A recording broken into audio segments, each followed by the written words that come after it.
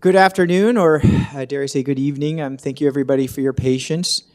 In accordance with Section 45 and 53 of the Planning Act 1990 as amended, this meeting of the Committee of Adjustment of City of Toronto is called to order. The Committee of Adjustment considers applications for variances from the provisions of the zoning that applies to property, permission to extend or alter lawful non-conforming uses, and consent to sever property to create new lots. We acknowledge the land we are meeting on is the traditional territory of many nations, including the Mississaugas of the Credit, the Anishinaabe, the Chippewa, the Haudenosaunee, and the Wendat peoples, and is now home to many diverse First Nations, Inuit, and Métis people. We also acknowledge that Toronto is covered by Treaty 13 with the Mississaugas of the Credit. Committee of Adjustment hearings are now conducted in a hybrid in-person and virtual format. Some applicants and participants will make their submissions in person, and others will participate virtually by electronic means through WebEx, an online digital platform.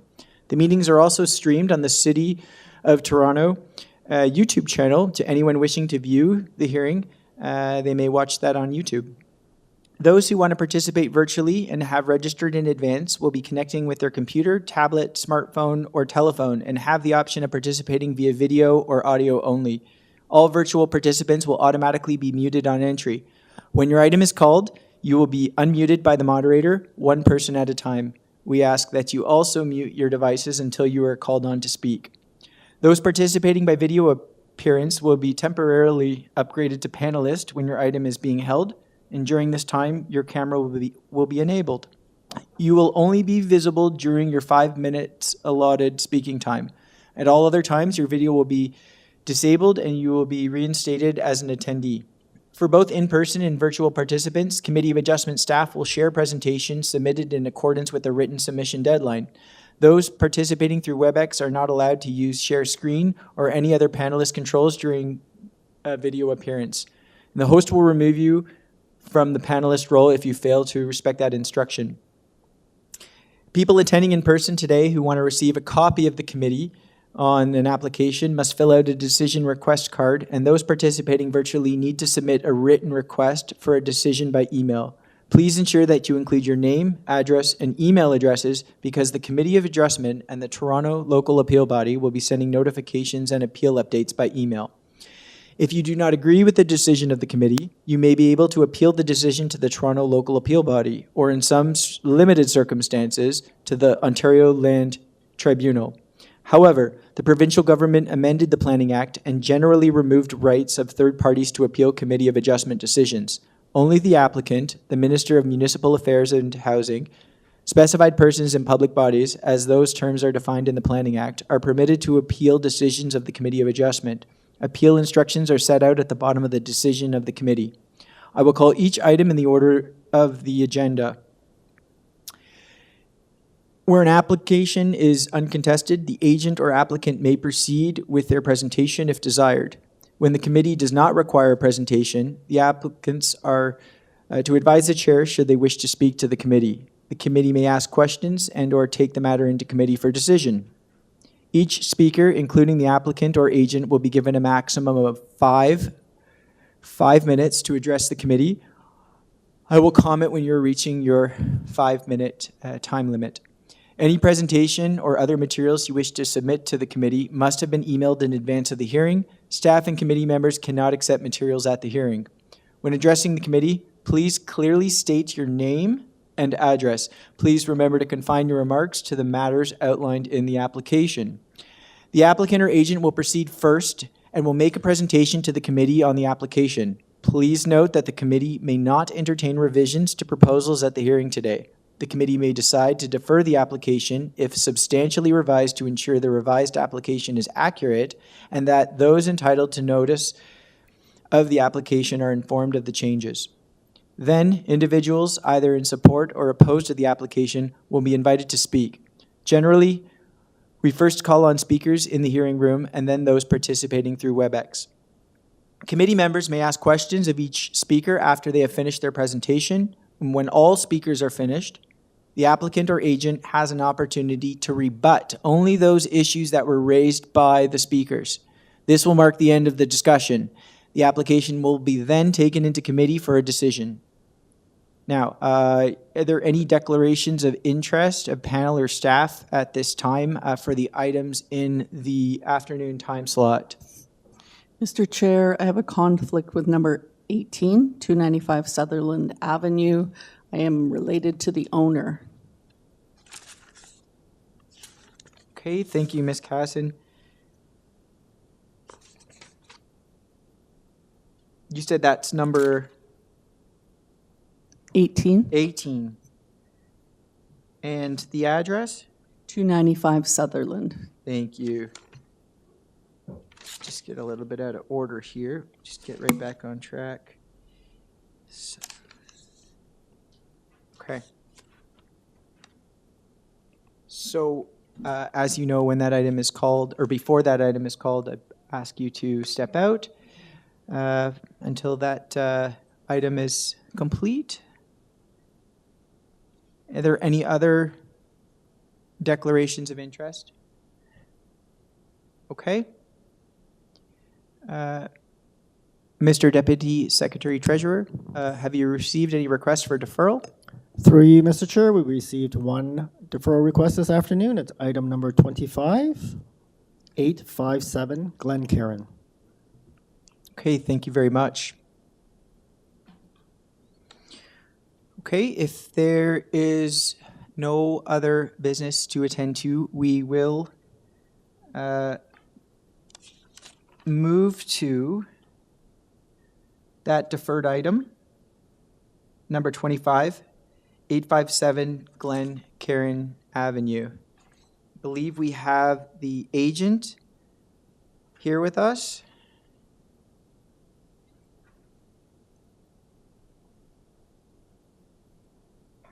As the agent, 82 Warren Road, Toronto, as well as I'm acting on behalf of the owners as well, Gazin Pongo and McCrae. And your name? My name is Elvis Gomez, right? I want to mention that. Okay, thank you. And I understand you are requesting a deferral. Yes, that's right. We're requesting a deferral because when we applied for a garden house at the existing at the noted property, one of the things that came up, the planner brought up, is that the existing property is smaller than the proposed garden house, and therefore we've taken action. We've applied for a separate building permit to extend the existing house. So that the footprint of the existing house would be bigger than the proposed house, and that's why we're asked for a deferral. Okay. Thank you very much. Thank you. Okay. Do we have any questions? The committee? No questions? Okay. If we don't have any questions and there are no other speakers, can move this into committee.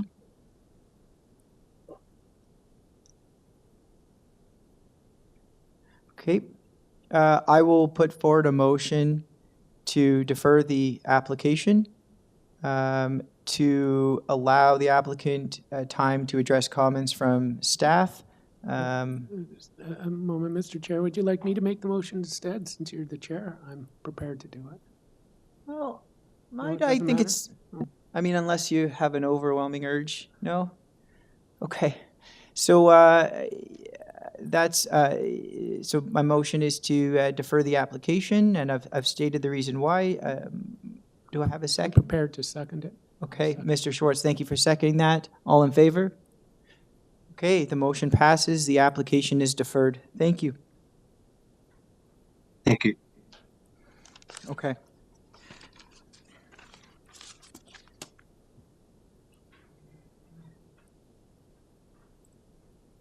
Now,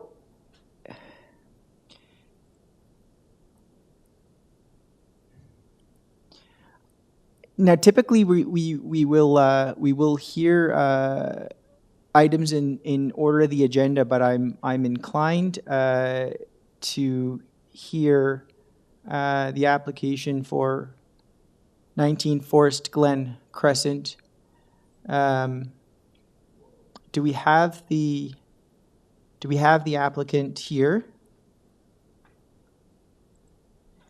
This is an application to construct a new detached dwelling with variances for front yard setback, driveway width, rear yard setback, front yard landscaping, front yard soft landscaping, lot coverage, and canopy encroachment. Yes. Good evening. If you can state your name and address for us. Yes, it's Lauren Rose. I'm the architect. Address is 388 Spadina Road. Okay, thank you, Mr. Rose. First thing I'm going to ask, are there any changes that you would like to make to the application in advance of us Yes, hearing? significant changes. We Okay. have spoken with planning and transportation, and I'll go through the changes with you. If we can just pull up the public hearing notice, I'm going to ask you to go through the Sure. variances that are on the notice, item by item. Yes. Please identify which variances are being changed and which variances are not. Sure. Staff are pulling that up. Yes.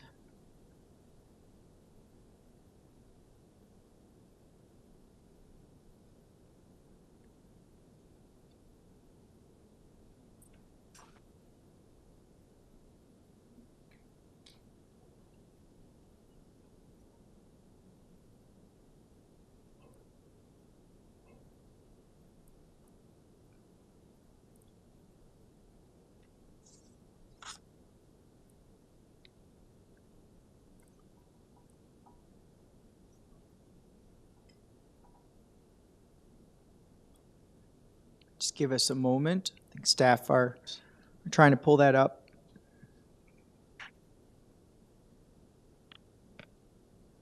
Certainly. Here we go. Okay.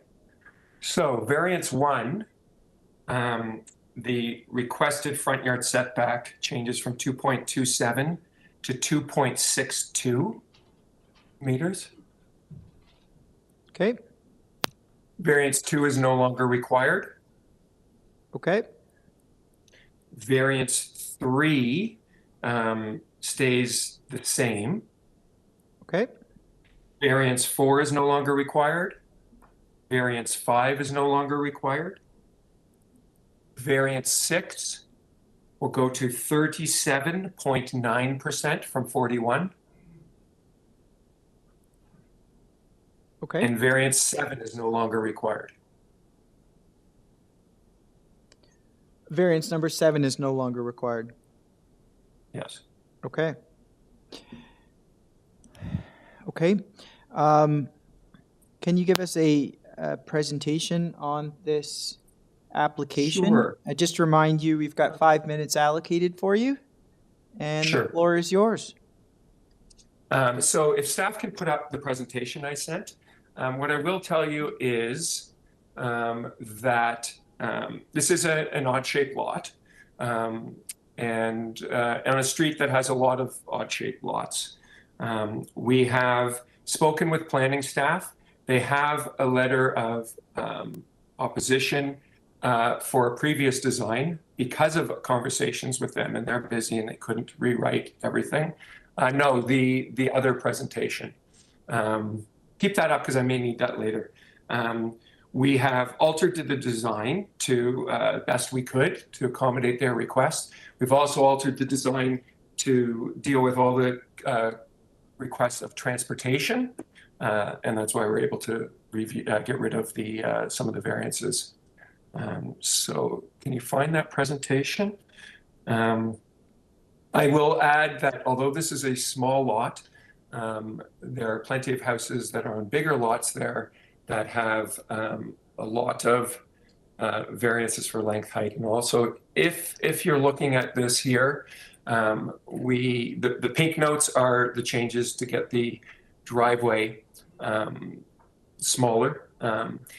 We have increased the front yard setback because the lot is curved at the front, and you'll notice that the street line and the property line and the street line are not parallel. As you can see, the lot is curved and the boulevard actually gets bigger. So there's more green space from the curb to our house than what the numbers show.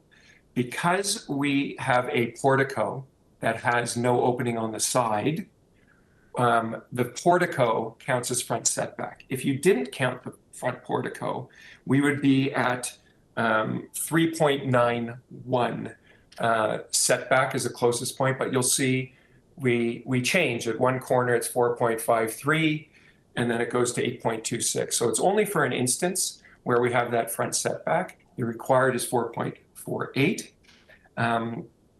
In addition, we also have a rear yard setback variance. I will note as well that the existing house is wider and has smaller side yard setbacks and a very similar rear yard setback for the most part of the house. Staff can go to the next page. So here is, oh, no, there we go. So 19 is our property. I'm using the city data maps. So you can see number 27 has a very small side yard setback, and number 17 has a small one. We're proposing something in between. The boulevard does change. You can see the relationship of the proposed house to the new house. We have variance for the rear yard setback, but if you look at number 17, which is about 2 meter rear yard setback, it's really not asking that much. And again, it's only for a little portion. Our delta is not that much. If staff can go to the next drawing. Oh, can you guys see that? It's really small. How can we make that bigger? Can you guys see that? On my screen, it's pretty small. Let's give staff a moment just to zoom in. There we go. That's better. How's Okay, that? Can we zoom in a little bit? I'm going to go from mine, which is a little bigger on my screen. Okay. What I've done is I've shown other front yard setbacks in the areas. When I'm saying here delta is in red. Delta is the difference between the required setback and what's been provided. So if we look at in red, there's a delta of 2.03, a delta of 0.9, a delta of 1.15, delta of 1, a delta of 3. So our delta that we're asking for is only 1.86 to the portico. I could easily put a hole in the side of that portico. It won't look good architecturally. And then the front yard setback goes to 3.91, where 4.48 is required. That delta is 0.57, and it's only for the instance because of the curve. In terms of the rear yard setback, you'll see the next door neighbor at 27 has a delta of 3.31. Our delta for the rear yard setback is 1.53. You'll see deltas of 5.07 at the property beside that. In purple, there's deltas of 2.81, delta of 0.3. So while this is a smaller lot, there are plenty of other houses that have much smaller rear yard setback and front yard setbacks, and they're on giant lots. So on a smaller lot, which has a house that's already over 30% coverage, we do not think this is out of keeping with other variances in the area. And look, if you look at the shape of the lots, there's lots of curves, so things happen where points of houses get closer and further back from setbacks. In terms of coverage, I'm gonna have to cut you. I'm gonna ask you to wrap up just because you're over the 5 minutes already. Sure.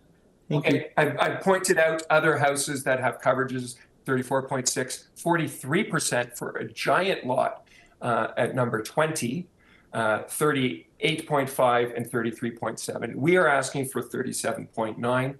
It is a small lot. The existing house is at 30%. We're also not building over the garage. It's 1 story. Okay. So this is an under 4,000 square foot house in a neighborhood that has giant houses. I know that there are questions about, bigger lots, bigger houses, smaller lots, smaller houses, but it's sort of the runt of the area, and you got to nurture the runt like Wilbur the pig and Charlotte's Web. But Okay. I will end there for now. Thank you. And let the opposition, if there is any, speak. Okay, thank you. Thank you very much. Do we have any questions for the speaker? No questions. Mr. Auspitz? So I guess you went on a lot into deltas, like what's the difference between what's existing and what's proposed. I know we received a lot of neighbor comments, and I think the biggest, like the most impactful for me was privacy and the adjacent dwellings to the rear. I recognize that I think they were probably one lot at one point and severed in the correspondence. But Yes. Could you describe like any privacy issues and how you would be proposing to mitigate them? Sure. If staff would go to I think the last 2 pages of my presentation. Just scroll down on that one. Yeah. Keep going. There's some photos. Go right to the end there, I think. No, maybe it's up more. Maybe it's before the drawings. Keep going. Yeah, so this is a view looking to the side. You can see there's huge hedges. There is a gap at the end of the side yard. My client has every intention of continuing that hedge because privacy works both ways. I will note that the next door neighbor that has the view in there, their house is angled very uniquely. They do not have a lot of windows, and we've offered to reduce the amount of windows on our facade on the second floor. They'll never see anything on the first floor. So we are happy to fill in that hedge. And if staff would go to the next photo. So like you can see there's a huge hedge. So privacy works both ways. The people behind us, our property, also have windows on their second floor, and every house has windows on the second floor. They have tons of privacy on the ground floor. So privacy works both ways. It's odd that people who want windows on their second floor don't want someone else to have windows on their second floor. Windows are not a variance. We are all for privacy. As I said, it works both ways. So we think the privacy, at least on the ground floor, is not as big an issue. But I mean, in my house, I can see through to my neighbors, especially in the winter. So I think we have addressed that with this giant hedge that's going to be maintained, and we'll supplement where there are gaps. That answers your question.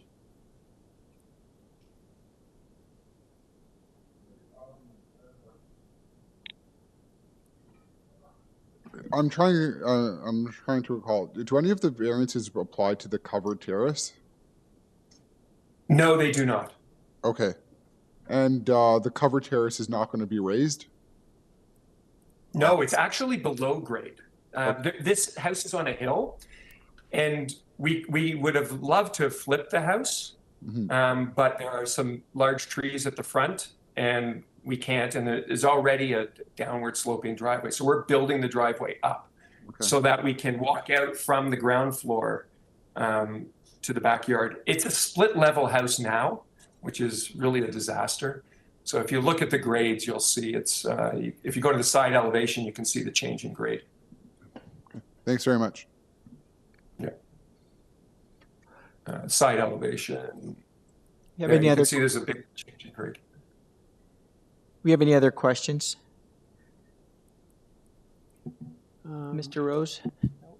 Well, through Mr. Chair, I just wanted clarification on these reductions. So, sorry, so on these reductions, front yard setback is now going to be 2.62 on the portico, 3.91 To the house. to the house. Minimum yard. So if you wanted to include that in a decision, that would be a good way of making sure that nobody cheats. So all those have been amended subsequent to receiving the comments from the residents. Is that correct? Yes, and the planner. Okay. Any other questions for Mr. Rose? Okay.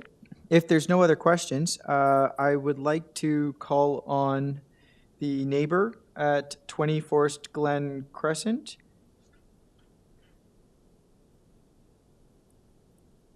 They here? Yep. Good evening. How are you? Please come down to the podium. And yeah, and state your name and address for us. Yeah, my name is Claude Carrier. This is my wife, Marie-André Couture, and we live at 20 Forest Glen Crescent, just across the street from 19. Okay. And our lot is 300 Okay. by 75. Okay. Okay, so we sent a letter of objection to this, and clearly from our perspective, we remember moving into this neighborhood 10 years ago, meeting every neighbor beforehand, before we built anything. And one thing that was very important is to keep, like the greenery, the trees, and we paid clear attention to that. House setback from the street.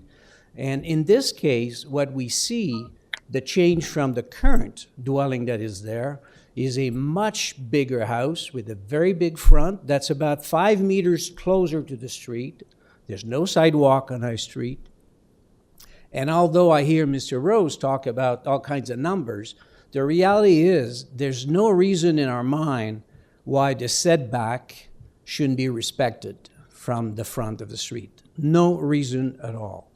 And then from a surface or how much of the land they use, the 30% seems like a good number. And a minor variance is not something that's closed at 40, which is about a third more.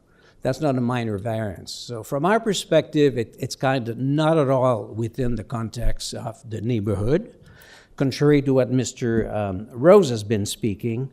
And before they probably speak, I mean, you have a house that is just sitting east of the 19th. It was closer to the street, but it was built sideways, the other way around. The front of the house is actually not on the street, the same as 19 would be. It's the side of the house that's there.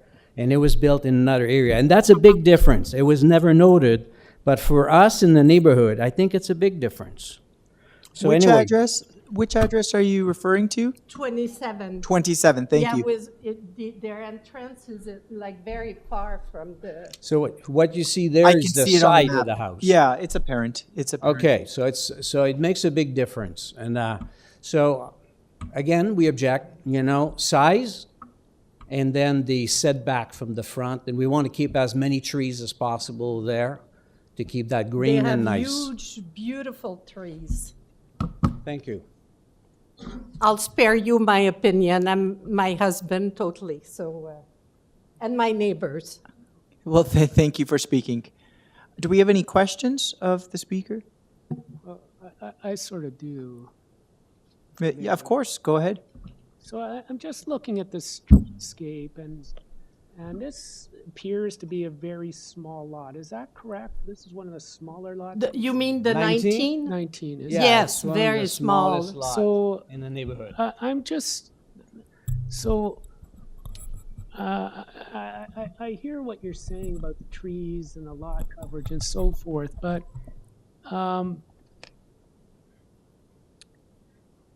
if they build a bigger house on this lot, wouldn't that be more in keeping with what others are potentially planning for the future? Not No. necessarily. No? Yeah, you'd have to come to the neighborhood and see it, actually. Yeah. It's very green. And I think there's a point here that's not been mentioned, is the owner of the house now doesn't intend to come and live with us.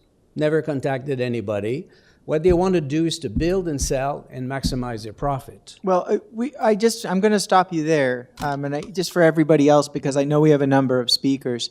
We can only address the matter before us, respective to planning and the Planning Act. So intended use and all of that stuff is All right. in one ear, out the other, we cannot consider it. So I understand. and also just to, because I know there's a number of people here to speak to this application, and just given the amount of time that we have, each person has, let's try to focus on the variances that are before us. Okay, I'm fine. We have any other- I'm fine with their answer. Yeah, it's Any other variance 1 and questions? 6. Yeah, we're Okay. against 1 and 6. Okay, thank you very much. Okay, and I believe we have one of the neighbors, is it Mr. Mason from 24 Doncliffe Drive? Is he here? Good evening, please come on down. And even though I just stated your name and address, can you, for formality's sake, if you can just restate it for us? Sure. Thank It's you. Francis Mason, 24 Doncliffe Drive. I'm the house that's directly adjacent and behind. We can see it right on the map. Sorry. Yeah, no, perfect. It helps us to situate where Yes. you are in relationship to the applicant. Great. So thank you. Thank you. So what's difficult to see in the photo of the hedge, and it is a beautiful hedge, and it provides adequate privacy for us currently. We've been in this house for 23 and a half years, and the hedge provides adequate privacy for us in our backyard and in the back of our house as it stands currently.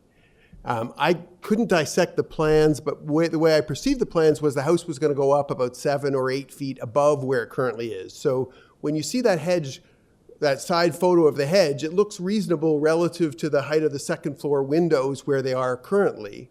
But when this house goes up 8 feet and those windows go up 8 feet, all of a sudden then they're looking straight down into my backyard. And they're looking straight, because the distance isn't that far between the houses, into the back of my house, into my bedroom, into my children's bedrooms. So the lack of the impact on our privacy, as I think was being investigated or asked about earlier, is really profound. It will affect dramatically my quality of life and will affect dramatically the value of my property if I were ever to sell it. I think it is a beautiful hedge, and if the house stays exactly the height it is now and exactly the footprint it is now, my lifestyle won't be impacted by it, but it is changing dramatically in terms of height. There's no shadow study. There's no examination of side photo of the building relative to the hedge so you can see this.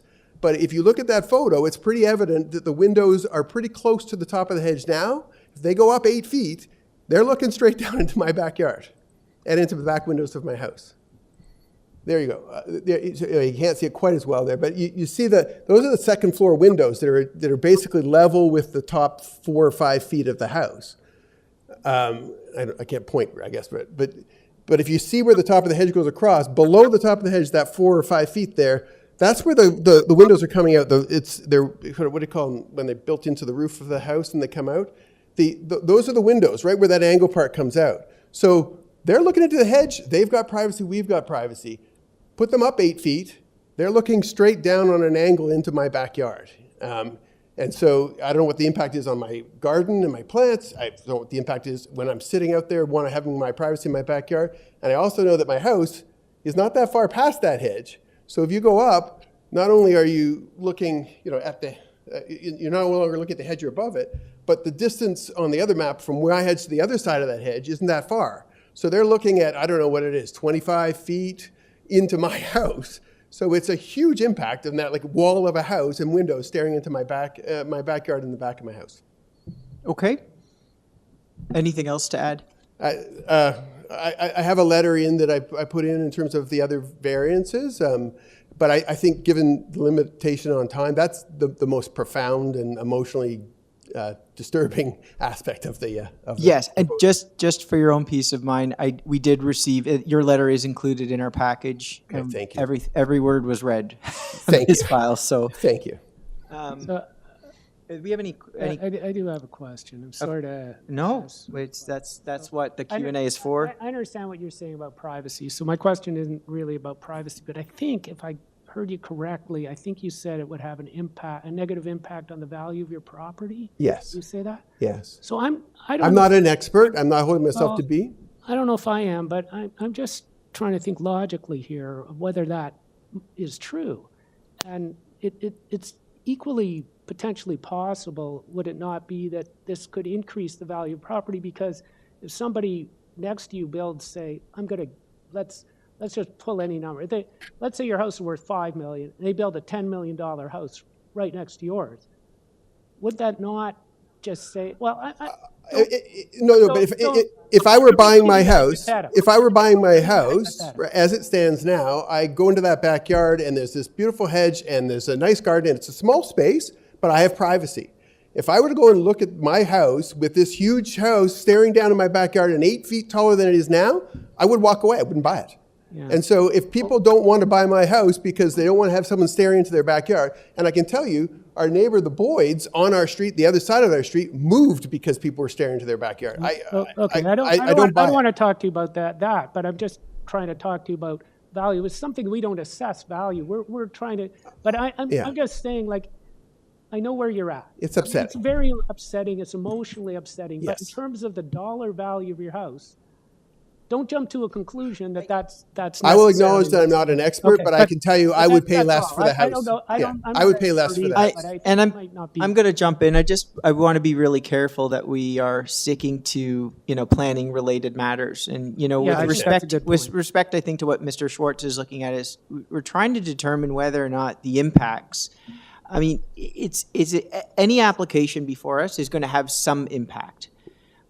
But the tricky thing is, as members, we need to decide whether those impacts constitute something that is, materially impactful, right? Yeah. So there's a line there. So to Mr. Schwartz's point, I think trying to get a bit of an understanding of what the impacts are here. I appreciate that, and I'm certainly no expert. I would say that most people would feel less positive about a house where someone's staring down into their backyard than they do when they have their own privacy. I think privacy is important to people, and to have your quality of life without having someone kind of looking down on you, to me, I think is of some value. But you're right, I am not an expert on value of property valuations, and frankly, I'd like to stay and live in the neighborhood and have my privacy.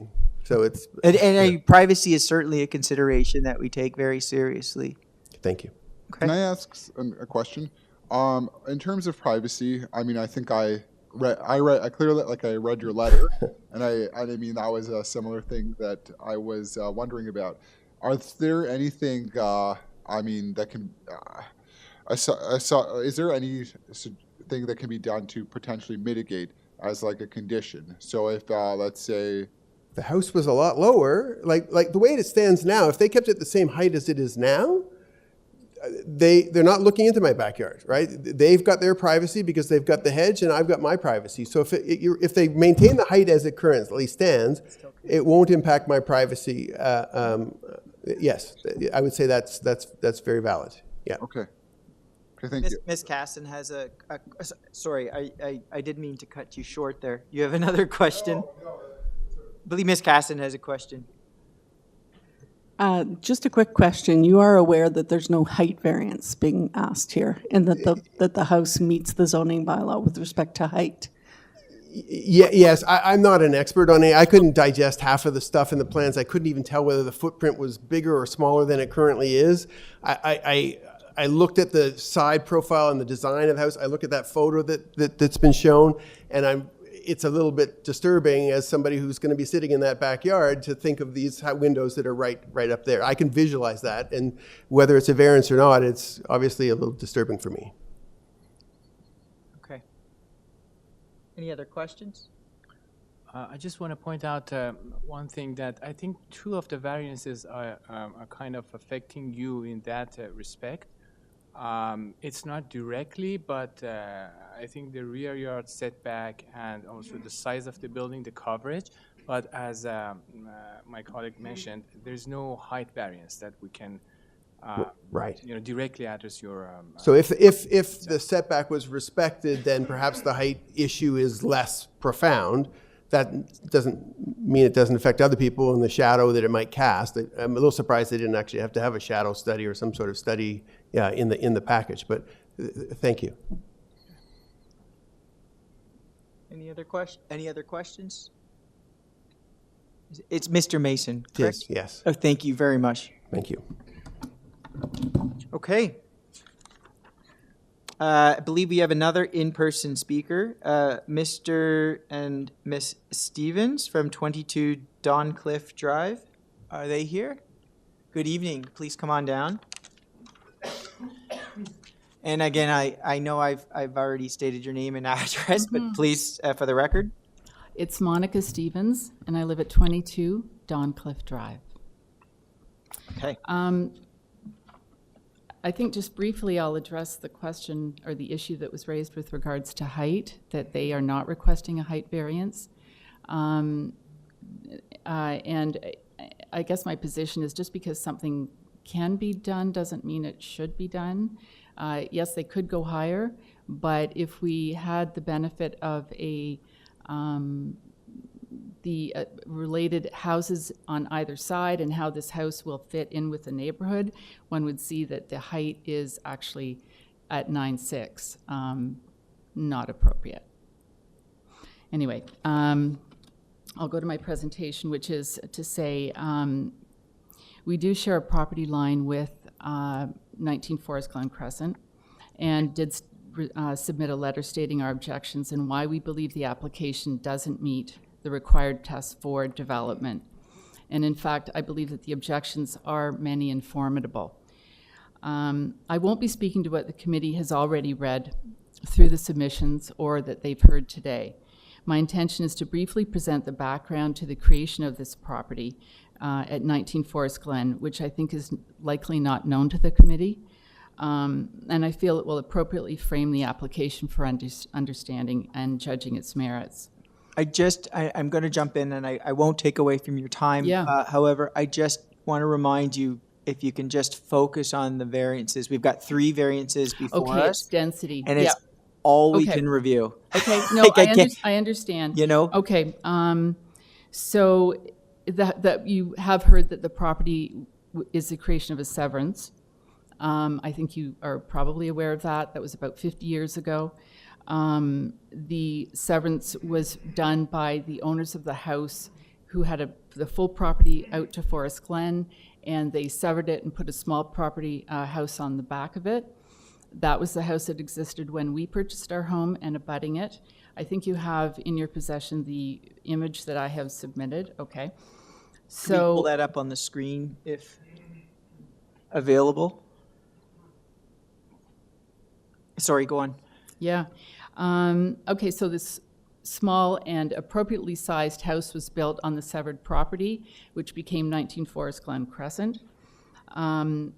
They sold this house to the just previous owner now in around 2000, who put a second story on that home. So we're still not seeing that image from my backyard. And that second story, there it is. So you can see that there was a small home, appropriately sized, as we've been hearing about this small lot. The second story went up, and that was a huge modification to our backyard. So we now share a property line with the rear neighbor, the neighbor that you just heard from, Mr. Mason, and this neighbor here. So here we are today, where there's an application that's to be judged to put in a structure that will completely cover the side portion of our yard and looking out to that side, that is to the east. I did put a little piece of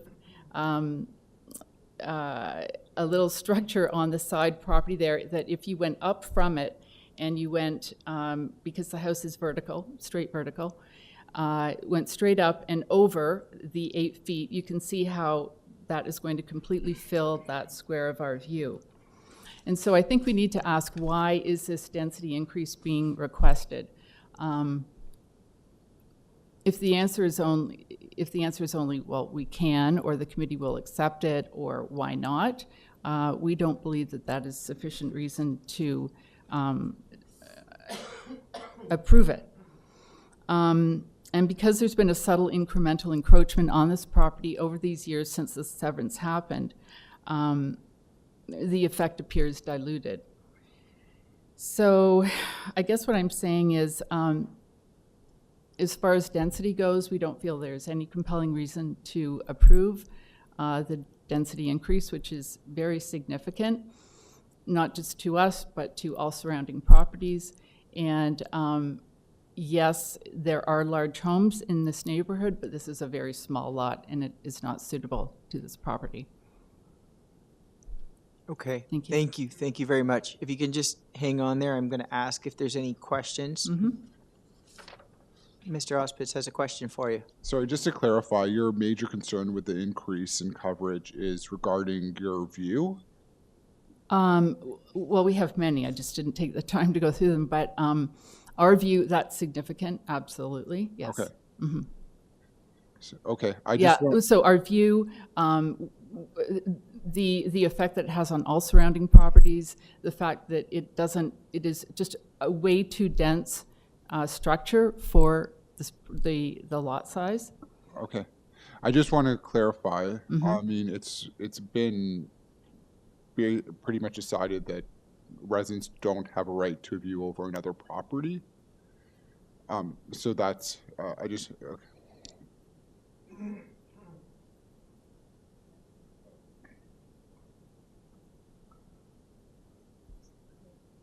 Maybe may I, Mr. Chair? Yes, please go ahead. I wanted some clarification on, I was looking at this on Google Maps, and what street number are you at? 22, Doncliffe. You're at 22, so you're back onto this. No, we share a property line. Half our property line is shared with them, so, yeah. I see, okay. And so you're concerned that they're going to build further into their backyard and that's... Sorry, you're concerned, as I'm trying to do two things, right? I'm trying to look there and I'm trying to talk here. Okay, let me look over at that screen, which is farther. So you're 22, they're 19. They want to build further back in their backyard, which is Our side yard. Which is your side yard. Yeah, and how much further back? Just bear with me. How much further back than they are right now? Like they're pretty far back. How far back? Yeah, I think they want to. Well, I think the applicant submitted existing and proposed. Right, but compared to where they are now. Yeah, I'm going to say it's maybe 6 or 8 feet further back from where they are. 6 or 8 feet. And then it is a straight vertical up on that corner. So it's that corner where we are that is affected, right where your cursor is. Right. And then the entire structure, in fact, is a vertical structure. So the present building is nicely sloped. It's still, obviously, there was a huge modification when that second story was added, but this is going to be a completely different and much more intrusive and overwhelming looming bill, quite frankly.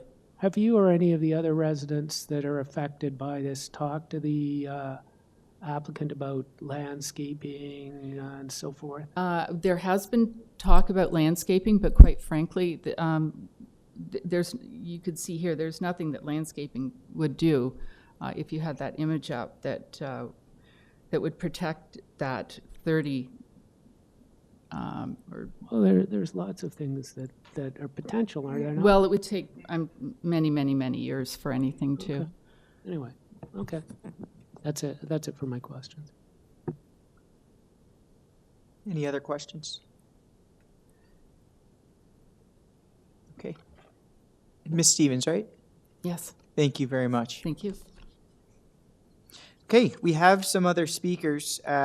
Is there anybody else here right now that is here to speak to this item? If you can come on down and state your name and address.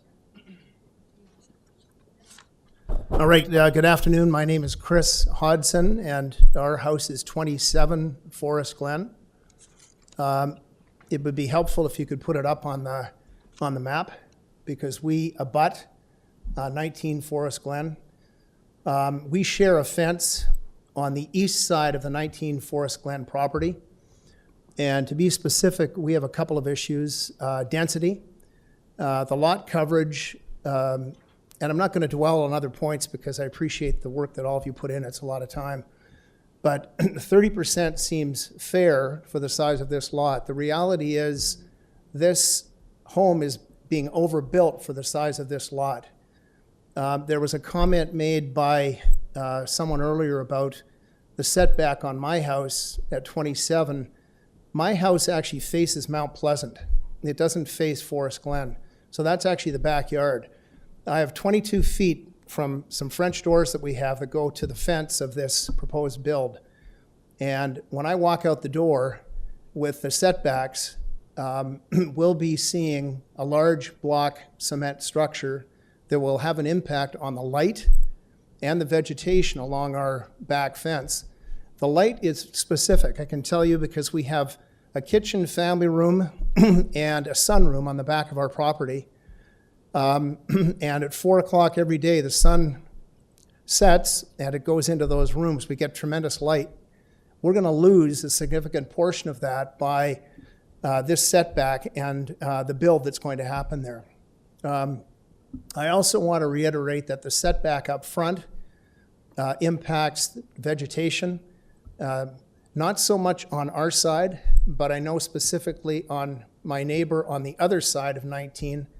There's going to be some beautiful spruce trees that will be lost. And it's unfortunate because it really does help with the beauty of the area.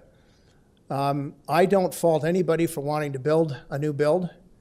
I do have a real issue, though, when you start putting plans in place on a build that starts at about 41%, goes up to 50 with the canopy, and now has been retracted down to 37.9, I think I heard the number. So I appreciate that there's been some reduction that's been made, but this is a simple issue from our collective opinion in our neighborhood. We do have bigger lots, and we have bigger homes on that area.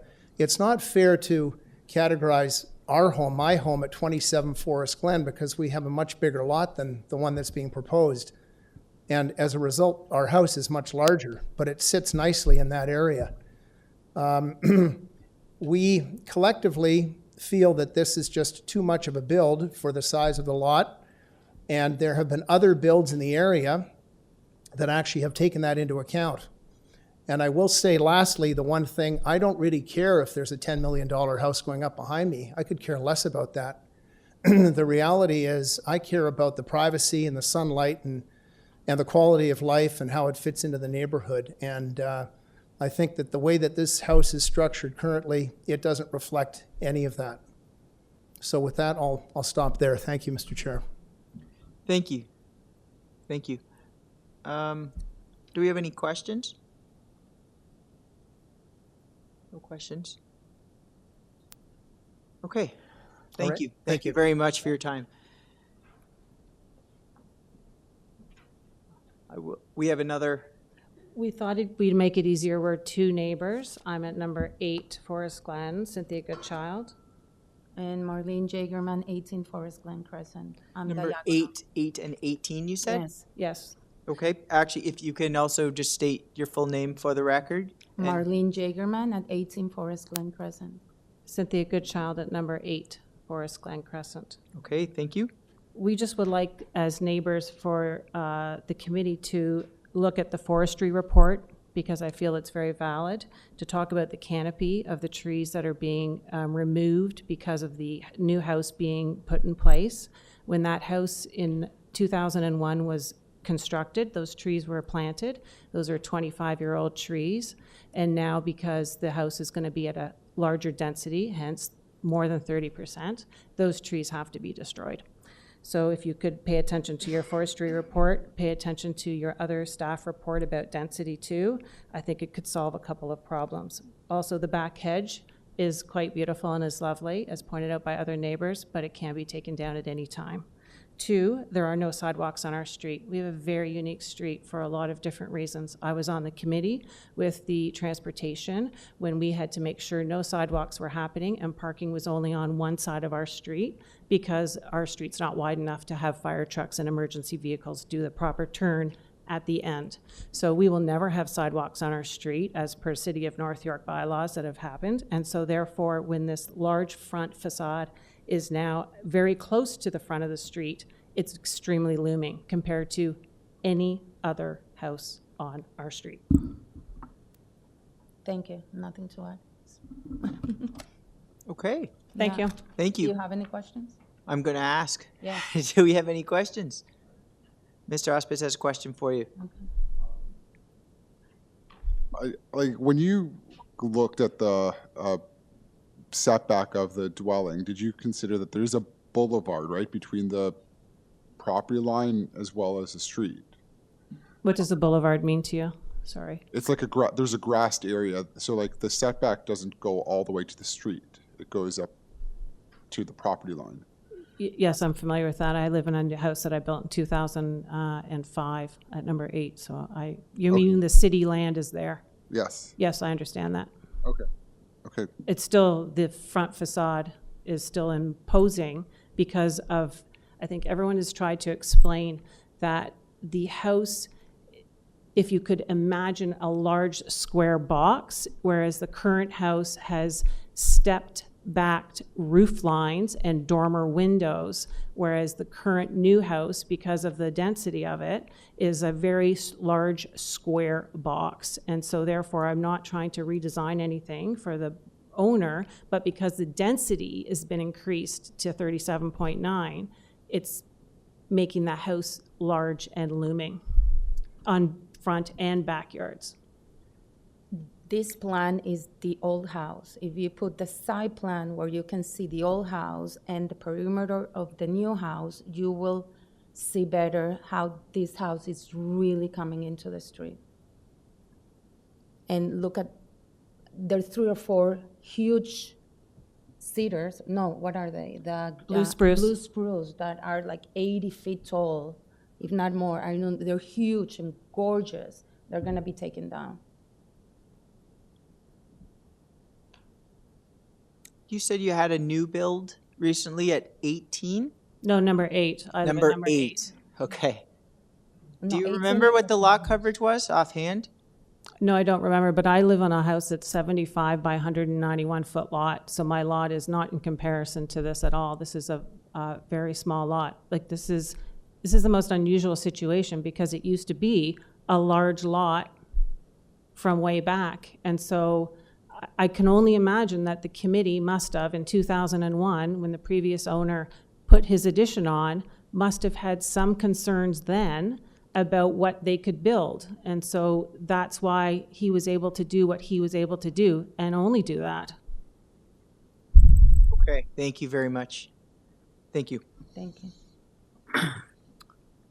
Anybody else here to speak? I know we have some people waiting online, but I want to make sure I get through everybody here in person first. No? Okay. That said, I will turn to staff and ask if we can get, believe we have a number of speakers. Is it Mr. and Miss Finlayson, 17 Forest Glen Crescent? Unmuted us. Hello? Hello? Hello. Hello, can you hear us? We can hear you.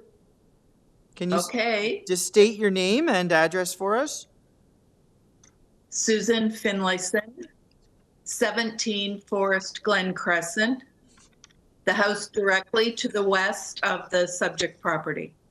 Thank you.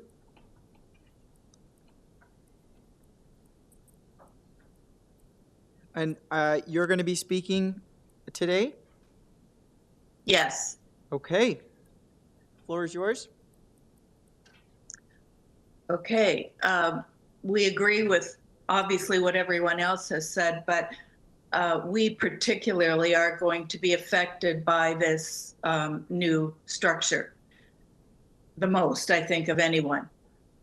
First of all, the front yard setback, even though it's been amended, it is still going to cause the new property, the new house, to project in front of our house and affect our sight line out to the street. Also, they may even be able to look into our house from the front. It is so far out. Secondly, the lot coverage. Currently, there are no, I know you said windows are not a thing that we can complain about, but it will affect our privacy. They've put lots of windows on the west side of the property. We have 2 windows on our side of the property, which will face the new property. One is our family room where we spend most of our time. And there will be, I think it's 4 windows on the 2nd floor looking down into that, and 2 more on the main floor looking into our family room. There's also a bedroom on the 2nd floor with 1 window. All of those are going to be pretty much blocked as far as sunlight coming in the morning. The other thing that is going to block is our garden in the back. It's going to be very difficult to maintain any kind of garden. It's the trees that are on the front lawn are already killing our hedge, and this is going to kill our back garden as well, and also affect our privacy greatly.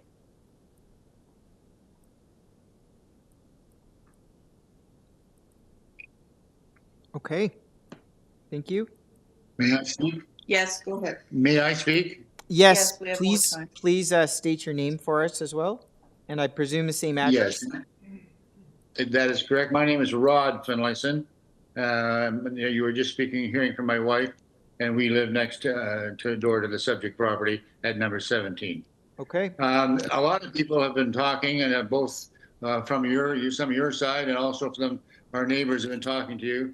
There's been a lot back and forth. Somebody said that you on the committee cannot address anything to do with privacy issues or something like that.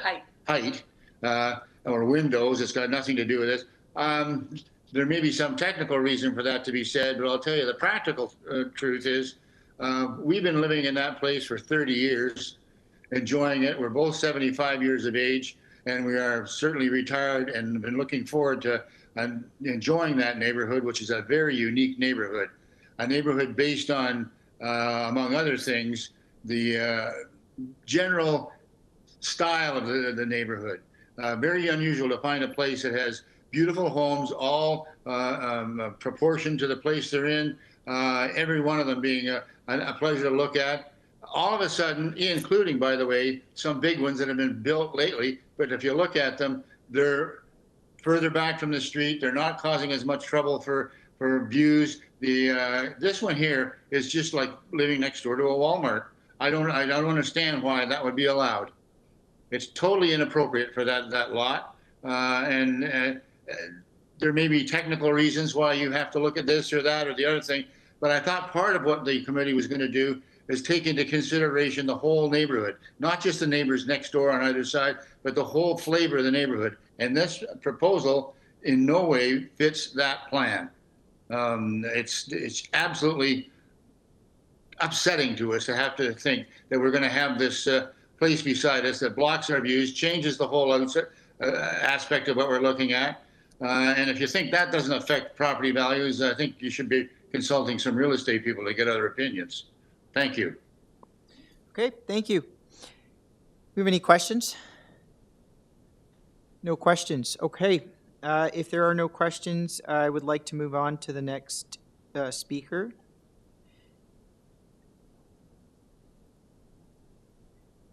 Do we have Cynthia Goodchild?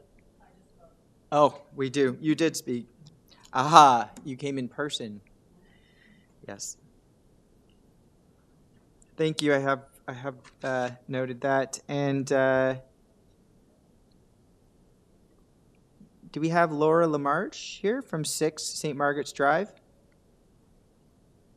Yes. Good evening. Good evening. Hi, thanks for letting me speak.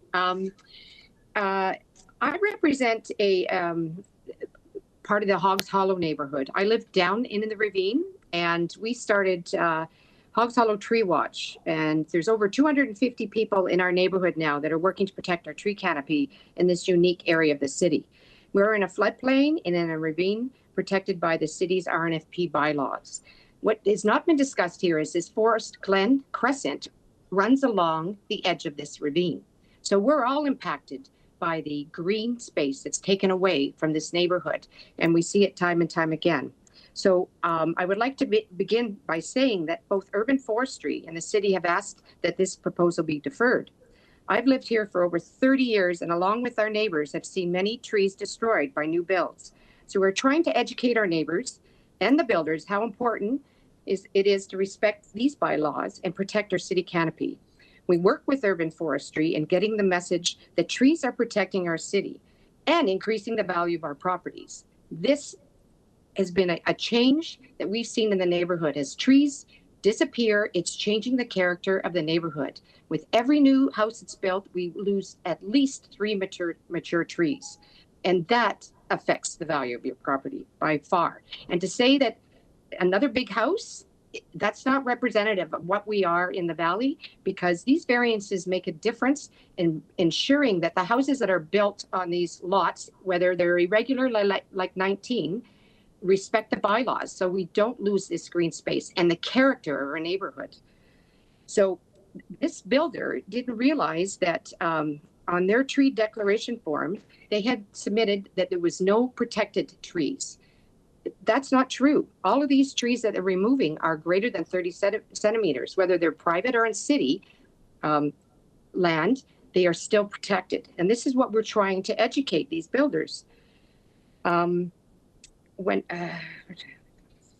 So I believe they show a lack of knowledge about the city's tree bylaws. So urban forestry is asking for a deferral of this application to hopefully save some of these trees from being destroyed. We totally support that. We totally disagree to the variance for lot coverage of 39% when 30% is permitted.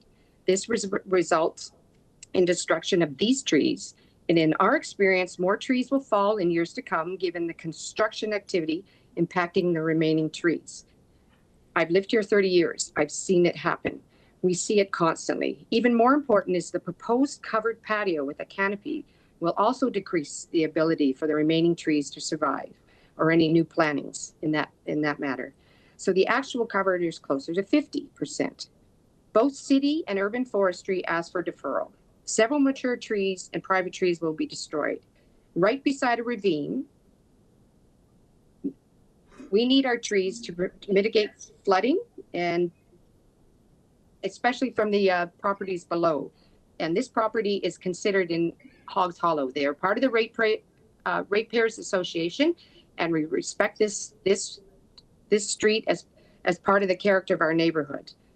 This house does not fit into the neighborhood. It's too close to the street. There's no sidewalks, and it will loom over the front and the back of the property. Okay, thank you. So, yes. Oh, sorry. Just what you can't see is that this street lies along the edge of the ravine. So I haven't seen any pictures to depict that. We've had mudslides in the past. Can you see that? Okay. We are very aware, yes. Okay, that's great. Just wanted to bring it to your attention. Thank you. Yeah, if I could just ask staff to pull up a report from urban forestry. I have a question for the current speaker. She noted that forestry requested deferral. Is it possible to pull up that report? It was part of the supporting documentation that I read. I know there's been a lot of changes last minute. Yeah, and I know Lauren Rose because he built a property next to my house. It's in the package. It's in our documents. I do see urban forestry memo there. But while you're looking at that, Mr. Chair, I have a question for the speaker, if I may. Of course, yes, please. So, I hope it doesn't seem like I'm attacking any of you residents. I just have questions, Sure. I just have some questions, right? Like, I know that you said something about it being out of character, but I look at the streetscape, and right across the street at, I don't know what number this is, but it looks like it's right across the street. It looks like a brand new house, ultra modern house. Who's that? Is that not on your street? Right? Is it not right across the street from where this is proposed? Yes. But our lot is 300 by 75. I see. That's your house, right? Yes. Okay. 300 by 75. Okay. So basically what everybody's saying is that if somebody has a small lot, they should have a small house. Hold on. I can't have a back and forth from the gallery. Do you want to direct that question? Well, towards is that what you're saying? The speaker's on the phone, right? Yeah, let's address Is that to the basically individual what- on the phone. Is that please. basically what you're saying, that if they have a small lot, they should have a small house, even if the house across the No, street? they from them should is- they should respect the variances, because when densification and lot coverage start to get out of whack, it changes the whole characteristic of the neighborhood, the lot coverage. These trees are what we're concerned with. They're there for a reason. And I mean, to destroy them just for the sake of going beyond the variances and not following the bylaws, it's an irregular lot, and we see it all the time down in the neighborhood, but it's not an excuse. If it continues, it's going to affect the character of the neighborhood.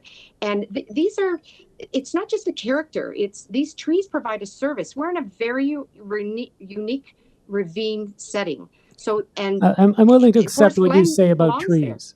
Okay, I'm not asking about trees. I heard what you said about trees. I'm sympathetic to what you're saying about trees.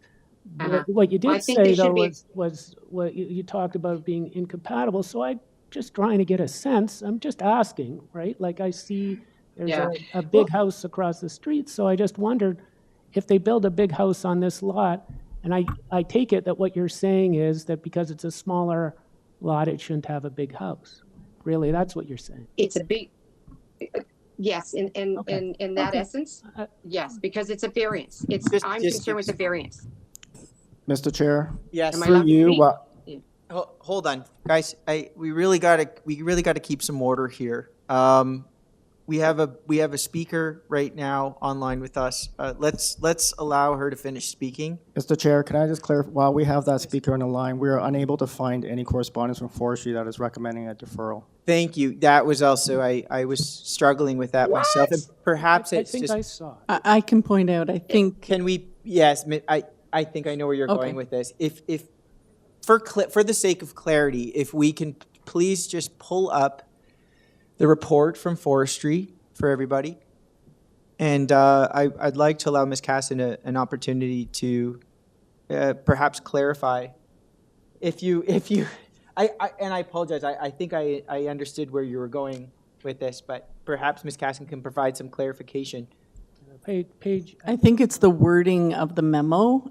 It looks like they ask for a deferral on every application, but you have to refer to the matrix attached to the memo, which has all the properties listed, and it has X's indicated as to the action and which of the conditions of forestry are applicable. In this case, I believe it's 1 and 2 that are applicable. Thank you. Because I read it incorrectly too. I see what you're saying. Yes. I think it's important to thank you. clarify that. So really what you're clarifying is that the forestry report doesn't say, it has those conditions, but it doesn't make those, it says would apply. Where we provided a recommendation. Yeah. So in this case, we're looking at condition 1 and 2. Okay. So I misread it after the presenter said what she said. I looked at it and I saw that in the report. But what you're doing is you're clarifying that even though that's in the report, that's just one of the conditions that they might apply, but it didn't apply here. Correct. Good. Okay. Yes. I'd just like to correct some information. I gotta have to take a minute. I would like to get through everybody first, and then perhaps through some clarifying questions, I might be able to have you come back up. But for procedural sake, I need to get through everybody that's asked to speak before we get into any back and forth. Okay, so staff, I understand there's probably still a number of people online waiting to speak to this. Through you, Mr. Chair, we do have 2 more people registered to speak, but I've reached out to both of them. I was unable to get a hold of both of them. But there does appear to be one other speaker online that wrote a letter of objection. I'm not sure if they wish to speak, though. Would you like me to unmute them and we can ask? Yes, that would be great. And for the record, if you could just state the individuals that we could not get a hold of, just so that they're aware that we did try to get a hold of them. Through you, Mr. Chair, I reached out to Deepali Kapoor. I was unable to get a hold of her. Okay. I also reached out to Bill Quinn. I was unable to get a hold of him. And I've just unmuted Shannon Rancourt. Okay, very good. If we can have her state her name and address for the record. Shannon Rancourt. And your Can address? you hear me? Yes, we can hear you well. 107 Donwoods Drive. Actually, I'm kind of surprised I'm speaking. I work with Laura on Hogs Hollow Tree Watch. So she was actually presenting on our behalf, but I'd be happy to speak as well. Our concern is, of course, the trees, and I know Mr. Schwartz, you'd felt that maybe that wasn't quite so important, but indeed it is. I live directly below this property, and we've been flooded before by lack of trees and degradation of the ravine walls. So we're very, very concerned about tree cover up above. And the fact that this house is asking and requesting for massive variances does not seem fair. What will happen to the neighborhood will be a complete change in the character of the neighborhood if we allow all of the houses to move forward, if we allow all of the tree cover in the back and the front to be diminished or completely taken away. And that's what this house will require to happen. So, and it will indeed decrease our property values, but that's actually, and I think we've all stated that, that's not our biggest concern. Our biggest concern is that we too have lived in our house for almost 30 years.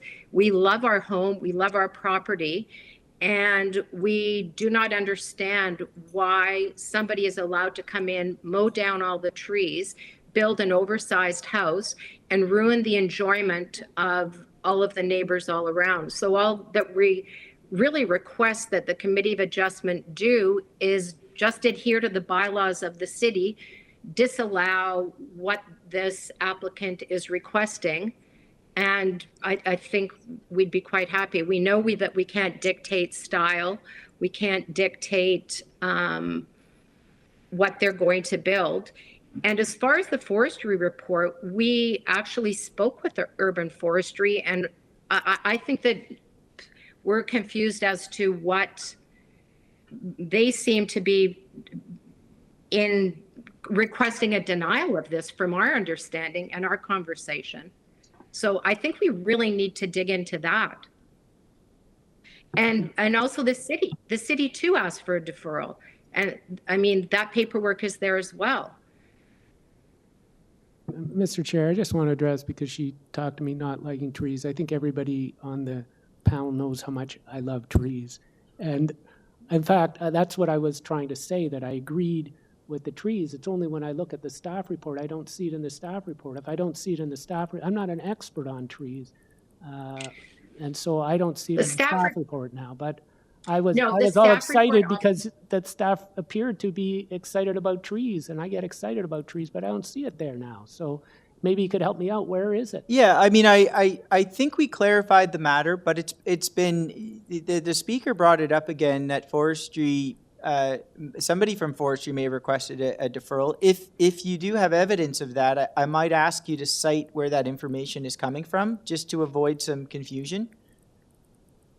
Yeah, I can't do that right now because I'm on my computer with you. But are you referring to the urban forestry report that was pulled up? Yes. Okay. Yes. Yeah, Ms. Casson clarified that urban forestry lists their standard conditions, and then attached to that there is a matrix, and you can see in that matrix they will note which conditions apply to which application. So in this case, number 1 and number 2 apply. I do not see any box checked off in the number 5 column which would indicate that forestry staff are requesting a deferral. So if I'm incorrect in stating that, and there's information to support otherwise, I'd ask that to be brought forward so that we have a clear understanding of where forestry stands. But Right. I think I'm we've sorry, already I clarified can't. that. Yeah. I'm sorry, I can't do that right now because I'm on my computer with you, so I can't look it up. And listen, I totally acknowledge the fact that this is very complicated for mere residents and citizens to try to figure out. Of course. But we really thought that it was stating that they requested a deferral. And Mr. Schwartz, I'm thrilled to hear that you're a tree lover. That's fantastic news for this property. Because if you could see the trees, Mr. Schwartz, you would be so blown away. That's a beautiful grove of a gorgeous blue spruce. Okay. No, So that you have to see it from the front. I mean, it sets the character of the street. We will be so sad if we have to lose those. So yay, Mr. Schwartz is on our side. Well, hang on. I'm on the side of planning, right? And that's why I look for something from the tree experts on the trees. Yeah. We can all love trees. But not to say if they don't request a deferral, it's not to say that we're just disregard consideration for trees. Yeah. We're always looking, and I'm sure some of you have been listening in earlier in today's hearing. Trees are of importance. It's not something that we just leave for staff to deal with after. It is something that we review carefully and we deliberate on prior to making any decisions on any application. So. For your peace of mind, they are of importance and they are of consideration to this committee. Thank you. Well, I think it's part of Toronto's natural heritage. I'm not from Toronto, and I have to say when I moved here, it was my favorite thing about the city. So I hate to see the diminishment and the destruction of our tree canopy. So thank you very much for considering that. And thank you for your participation. Mr. Chair, through you, we do have a letter or a staff report recommending deferral, and it's from transportation. Yes. Just in case there was any sort of additional mix-up. Yes. Oh, okay. Thank you. It's on the screen right now if you want to see it. Yes. While we have that up on the screen, I might ask, we have no more speakers to this item? Through you, Mr. Chair, there are no other speakers. Okay. I'm going to be very, I'm going to give some liberty here, but I'm going to limit you because you've already had an opportunity to speak. I recognize that you didn't have your full time, but I will caution you, sir, if you can just speak your name and address and make it very brief. Claude Carrier, 20 Forest Glen Crescent. Okay. I just want to correct some information. I came from Mr. Rose when you mentioned coverage, like our house is directly across. And I want to say when we built the house, we did not ask for variance on coverage, and we did not ask for variance on front yard setback. And these are the things that worry us, and this is why we focused on that. So if there's been some misinformation, I just wanted to correct that. Okay, no, duly noted, and it is acknowledged and recognized that it is a different lot across the street, and that different variances would probably not apply in that case. Other variances may, but certainly the difference of lot has been noted. So it's just a matter of we worry about precedents as well for what happens in the future. I understand. Thank you very much, Mr. President. Okay, thank you. Thank you. Okay, now, if there are no questions, I would like to provide the agent, who's been very patient, to come back up or to come back online and speak to us. Thank you. Thank you. If staff can put up my presentation again, I will first start out by saying we've spent a lot of time on forestry. There is no ask for deferral from forestry. There is, should you choose to approve this application, we're happy to have it substantially in accordance with forestry's conditions. I have no problem with that. The pink notes on that page in front of you are addressing the request for deferral, and every single one of the things that they asked us to do are there in their notes, just like on the request for deferral. The exact wording is used, And so we've addressed that. And when I spoke to the writer of the letter, they said just show that to the Committee of Adjustment. So they would have no objections to that. So forestry is not an issue. If you can just zoom out a tiny bit and address the front yard setback and number 17's concern. The required front yard setback is 4.48. Just adjacent to number 17, we're 4.53. So we're more than the required setback, and we would still block a view if we were at the required front setback. So for them to say that it's ruining the enjoyment of their life, if they can't see past, we're beyond the required front setback by a few centimeters, that's fine. But the area where we're not complying with the bylaws for the portico, as I said, but you see we have 3.91, we have 3.96, we have 8.16, we have 8.28. So we're on a curve. The boulevard is larger in front of our property than in other places, so there is more green space. We could have flipped the house, but it would have killed more trees. So we're trying to work with the existing driveway. You heard a lot about views and privacy. There is no variance for view or privacy here. People are allowed to have windows on their second floor. There are windows on the people objecting second floor, and there's windows on this house second floor. So privacy works both ways, and I agree, privacy is important, but that's why we have blinds. So there is no variance for height. We are 0.4 meters lower than the height requirement. So arguments about, how tall the house is and privacy are moot here, because you're allowed to have a taller house and you're allowed to have as many windows as you want, as long as it meets the building code. There's no variance for windows. And most importantly, if you can go to the diagram I have with the area map, I'm most appalled by the owner at number 27, Forest Glen's comments about our setbacks and ruining his views. That gentleman, if you can go to that area map that I have, it's on my presentation. He is required to have a setback of 9.5 meters for his rear yard setback. He has 6.19 meters as his rear yard setback. That's a delta of 3.31. If you can blow that map up there, please. I don't care where his front door is. On a corner lot, the front of the lot is the shortest side. So, and on top of that, we're ruining his views.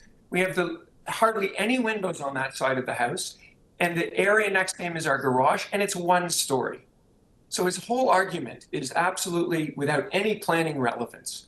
You can see here, there are other coverages that are greater than ours on giant lots. So, and I'm not talking about all their other variances for height and length and depth, which are here. This area has a lot of unique shaped lots. Even the neighbor at number 17 is objecting to our setbacks. They have a 2 meter rear yard setback, approximately. They're required to have 7.5.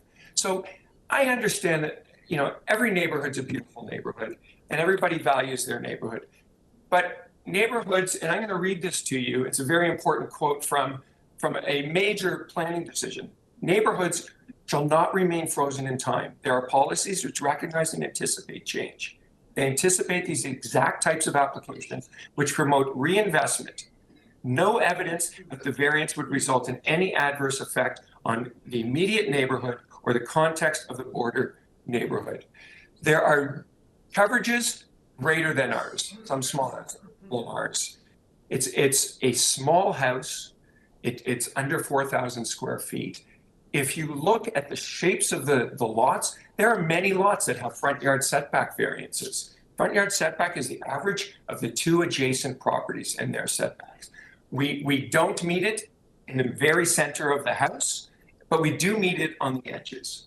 I think this application, although it has some variance, we reduced 4 of the variances. We're down to 3.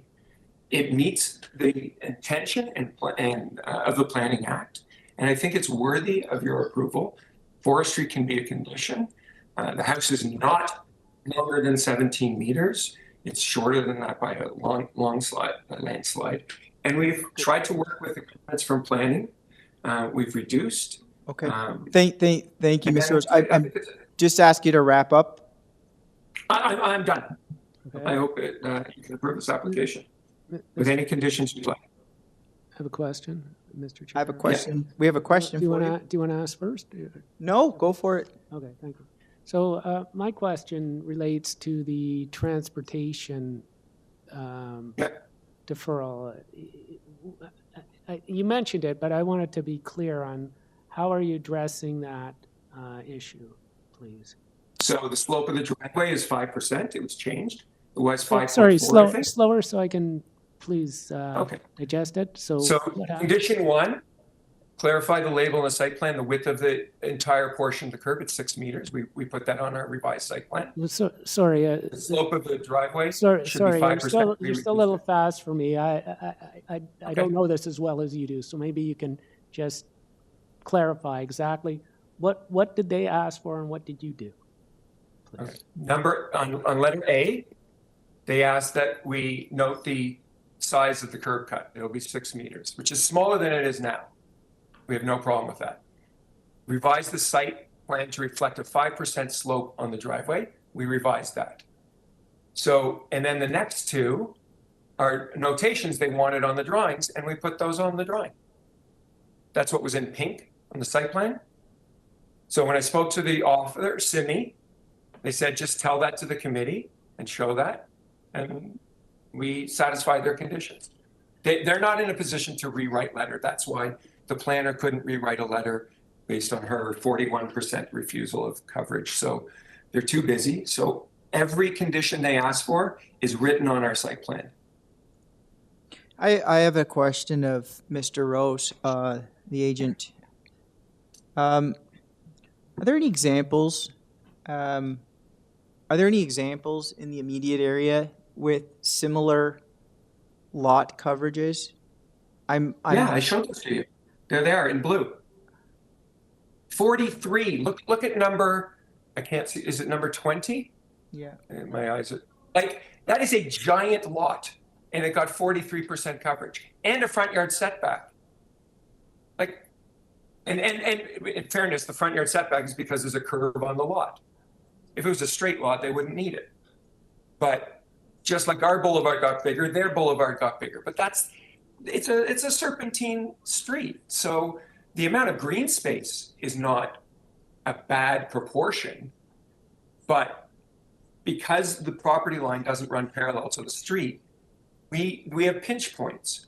So yeah, and then there's 38.5 on another large lot on the corner. You can see that there. So there are 2 houses and then 2 other ones that are asking for coverage. And we're not asking for height, length, depth. It's, I joked about Wilbur the pig in Charlotte's Web. It's the runt of the family, but you still have to feed and nurture the pig so it grows up to be a proper house. This is a proper house. It's under 4,000 square feet. It's not giant. There's no height variance. There's no depth. There's no length variance. The side yard setbacks are greater than required by the bylaw. We just have points at the front and the rear, and we're asking for a little bit more coverage, and we're not building 2 stories over the garage. May I ask another question, Mr. Chair? Yeah, Mr. Schwartz, the floor is yours. All right, so my other question, you recall I asked a question to one of the residents about landscaping. Have you had any discussions about landscaping with any of the residents? Oh, yes. In fact, I didn't want to go back to each property, but lovely woman at 22 Doncliffe, we offered her a couple things. We are going to put cedars, 10 to 12 foot cedars on our side of the fence. We offered them on hers. We also have agreed to reduce some of the windows, but that's not a variance here. So if you remember the photograph I showed facing east, there were no hedges on the east property line. My client is also, the very first thing she said to me when I saw the lot with her, the other side. She asked for, the other photograph, one more. So right there at the end of the photo there, we are going to put hedges there. she said, privacy is important to me, so she wants to get privacy for her windows too. So we will fill in where you see that chimney. We're going to put 10 to 12 foot cedars to start along that fence there. So she'll have that privacy. And with fairness, I've been in her house and pictures from her windows. She does not have a lot of windows looking out on her backyard there. It is her backyard, I understand that. And I understand privacy, and my client wants to respect that. So that will be filled in with hedges, and you can make that a condition where we have no problem with that. And she was aware of that.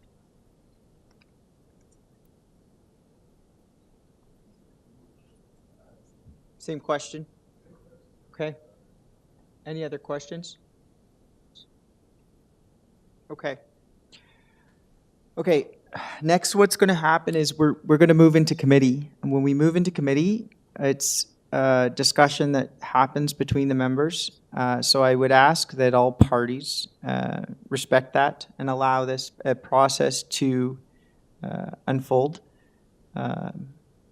in accordance with our policies and procedures. So I'm going to ask for no interruption. And I will also say that I do recognize that this is a rather, a contentious application for a lot of people. We just want to ensure that our members have the opportunity to engage in a discussion that is kind of free from intimidation and influence. That said, let's move into committee. I will open the floor for discussion at this point.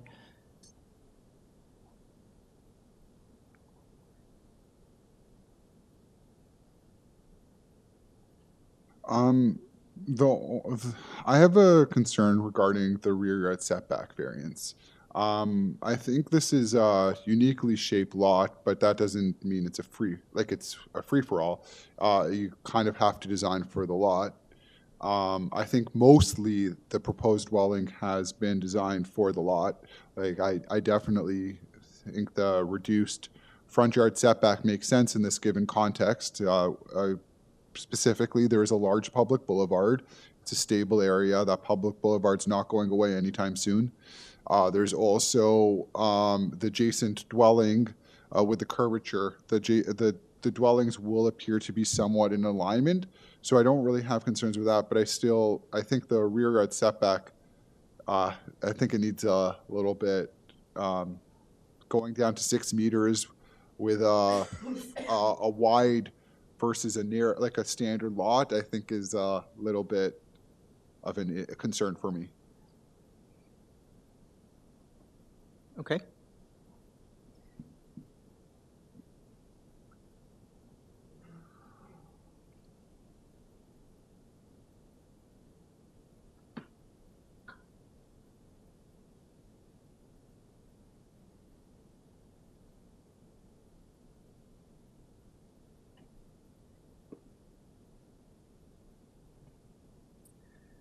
No other comments? I'm also not quite convinced with the variance number 6 adjustment. I understand that the applicant is reducing to 37.9, but I'm looking at the staff report. I think there is no lower number. They clearly wants that variance to be removed. Can you just speak a little into the mic there? Variance number 6, I know there is an adjustment to that variance by the applicant, but I'm not quite convinced that it's addressing the staff, the community planning comment, because they clearly asked for that to be removed.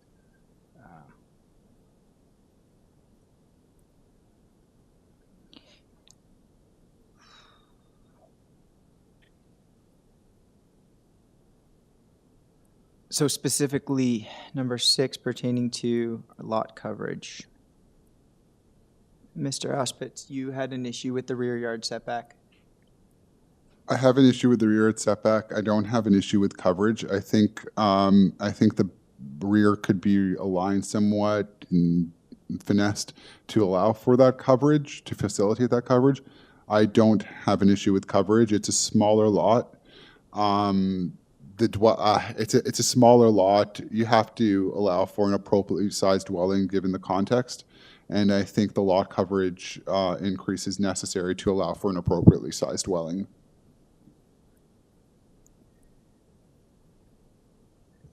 Yeah, I mean, Ms. Caston, go ahead, I was please. just going to say I would agree with that comment. Usually the pinch point is on a smaller lot for increased coverage. And initially I was concerned about that when I see the coverage permitted on much larger lots, the variances that have been permitted. I'm somewhat not as concerned with the coverage.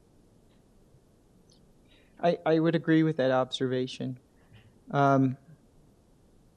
I too had some concerns with respect to the lot coverage. I will note, I will accept that the agent's submission concerning some of the other properties in the immediate context that are or have been afforded larger lot coverages. And I think I don't think it would be appropriate to disregard those. But I also take, some hesitation in the fact that this is a unique lot that was before a committee, not in the past, but not in the distant past, right? So there was consideration of the fact that this lot was severed. It is a smaller lot.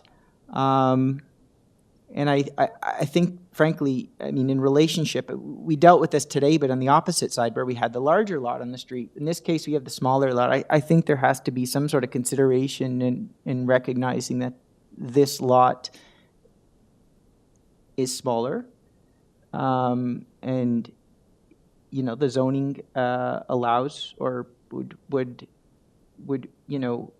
suggest a smaller building on the site with respect to lot coverage. So it's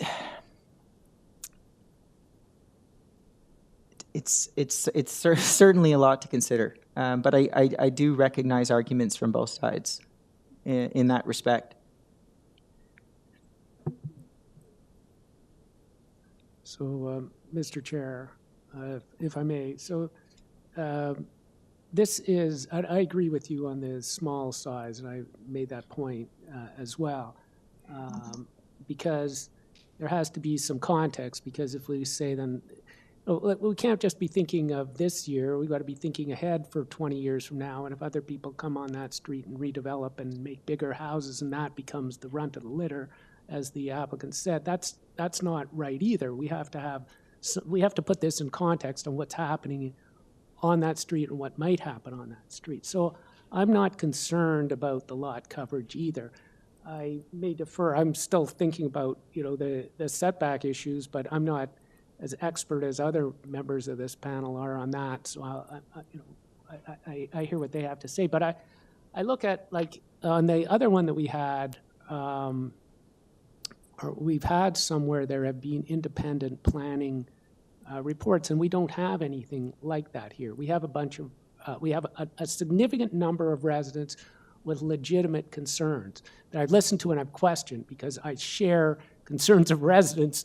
People know my background, and that's why I pressed on questions, because I wanted to really know. But we don't have any planning evidence on their side, and this is really a committee that has to make a decision based on the Planning Act. So when it comes to whether it's a minor variance, it's not really what somebody feels, it's what an expert can produce. And I'm not an expert, but I look to experts and I don't see it here other than the experts that made reports and that the applicant says has now reduced or changed their application to comply with. So I don't see the issue on planning. Where I see it is more of, subject to what you say about setbacks and so forth, which I'm willing to listen to, but where I have, where I would drill down a little bit amongst the issues of the Planning Act, so the 4 issues, right, whether it complies with zoning and official plan, and I don't see it there. So it really comes down to appropriateness in my mind, and then you have to drill down there, and it's not, I mean, the issues of what residents say about potential shadowing, privacy, and all those, they're concerning, but then you have to listen to other aspects of it. And so what I see is when you talk about the appropriate development of the land, and many of those aspects are relatively neutral, but some of them, the ones that might be, in this case, the only thing I really see on the appropriateness is the functionality or utility of the property. And you know, this isn't in a neighborhood that and on a lot where somebody might want to enjoy a larger house. And I don't see any planning reason not to allow that. So, you know, I'll defer to my colleagues on some of the more precise and listen to them, but I don't really see this as you know, negative from a planning perspective.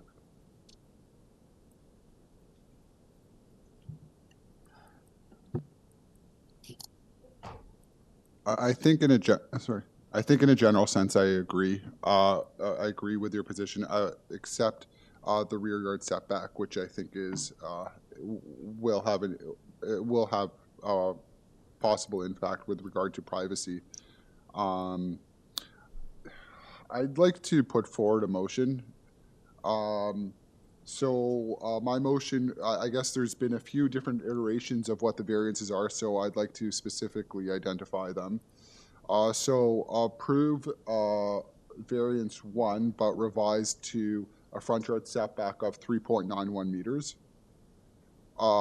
Remove the variance regarding the driveway width, variance 2.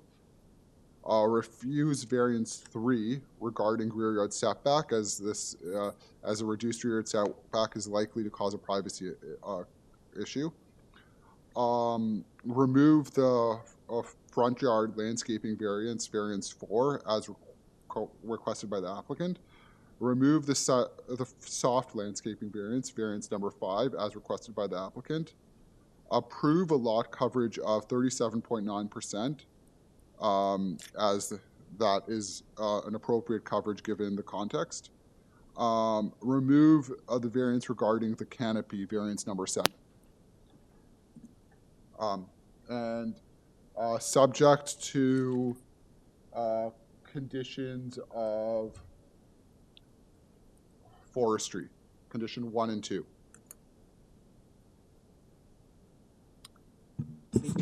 Transportation has been addressed by the applicant, but Yeah,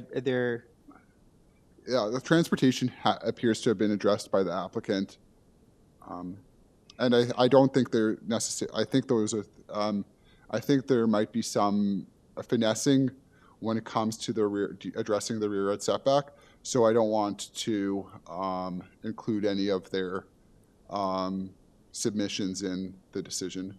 Okay. Sorry, Mr. Chair, through you, can I just have you repeat variance 1? 3.91. That was your amendment to the... Sorry?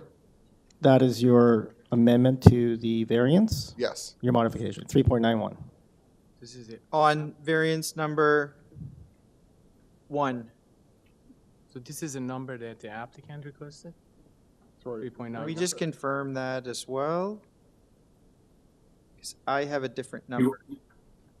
And I will, if we need clarification, I will pull this out of committee and ask the agent. But I believe this is, I believe we have this information. Sorry, 1 sec. My understanding is we were going to 2.62 meters on the front yard setback. May I speak? No. Okay. Sorry, let me just... Yes, yeah, that Ms. Caston as well noted this 2.62. Where did Oh. I could explain. You're both right. Sorry.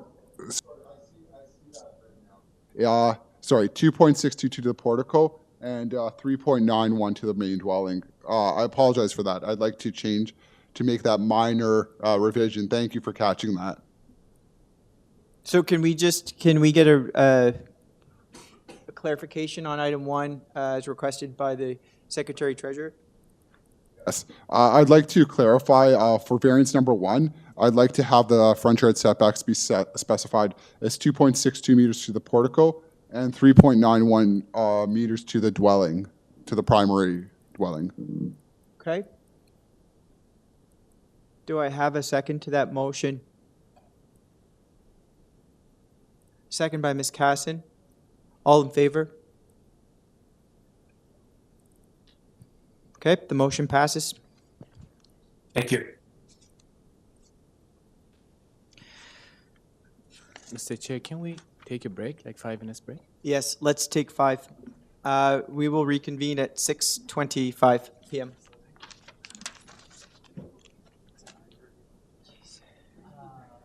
Not an easy one. Not an easy one.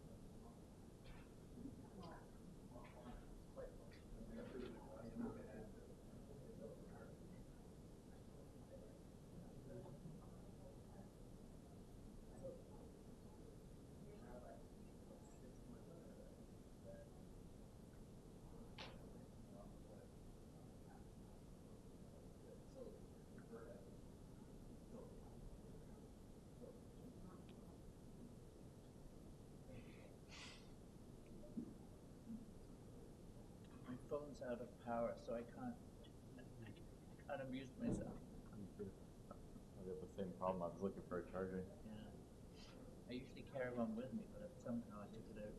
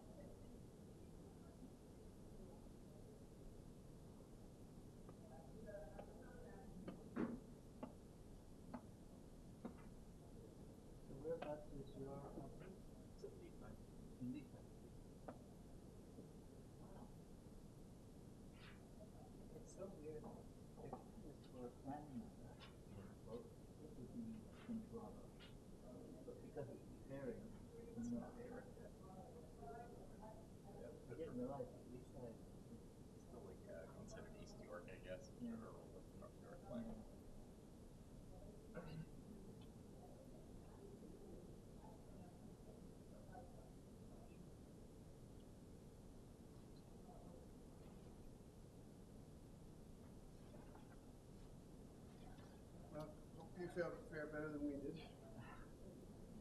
Well, I was actually thinking to myself it was a bit of a no-hoper anyway.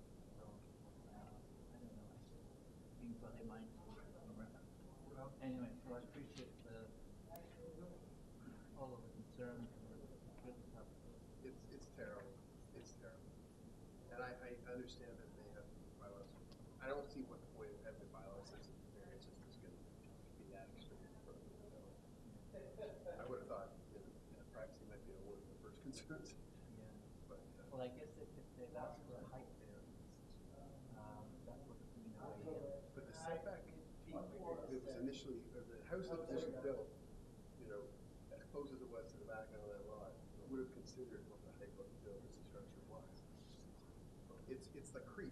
It's like, okay, we can have that setback. Okay, it's there now. Oh, we're just asking for this more. And then, the height variance. Well, best of luck. All right.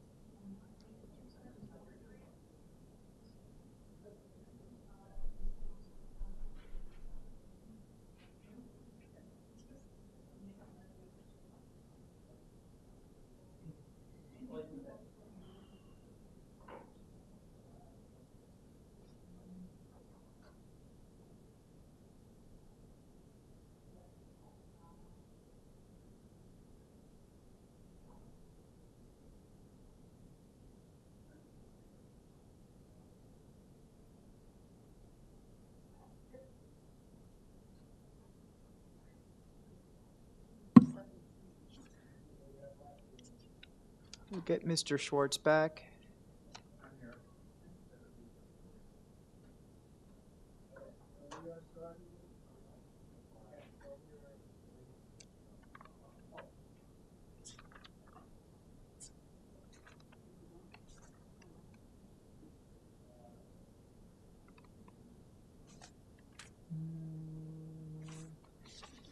I'm going in the order of our package. Okay. So, Mr. Chair, I think we're back on number 17, which is 1194 Roselawn. That is correct. Thank you. Mr. Schwartz? Here?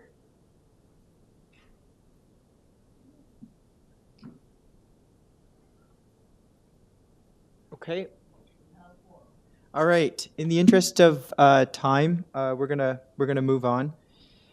Okay. So, if Mr. Schwartz comes in, we will just make sure that he does not vote on the next item.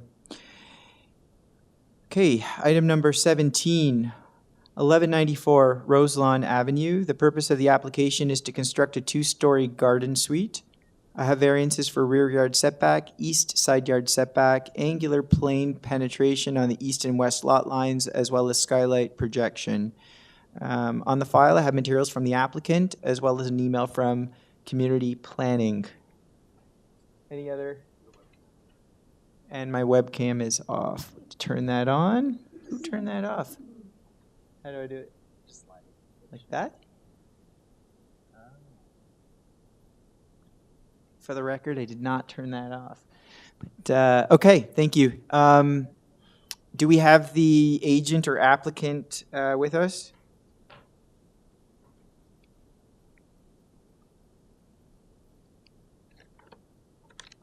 Razzolini, Socorro Design, 94 Lakeshore Road East, Unit 201, Mississauga, Ontario. Okay, thank you very much. I should ask, are there, is the application moving forward as intended, or are there any requested changes at this time? No requested changes. I just want to clarify the planning report, I believe, should have been from the deferral from earlier this year. Okay. Is that the one that you're referring to? I think there's a staff email in the file. We have a staff email on file. One of my colleagues noted. I'm just pulling up in front of me. Bear with me.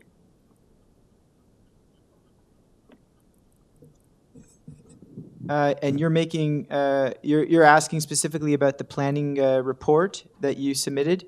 Through you, Mr. Chair, the email is now on screen. Got it. Yes, this is the one that I was thinking.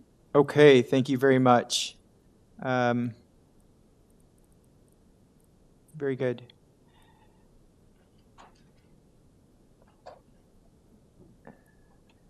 Do you guys want to hear a brief presentation on this, or where are we?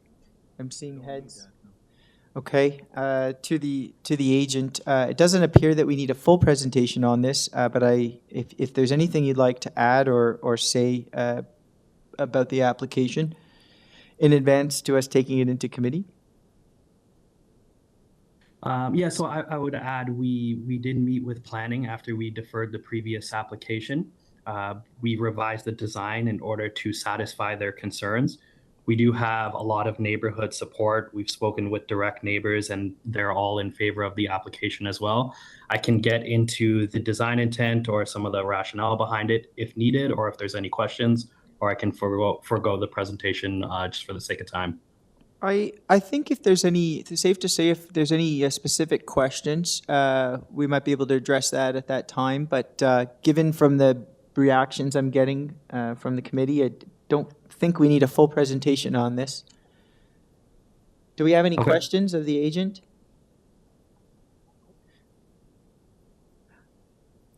Okay.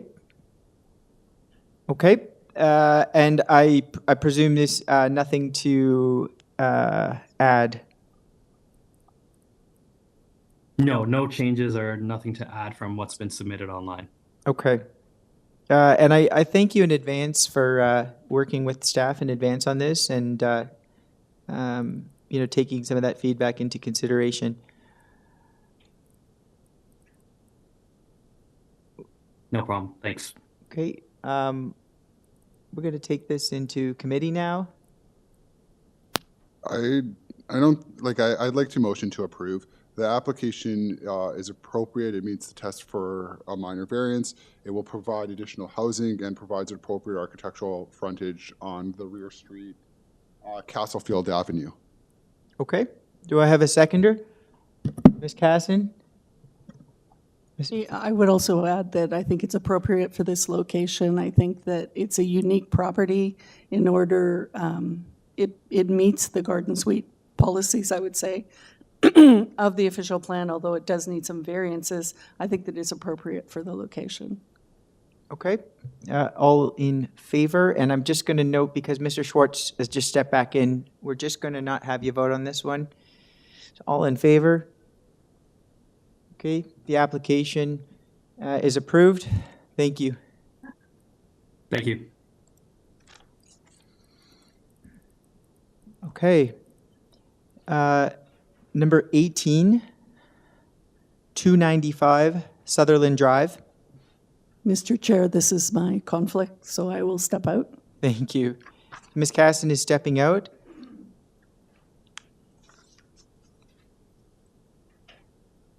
So the purpose of the application is to construct a new two-story dwelling with a rear garage. Variances for front yard setback, FSI, and lot coverage. I have on file material from the applicant, including drawings, an arborist report, and a planning rationale report. Do we have the applicant with us? Mr. Chairman, Franco Romano, Action Planning, 321 Lakeshore. Good evening. Good evening, and thank you for your patience with us.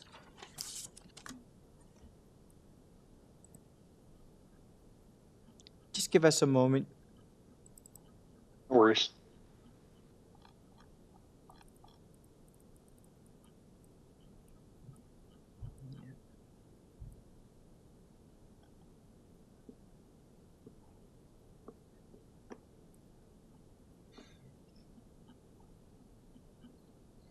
Would we like to hear a presentation? I'm seeing heads. Just have a question. I can see this application was deferred before. I just want the applicant to speak to that. It's dated September 2023. What improvement, what adjustment they made to the application? Yeah, so to the agent, could you please address, did you hear that? Yes, I did. Thank you. Through you, Mr. Chair. Staff can bring up slide 1 of my presentation slides. Okay. Slide 1 is a table that describes, I guess, the zoning bylaw subject matter, variances before the committee today, what was in front of a differently constituted committee back in September, and some notes describing the changes, and I can walk through those. Please, yes. Can we pull that up? Excellent, terrific. Thank you very much. So in the application that was before the Committee of Adjustment back in September had 7 variances. And in terms of the changes that were made, the planning staff report that was written at that time had concerns with the lot coverage. And lot coverage is being expressed here as a combination of the house and the garage come together. There was quite a bit of resident letter correspondence also on the file and discussions with the owners. And so the owners and the team discussed changes and made changes. Planning staff have no longer have any concerns. I haven't seen any resident correspondence, but the last 4 variances that are shown in white there have been removed. So there was a detached garage lot coverage variance by itself of 13.88%. That has been removed. The garage lot coverage now is just over 9%, 9.487%, which is compliant. The building height for the dwelling, there was a variance of 9.4 meters. Planning staff didn't have a concern with that. Some residents did. That has been removed. So the building height is zoning bylaw compliant.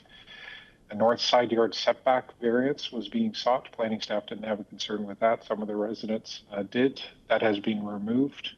So the side yard setbacks are both compliant. And I might add that The north side yard setback is about 3 times the size of what the current dwelling is today. There's also a porch side yard setback on that same north side that has also been removed. So those 4 variances were removed. The lot coverage, again, combined house and garage, has been reduced from 49.86% to 41.35%. And that is the math on that is the house is actually compliant by itself at 31.856%, and I've already discussed the garage. The floor space index has been reduced from 0.69 to 0.64, and what is permitted is 0.6. So that's about a 9.66 square meter difference from the as of right. And I will also note that the as of right for a rear addition does allow 0.69. And the front yard setback remains the same at 6.51 meters, which is the existing front yard setback variance. And I'm happy if you follow through on the next slide, you'll see I've indicated front yard setbacks and lot coverages that would similarly be at variance to the existing zoning bylaw. But in answering to the question, happy to walk through this, but I was just answering the question in terms of the changes that were being made. So I hope I helped to address that question. No, we appreciate that. Thank you very much. Does that answer your question? Yes. So, Do you have any other questions? None? no, actually, I'm good to make a motion for this application. Okay. I will just touch base quickly with the agent. If there's anything else you'd like to add prior to us going into committee?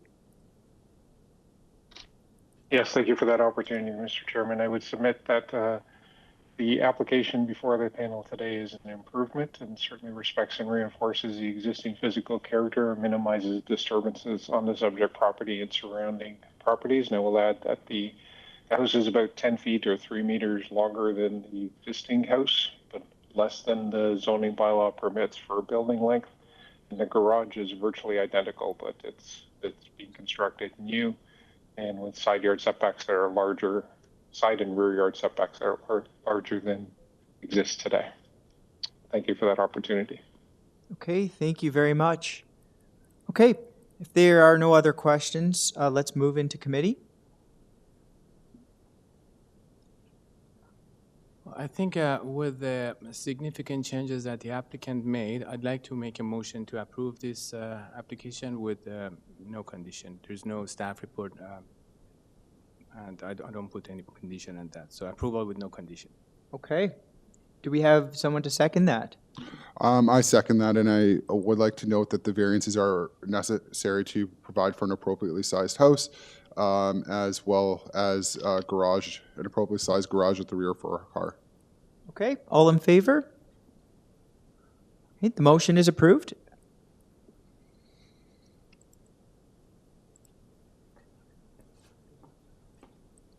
We can have Ms. Casson back.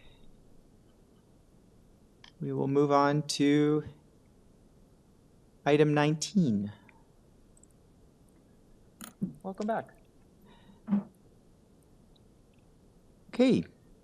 Item 19, 200 David Dunlap Circle. Purpose of the application is to seek relief from the provision of the zoning bylaw related to the number of dwelling units, dwelling width and setbacks, and parking space dimensions for the townhouse development. The variances are described in the purpose of the application that I just described. On file, I have material from the applicant, as well as a memorandum from Transportation Services, as well as 2 letters of objection from 100 and 230 David Dunlap Circle, as well as some recommendations, I should note, from Transportation Services in their memorandum report. Do we have the applicant with us? Yes, Mr. Chairman, Franco Romano, Action Planning, 321 Lakeshore, is back before you today. Thank you. I will also note that we do have a late staff report on this. We'll ask the applicant, have you seen that material? I had seen the planning staff report, the transportation comments, urban forestry. Yes. Okay, great.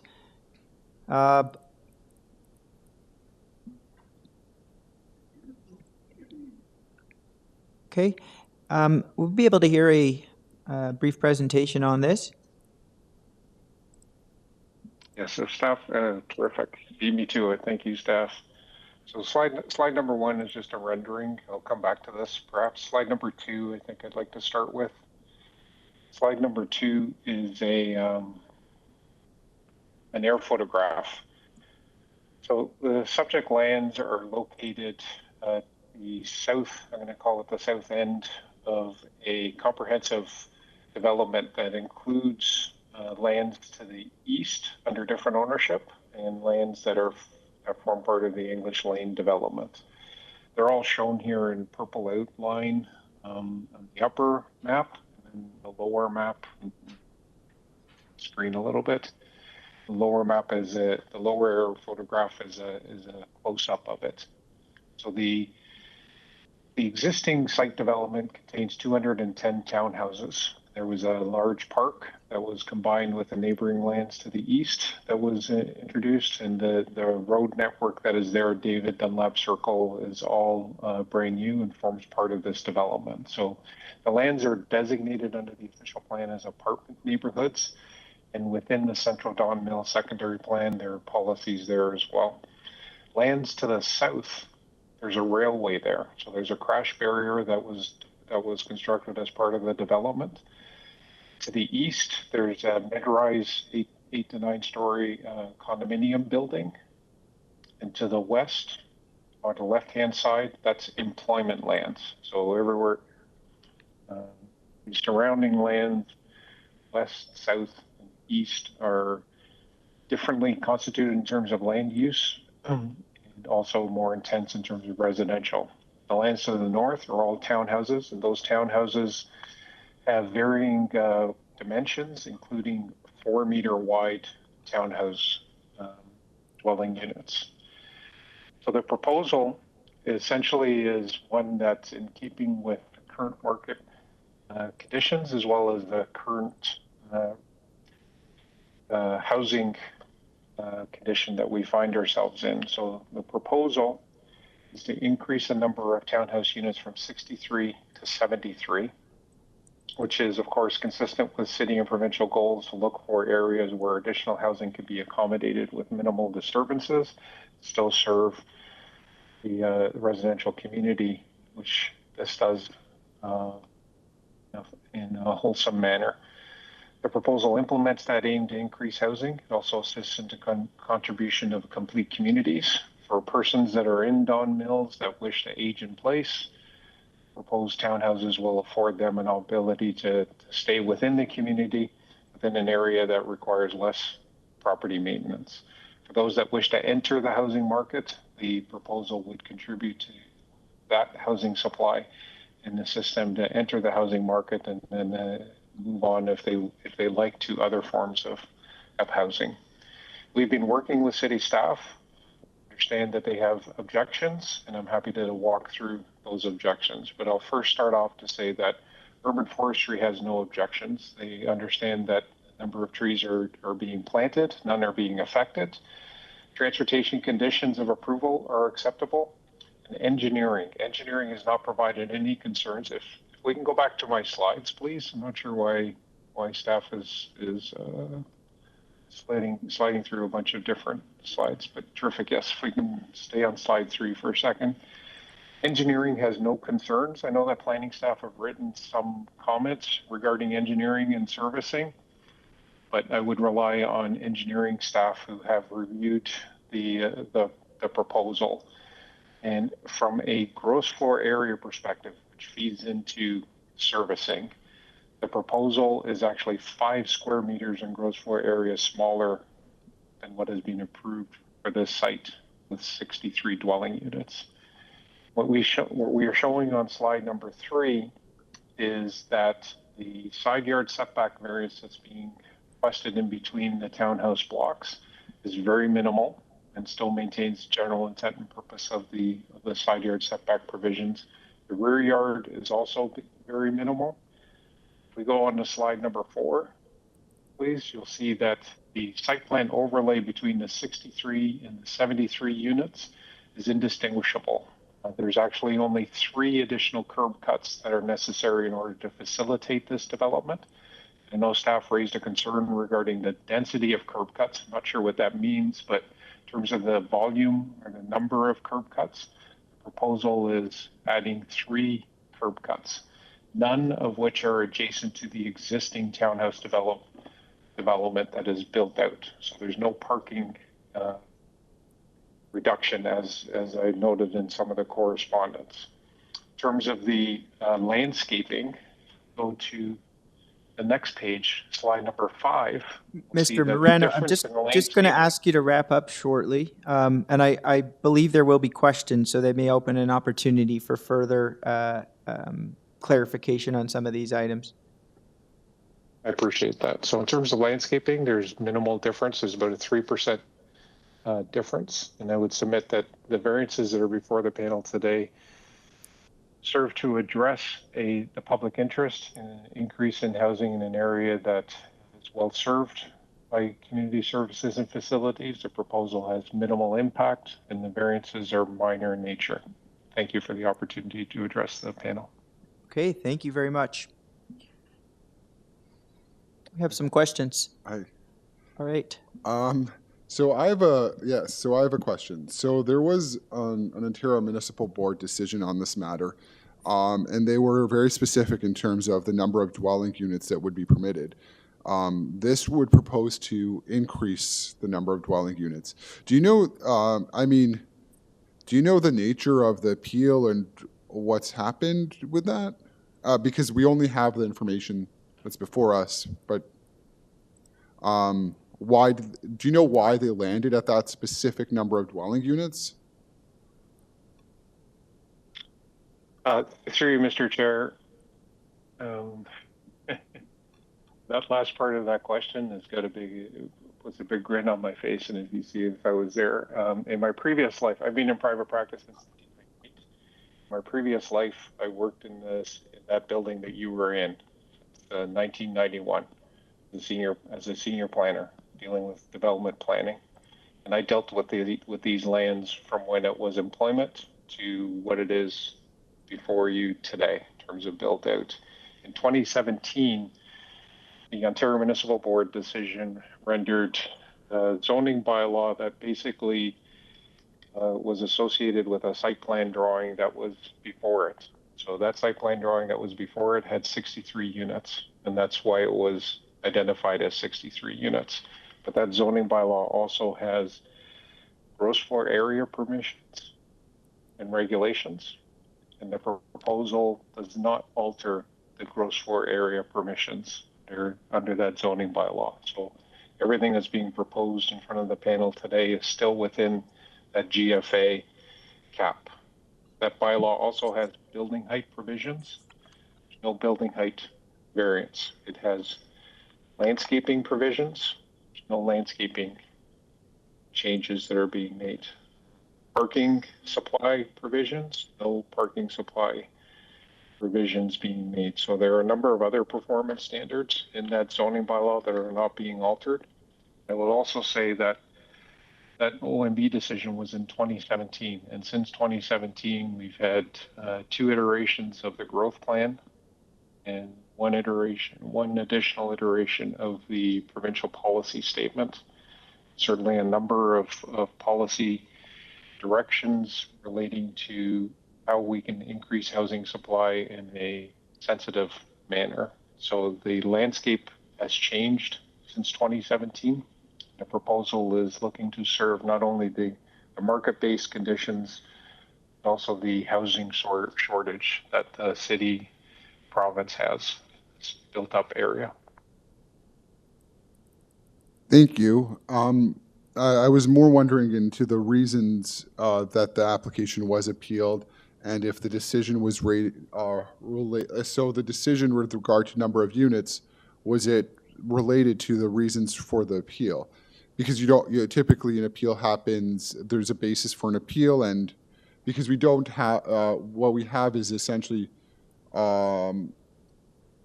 we don't have anything in our package regarding why the appeal had occurred, or if this was the number of units was used to to balance all of those all of the various planning interests.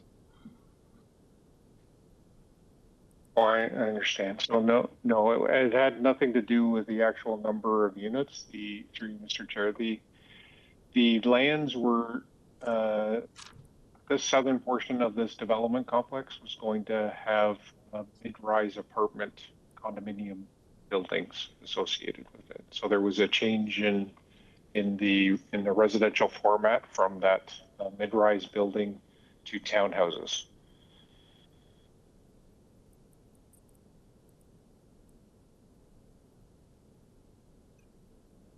That's all my questions.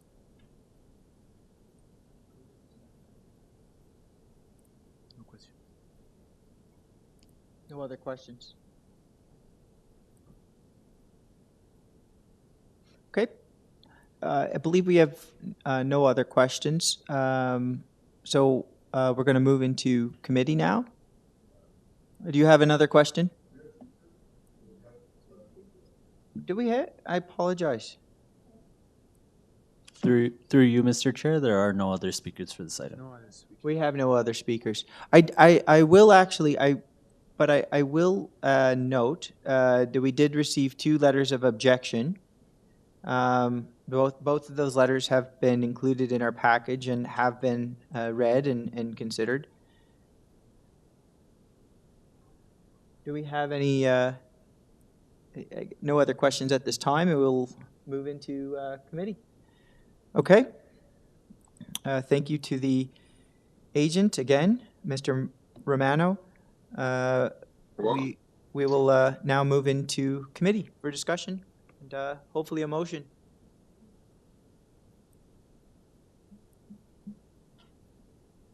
I'm very uncomfortable supporting the approving the application, given that there was an OMB decision on this.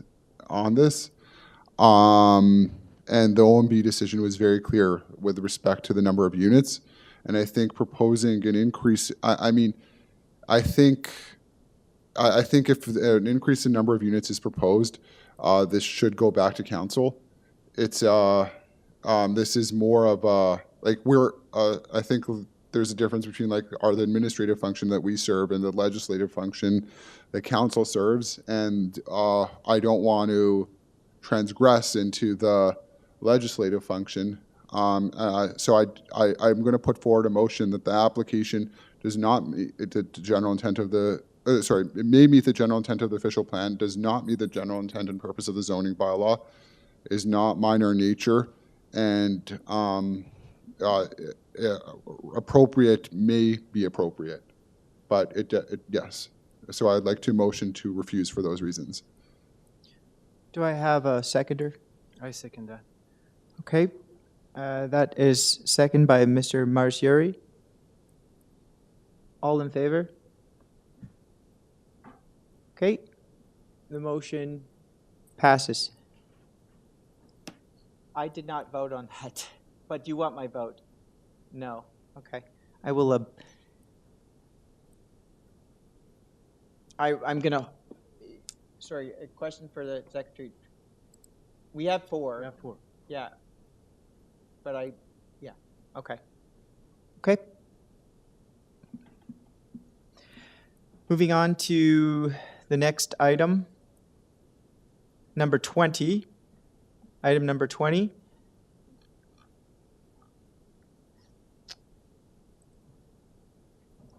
Seven 717 to 733 Mount Pleasant Road. Purpose of the application is to permit an additional 4 stories above the approved 23-story building, as well as squaring off the curvature nature of the west facade by reducing the north, south, and west tower setbacks. There is also a note that the application was previously deferred on July 27th, 2023. Okay.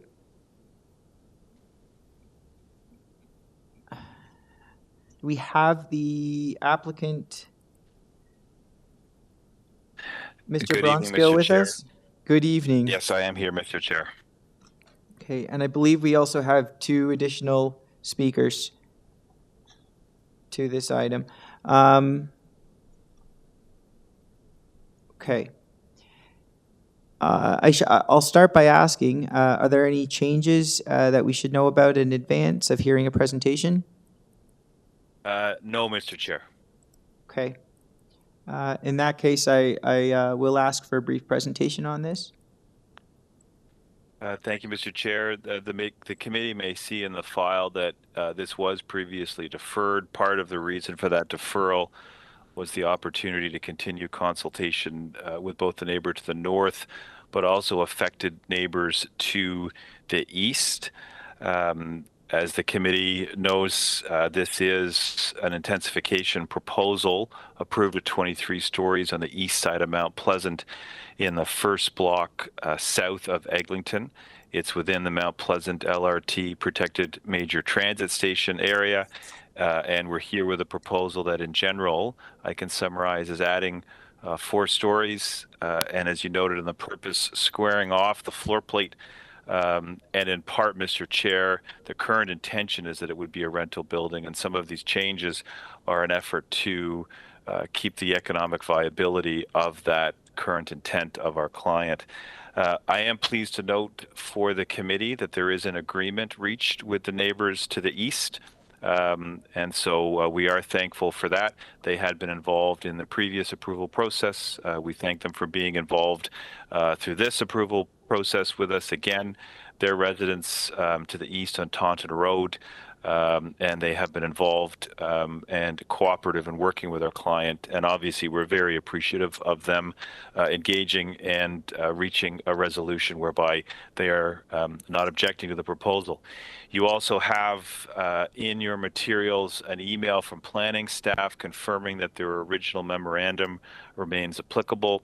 Planning staff are not indicating any concerns. There are conditions of approval, Mr. Chair, that we accept and would urge the committee, should it see fit, to allow the variances to impose on the approval. Just quickly as background for the committee and just as a little bit of an explanation and taking some cues from the questions as part of the last presentation, the previous height, in part, which was presented to the Ontario Land Tribunal, and I was involved in that in January 2022, almost 2 years ago now, was based in part on shadows. And if staff are able to, thank you, that's the transportation memo, transportation don't object. If staff could find again that site plan that they just had up, I'd appreciate it for the committee, because I just want to quickly talk about one of the intents of the previous height, and that had been that even the location map would help the committee that's there. Part of the previous intention on the height had been that there is a school at the southwest corner of Eglinton and Mount Pleasant. So there's a school there, there's a yard there, and at the time, this was frankly one of the first approvals within this immediate quadrant and in proximity to that school. The 23 stories was arrived in part to mitigate shadow impacts on that school that is found at the southwest corner. Since this project has gone through that approval process, there are other applications and approvals for greater heights in the area, and in particular, directly to the south of the school, there's a council approval for 35 stories. And so that approval shadows the schoolyard, and in fact, any shadows from our building now fall within the shadows of that 35-story approval. And that's directly across the street, slightly to the northwest of the site. If you see on that location map that's on your screen, the reverse L-shaped building is the school. Directly to the south of that, there's a rectangular building. That would be where the 35-story approval has gone through council.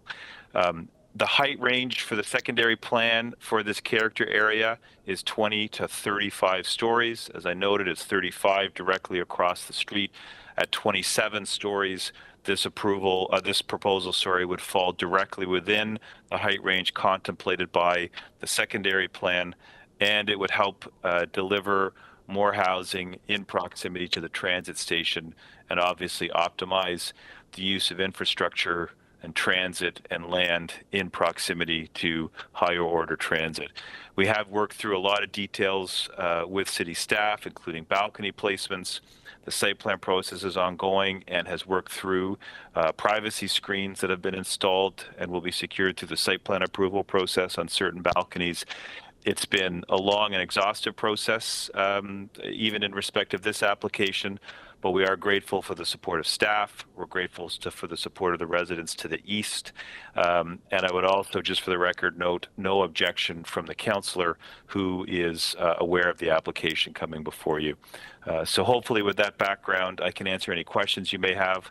I don't know who the other speakers are. I will obviously listen to them carefully and respond to you. But if you have any questions for me at this time, I'm happy to answer them. Thank you. Sorry, this is a question to Mr. Lam. Could you zoom in to where the, could you zoom in that, show me where that other development is? I'm just trying to see. Because you mentioned that there was an apartment building that was, sorry, how many stories?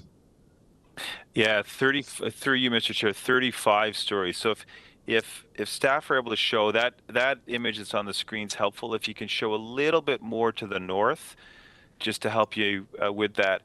There, you can see 758, and then you can see the schoolyard in behind the L-shaped building. So that's the schoolyard in behind where that number 223 is. Then the 35-story approval is where you see 758 Mount Pleasant.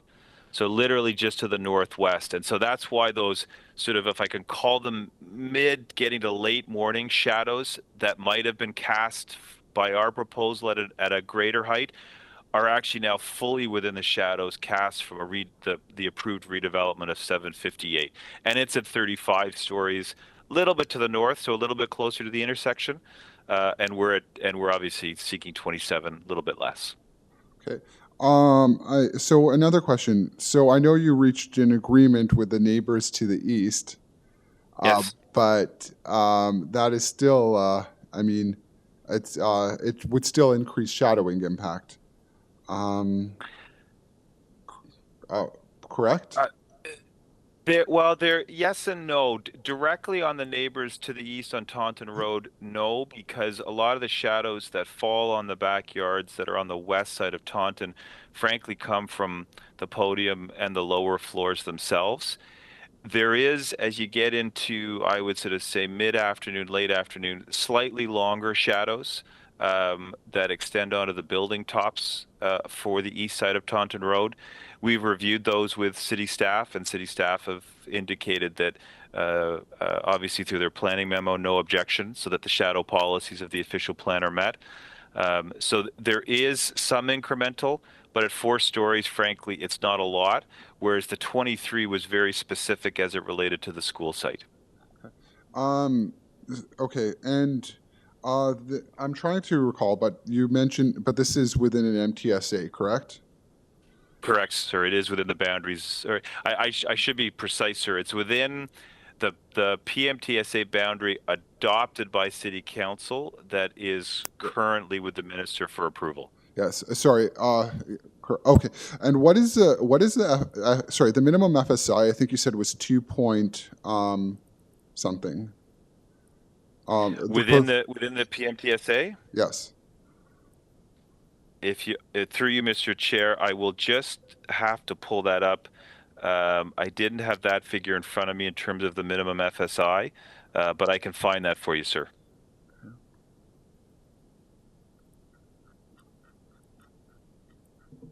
It'll take me just 30 to 45 seconds. So if there were other questions, I'm happy to answer them just as I'm pulling that up. But I will get that exact number for you, sir.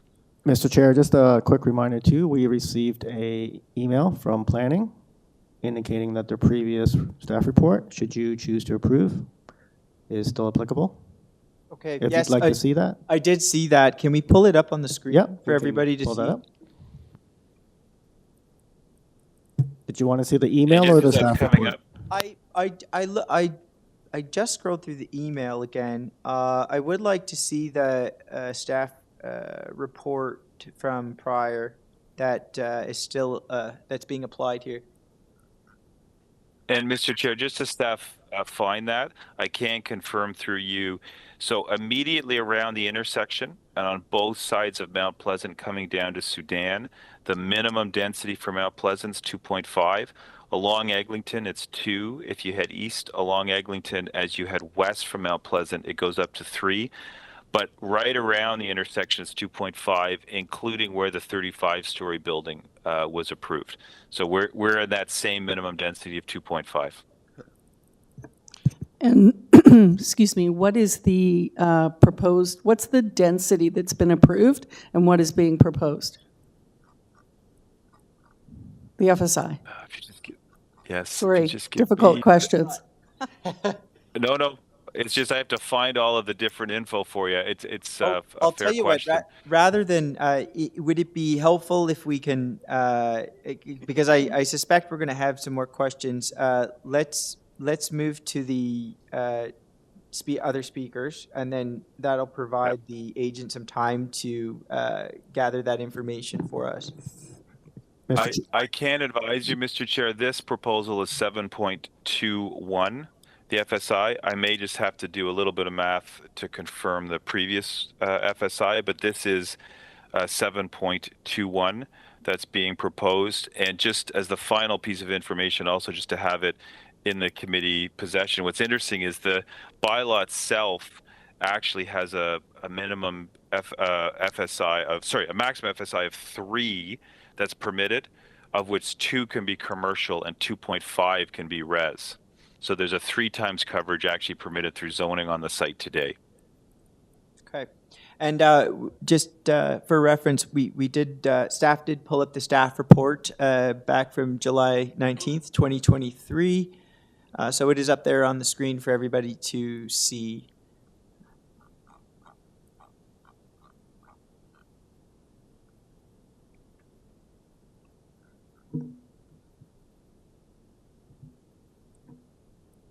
Okay. I'm going to ask staff and to the agent, Mr. Bronskill, I will come back to you. Do we have Leonard Jerome or Edith Jerome from 737 Mount Pleasant Road here? Through you, Mr. Chair, the Jeromes have indicated that they have a religious holiday taking place right now, and they may not be able to join. However, I can still see them present in the WebEx webinar. Would you like me to unmute them and see if we can get a hold of them? Of course, yes, please.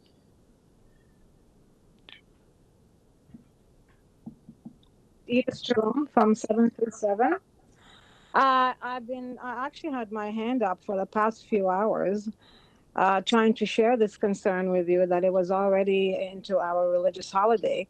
And my husband is already busy with a holiday. That is Leonard Jerome. He had a presentation to make, but he's no longer available. But we would like an opportunity for him to do so.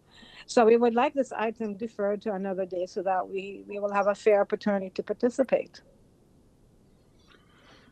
It's not that we were leaving the process because of the religious holiday. We were told it starts at 2 o'clock. The hearing starts at 2 o'clock. We've been on since before 1:30, and eventually, you know, it got delayed and it went into the time of our holiday. I understand. Okay, so we have another speaker that has requested the application be deferred. I'm going to go back to the agent and ask him to speak to that deferral request.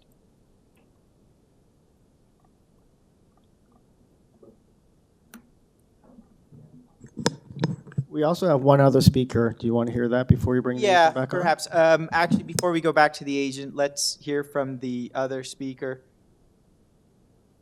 I believe from 266 Sudan Avenue.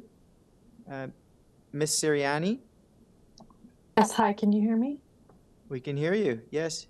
Okay, Hi, thank you, Mr. Chair and committee members.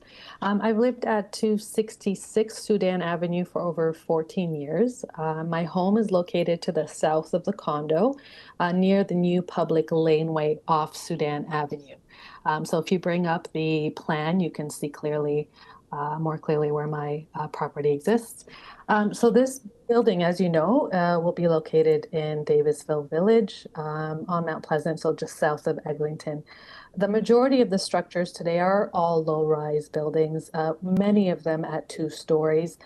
This was the first development or first high-rise that was proposed, and it will drastically change the characteristics of this neighborhood.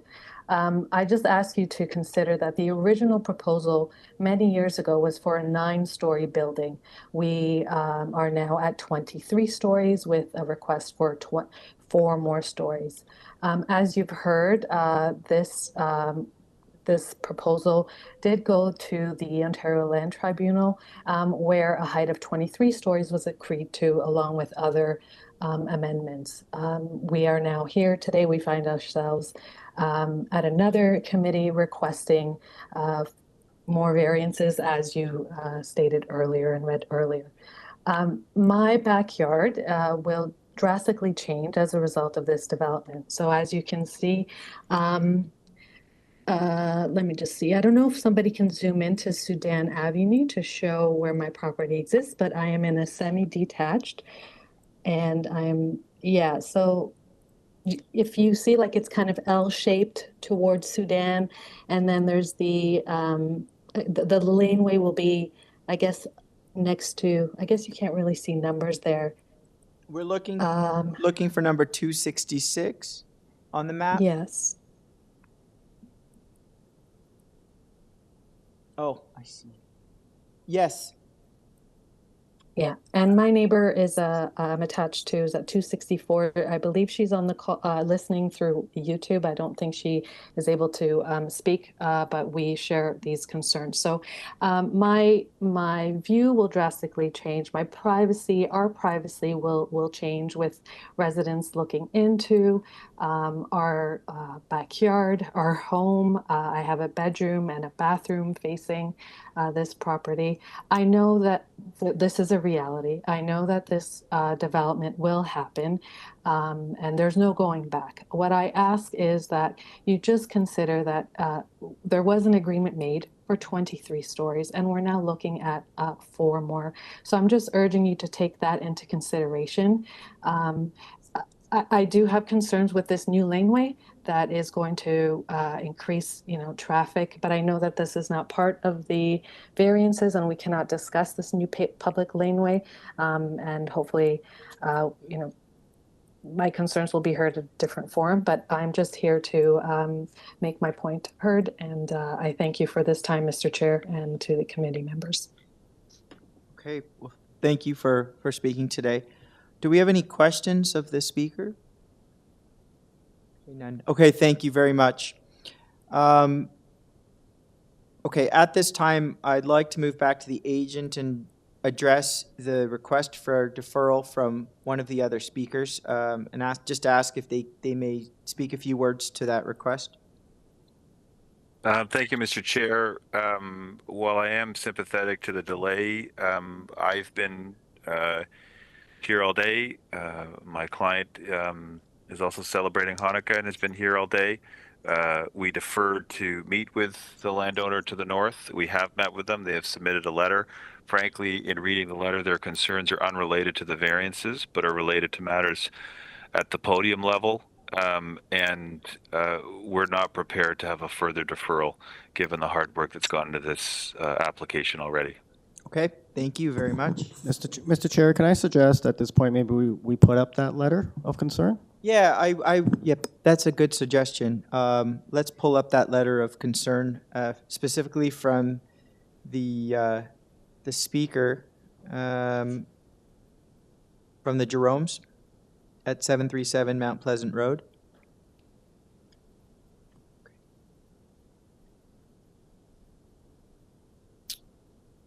Okay.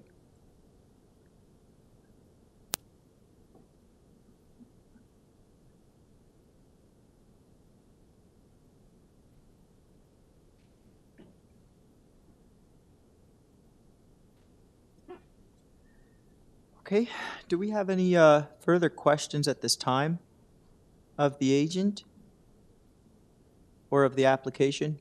I do. Hey, Ms. Kazin. I believe the applicant just said that the concerns of the owner of 737 don't have anything to do with the variances. They're related to the podium. But variance 4 is required minimum building setbacks, and it appears that the tower floor plate is being expanded, reducing the setback on the north side and the south side of the building sorry, I have to go back to that drawing. It was 12.5, which would allow for, if you impose 12.5 on the other side, a 25-meter tower separation. The proposed number is 11.2, which would reduce that amount. So if the owner of the property to the north or to the south were to come in for an application, the greater amount would be imposed on them, from my understanding. Could you comment on that? And I can, through you, Mr. Chair. So the planning rationale deals with this, and this was discussed extensively with city planning staff as well. And so the planning opinions in front of you are in support of the slightly reduced tower setbacks. The concerns of the landowner to the north are not related to future development potential in terms of that setback. But what planning staff, my first response is planning staff in their conditions, and apologies to committee staff if they're able to find that planning memo very quickly for you. One of the conditions relates to ensuring that the balconies are no closer than 10 meters to the north and south property lines. And that's in part to deal with separation distances. And that's because the 12.5 is a building face to property line. And ultimately you have, with 1.5 meter projecting balconies, typically about 11 meters if that 12.5 standard is adhered to from the tall building guidelines. And so what planning staff indicated in their memorandum, if you go down a little bit more, sorry, just a little bit more staff, apologies, keep going down onto to the end of the memo. You will see there that the reduction of the depths of the balcony on the north and south facades to ensure minimum 10-meter distance between the balconies and the north and south lot lines respectively. That's why they put those conditions in. So planning staff have asked for this to mitigate that. And secondly, our planning rationale from Bousfield submitted by Mr. Bissett talks about how the fact that the properties to the south, frankly, are heritage properties with a very small lot fabric that cannot accommodate a tower. And that if the Jerome sought in the future to have some type of redevelopment, it would be through an assembly of properties to the north, and that would feature another tower, and the appropriate tower separation distance of somewhere between 20 and 25 meters could then be achieved. And in certain, I have to say, in certain more dense situations around transit, we are seeing tower separation between 20 and 25 meters with the support of city staff. In fact, if you go north on Mount Pleasant, there are towers supported by city staff on Broadway and by city council that have 20-meter tower separation. So ultimately at 11.2, if that's replicated, it would still result in appropriate tower separation. And that's why both Bousfields and planning staff are comfortable with that slight reduction to the tower setback. Thank you. Thank you for the question.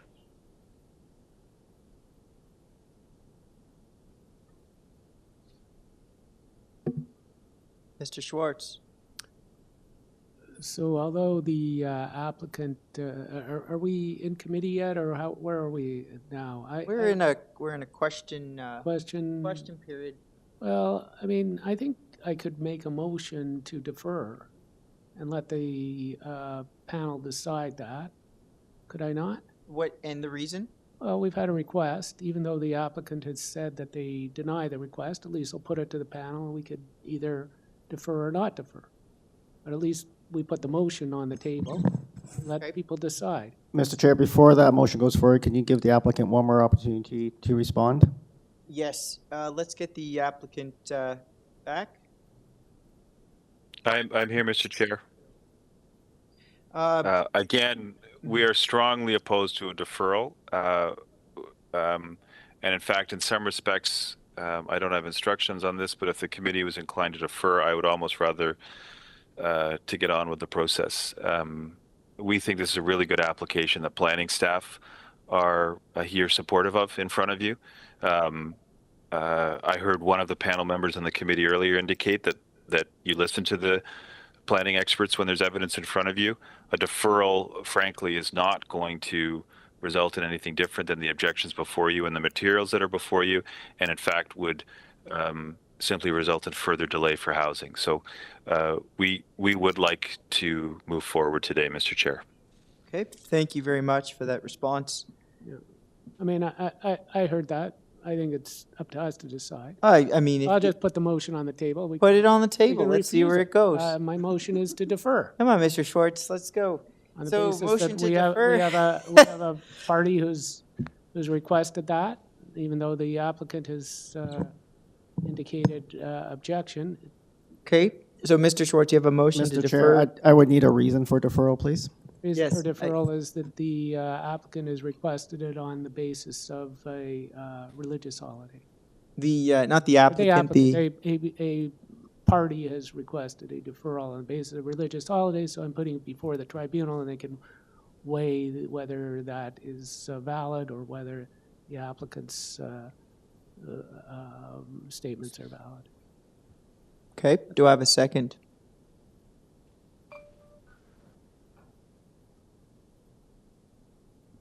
Okay, no second? I'm fine. The motion fails? Motion fails. All right. I thought I would just do it out of respect for the request. Okay. That's fine. Do we have any more questions?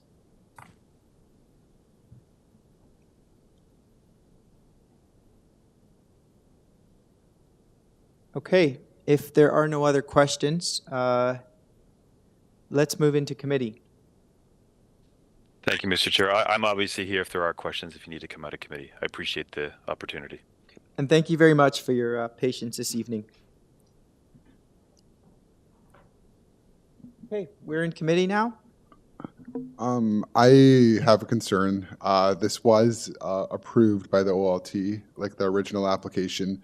And I mean, I remember, and I know we brought up the previous application, and I think there's some different circumstances. The previous application was to increase the number of dwelling units when it was specifically identified. But even in this particular case, we would be increasing the number of stories. It wouldn't really be it would be contextually an outlier.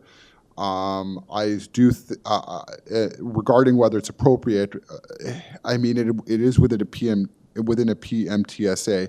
However, I think this increase should be going to council. I'd like to motion to refuse on that basis. It doesn't meet the general intent and purpose of the zoning bylaw. Okay.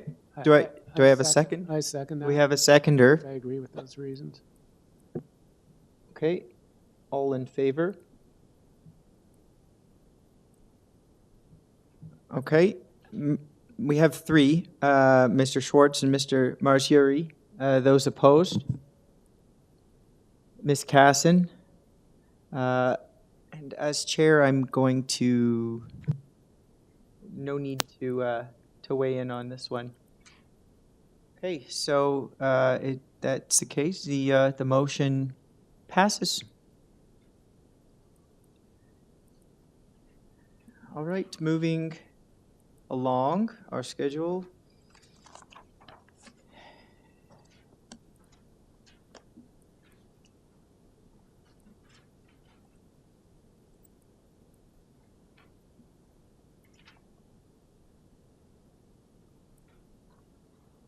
Okay, believe we are on item number 21. 143 Olive Avenue. Purpose of the application is to propose, or is a proposal to build a new detached dwelling with variances for building length, lot coverage, encroachment for an architectural feature, building depth, and elevated platform area. On file, I have material from the applicant, including drawings, an arborist report, as well as a memorandum from Urban Forestry, which includes some standard conditions. I don't see any late correspondence on this. Do we have the agent with us? Good evening, Mr. Chairman. My name is Behar Haidari from PMP Design Group, 1090 Dalmis Road, Unit 506. Good evening.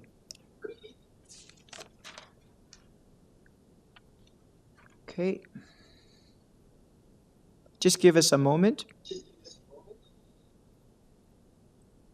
Okay.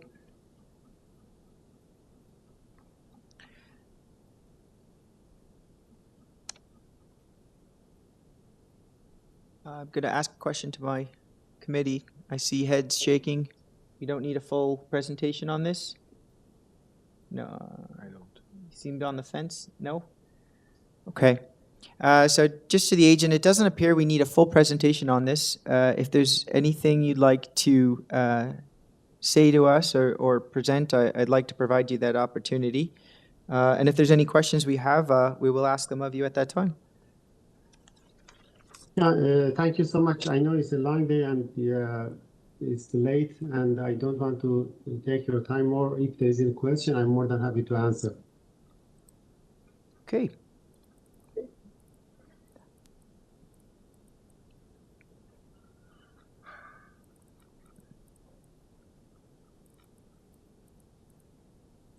Okay, do we have any questions? No, I think pretty straightforward. Okay. Well, I'll go back to the agent. If there's nothing else to add, if it's all right with you, I'd like to move into committee, make a decision on this. Yeah, thank you. The application is consistent with the applications is approved in the area, and I believe it's minor and meet the protest of the bylaw. Thank you. Okay. And just confirming, you are aware of the standard conditions from urban forestry, the recommended conditions? Yes, and I agree with this. Okay. All right, let's move into committee. I'd like to motion to approve. The application meets the tests of a minor variance, meets general intent and purpose of the official plan, meets the general intent and purpose of zoning bylaw, is appropriate, and the variances are minor. Okay, do I have a seconder? Oh, sorry, I'd like to add, make sure the conditions for forestry are included. And standard, or recommended standard conditions from urban forestry, yes. Yeah. And I have a seconder from Ms. Casson. All in favor? Okay, the motion is approved. Thank you so much. Thank you. Moving on, item number 22, 211 Owen Boulevard. Purpose of this application is to construct a two-story, single-family detached dwelling with a front covered porch, rear terrace, and rear balcony. I have variances for building length, building depth, driveway width, and front yard setback. I have material that's been submitted from the applicant. We have the applicant here. Yes. And thank you very much for being with us here late this evening. Before we get to the applicant, could we go to the staff report, because they had indicated incorrect notice? The planning report? I could speak to that. Sure, yes. And I actually, before we get to that, I should ask if there's any changes or revisions to the public notice that was sent out. Yes, so let's pull that up. And Mr. Chair, can I just have the name and address, please? Yes. I am Peter Higgins of Peter Higgins Architect Incorporated, 69 Douglas Drive in Toronto, Mary 4, W2 Bob 2. And welcome to you all. Thank you. Let's pull up that report. Let's pull up the public notice and let's go through those variances. I will do so. Thank you for the opportunity. Now, I want to say, first of all, that I'm aware of the planning report and I completely disagree with it. It's as if it's only a numbers game for the planning department. It's as if they didn't look at the drawings. This is not for a new house. This is for a small one-story addition to the front of a house that's already under construction.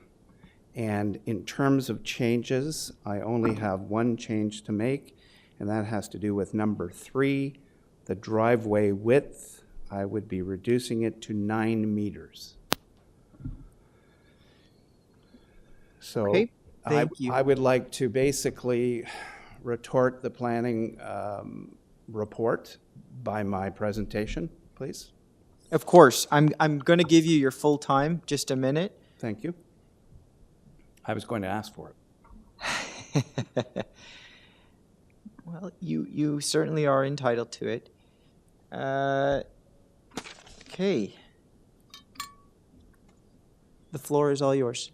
Thank you, Mr. Chairman, and through you to all the members. This is 211 Owen Boulevard. I'm representing my clients, Dr. Ahmed Casey, his wife Faye, their 3 children, as well as Dr. Casey's parents, so Faye's in-laws. So it's a multi-generation house. It has been before the committee some time ago. It's been under construction for quite a number of months. And during that time of construction, my clients have been living as a multi-generational family in a rental house about a kilometer away on Chieftain Crescent, and in the last 6 months they've had 2 cars stolen. Dr. Casey is a surgeon at Women's College Hospital. It's imperative that he has access to a car. He can't rely on Uber or any such thing. They were fine with 2-car garage to be split amongst the 2 families. However, the incident of thefts, as we all know, or automobile thefts, is going up, and this is had him make a request to have me come here and ask you please for an extra car garage, which is 1 story, it's not 2, and it's at the front of the house where there was going to be an outdoor parking pad. And they feel that the only way to secure the car that he needs, and the other cars, of course, is to have a 3rd car garage. So I remind you that it's 1 story and that there is no opposition whatsoever from neighbors. We have gone to them to explain the situation. We even built a partial plywood wall to show the south neighbor, who is, I would say, most affected by this, to show them where the wall would go to. And thank you for bringing that up. I meant to ask. You will notice 2 dark corners at the front, which would be what you'd call the northeast, and the southwest at the left-hand side. Those areas are what are affecting the front yard setback. So it's a small triangle at the front, which is, of course, everything is on an angle because Owen Boulevard is on quite an acute angle, which is part of why we designed the house the way we did. Could I ask staff for just a moment, please, to pull up the overhead photographs so I can speak to them? Thank you. Not the greatest photograph. If you can enlarge it a little bit, it's basically showing the view north with Owen Boulevard on the right side at an angle, and you can see the red dot is the old house has since been demolished. It was of a similar shape where it stuck out in front on the southerly portion. That's where the pin is. And then when you look north along the line of houses, almost every one of them has a bump sticking out at the front and a bump sticking back at the rear. And if you could go back, please, to the site plan. So our initial design a year ago or more, when we went to Committee of Adjustment, was to have this. The only change is that 1-story parking garage at the front. And in doing this, we ahead of time shifted the house back just slightly, and well as we shortened the house. That's important for you to know that we shortened the house by over 1 meter in order to minimize the variances that we'd be looking for. So that's why there's a resultant length variance at the rear, or depth variance at the rear corner, which is 2 stories. That's because we pushed the house back, whereas there had not been a variance there before. Not a lot of light here, so beg your pardon. So why 3 parking spaces? Because there is the grandparents with a car, Faye, his wife, and 3 children with a van, and Dr. Casey with his own car.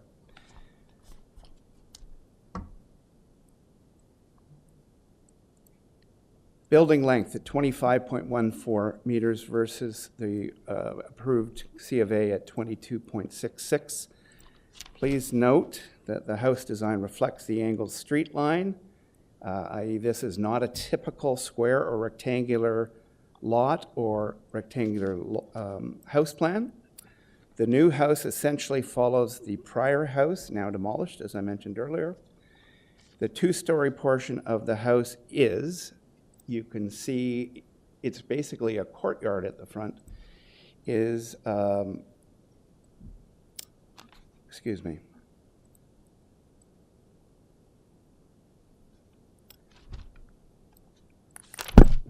I beg your pardon, I've spent so much time getting ready and now I'm It's been a long day for all of us. Take your time. I appreciate that. Thank you. I was trying to go by and I think because I started talking, I forgot where I was going to go. So number 1 is building length. And the 2-story portion of the house, which is the uppermost block on the drawing, is 21.79 meters, which is less than was approved, and that's where I came into making the house smaller. Number 2, the dark corners, 1 story at the front, 2 story at the rear.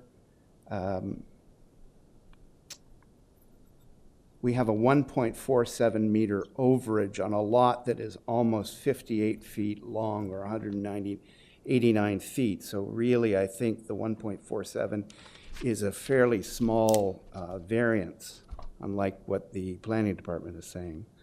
Number 3, we've reduced, as I noted earlier, the 9.59 driveway width to 9 meters. We do require that, and you can see it. I don't know if the staff can enlarge this to show the driveway. In order to swing into the garage, which is creating a courtyard, we need a wider driveway. There is simply no other way to do it. But I do point out to you, please, that the entry driveway, which is in the upper right-hand corner, is actually narrower than the existing driveway, which is being used for construction. It's only 4.95 meters wide. And this is what you'll see as you traverse down the street. There are no sidewalks, but if you walk on the road or drive, you won't see the extra width because it's hidden behind landscaping and it's turned 90 degrees. You will see a small 4.95 meter wide driveway. Front yard setback, number 4. We're asking for 6.05 versus the allowable 8.02. It is a small 1-story corner variance that we saw earlier in the dark tone, and the main wall of the house, which is where the 2-story portion is set back 12.5 meters at a minimum from the street line versus the allowable front yard setback. Mr. Higgins, I apologize. I'm just going to interrupt. We do have a 5-minute speaking time, but I believe we will have, we do want to hear more from you, and I believe we have some questions as well. If I may conclude with one more sentence. I will let you wrap up. Yes. Thank you. I'll wrap up. So the front yard setback, I believe, is very minimal. The planning report, as I mentioned earlier, it's really all about numbers.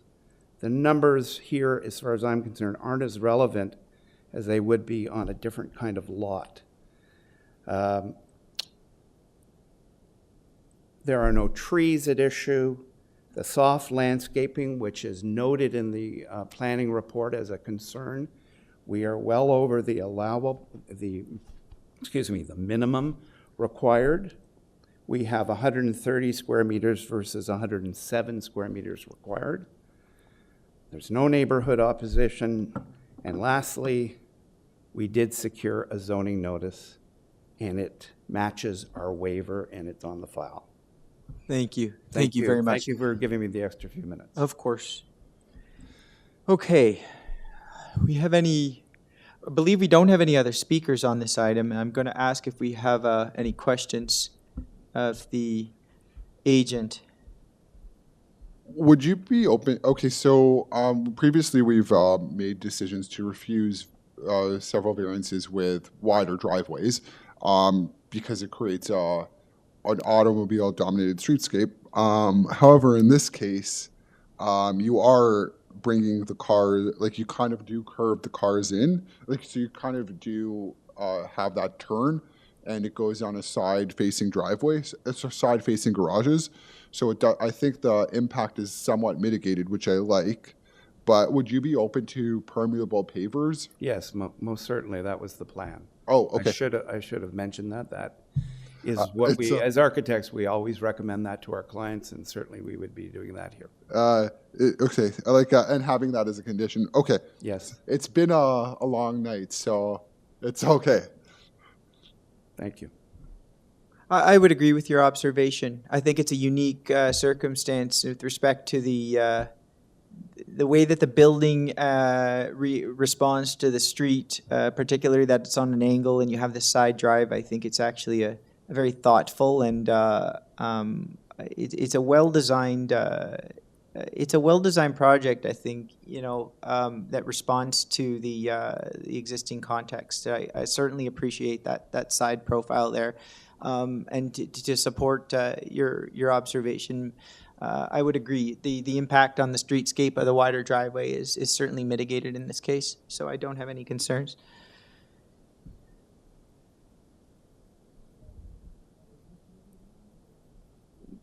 Do you have any questions of the? Okay. All right, so we're going to head into committee for discussion of the application, and we'll hopefully have a decision for you. Well. Okay, so let's head into committee. Okay, so my questions in committee, like, should I have this mic on, or does it matter? Yes, it should all be. Yeah. We want to hear what you have to say. I mean, I'm just trying to understand the history here and the future, which, excuse me for maybe being a little ignorant here, but what was the history? Was this brought previously? Did it go to the land tribunal? Did it go to TLAB? What's the history? There was perhaps maybe I'm going to pull out a committee because I think it's best that the agent speak to that question. All right. I would appreciate it. I think I have the answer, but it would feel more comfortable coming from the agent. So I'm fine to ask that for you. You heard it. Thank you, Mr. Chairman. Yes, so this project went to Committee of Adjustment. I'm sorry, I don't recall the date. I assumed you would have that information in your files. We have it in I think it's May 22nd, if I'm okay. That makes some sense. The present house is up. The roof is on. There's no exterior finishing. There are no windows yet. It's been a little slow, but it was, as I said, during this time, the last 6 months, with 2 cars stolen out of a driveway in this neighborhood, less than a kilometer away, that made my client freak out and ask me to come to you for permission to have what I believe is a minor variance, notwithstanding what the planning report said. I just absolutely disagree with it. They just aren't looking at the context here. We have 2, I would say, very small corner situations that are creating that are created by the shape of the house in the first place, and you can see there, this is the old plan, and it had a parking space out in front, and my client just felt that if he's had 2 cars stolen out of his driveway, he needs a car put inside. So the house has not progressed beyond the front wall of what you see here. There's been no construction for a third parking space as much as they wanted to get moving on it. I said, you can't touch it until we get approved and then get through the appeal process. So they put the pad down for an outdoor car parking space, put up one small plywood wall, very flimsy, to show the south neighbor, who I met with and stood in their kitchen, to say, this is what you're looking at if we get approved. And by the way, the southeastmost corner of the southeastmost corner of the proposed extra parking space is not at variance. It's only the other corner that is inwards. If staff could go to the new site plan, please, just to confirm that you're understanding that. Blow it up. So it's not the south corner that is adjacent, if I may. Please, yes. The old days we used the overhead. The neighbor to the south has a kitchen window here that looks straight out at what's been built already. The plywood was put up into this corner to show them they still have an angular view. And that this corner wasn't at variance, it's only back and forth. Part of the stuff doesn't go near them. And we assured them it was 1 story, no sloped roof, and they were fine with that. They appreciated having these new neighbors as good neighbors with a multi-generational family, and they thought, yes, we can support this. They didn't want to write a letter. They've had their own dealings with other neighbors who didn't support other things, and they just didn't want to have it published. So they supported us the last time, and they're supporting us this time, but only verbally. So maybe if I hope I've answered your question. I'm sorry I rambled. Well, not really, because I'm just, actually it was May 26, 2022. There was another matter. It was refused, and then what happened from there? Boy, you're going to have to tell me about that. We were refused. I thought it was refused. No, we deferred, I think. You deferred? Okay. So are you saying that you deferred and this is you coming back with that? The one didn't go anywhere else? If I may speak, just for clarify, the request is there's an extension to create a third interior garage space. Yeah. And you've noted that on the site plan there. You can see the additional, let's call it a 10 by 20 space, more or less. And I can see that you've highlighted clearly on the site plan which portion of that is as of right and which portion triggers the variance that is before us today. Is that correct? Well, let's pull that up. Okay. Yes. I see, yes, it was. So if you notice the triangle, you can see why the other one wouldn't trigger, because the building depth just wouldn't be triggered there, but you can see where it would be triggered. Yep. That's the line of the old house with a bay window. Yeah. You see? So the new, it's bubbled on the, it's a revision bubble. Right, that's a revision.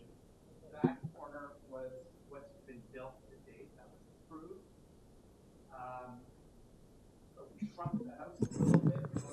Mr. Chair, I'm worried that the YouTube stream isn't picking up the audio.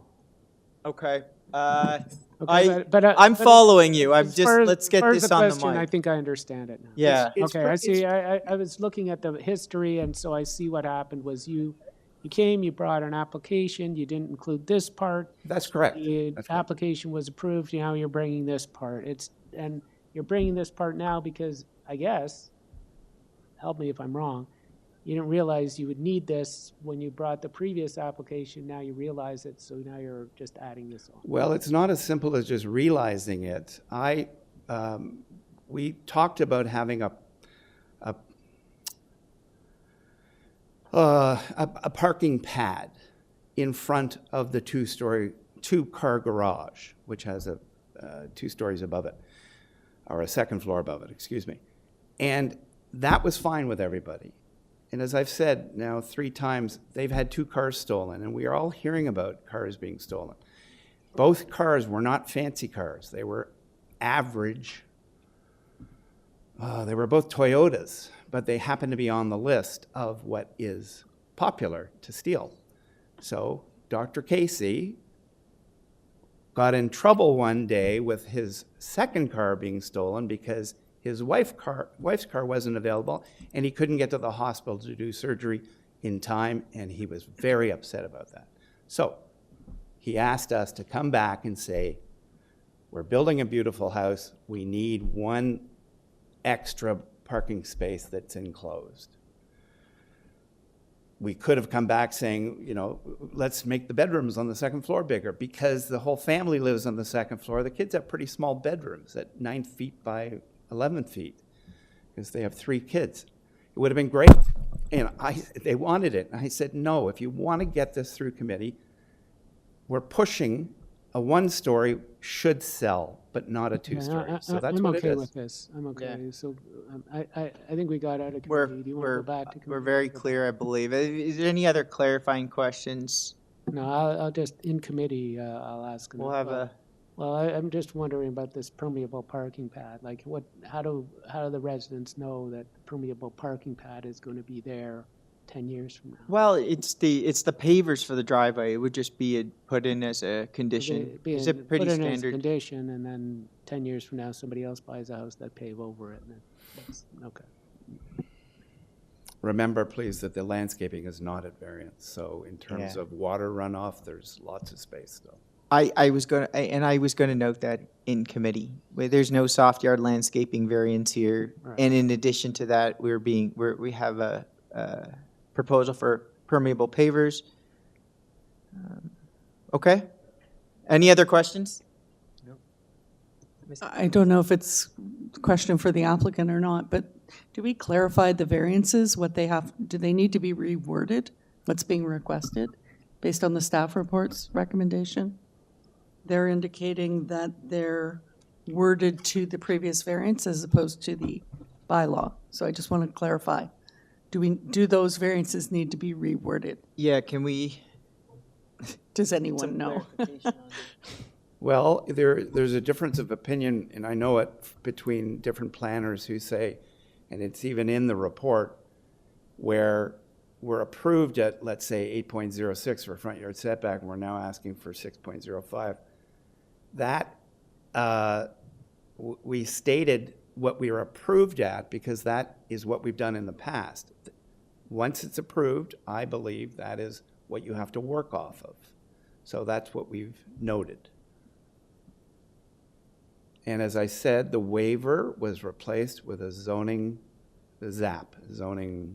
whatever you call it. Yeah, we did receive that. And it should be what you base your decision on, with a 1 change in number 3, that we would go to a 9-meter wide driveway. Which Number 4. Number 4. Number 4. 4. 3. Through you, Mr. Chair, just to clarify the question, if this came on a waiver, so the applicant is taking responsibility for it. If it is not correct and a building permit cannot be issued, it will be before the committee again, if they so choose. I just want to, but just for clarity's sake, I want to understand if the application was, we're not reapproving the entire application. We're just dealing with the new variances that have come up as a result of the revision request that was submitted by the agent, which specifically pertains to the addition of the garage space in the front yard. So I see a nodded head. And to Ms. Caston's question, I don't, as far, I don't see any conditions. No, they're not conditions. I just wondered if we have the information, does the applicant want to amend the variances? I think they asked for refusal. At this point, he cannot, as public notice was not given. He would have to defer and come back again, so that proper notice is given at this point. Okay, fine. I understand. Thank you. Okay. So, we ready to go into committee? Okay. Thank you very much for your presentation, your time. We'll go into committee now.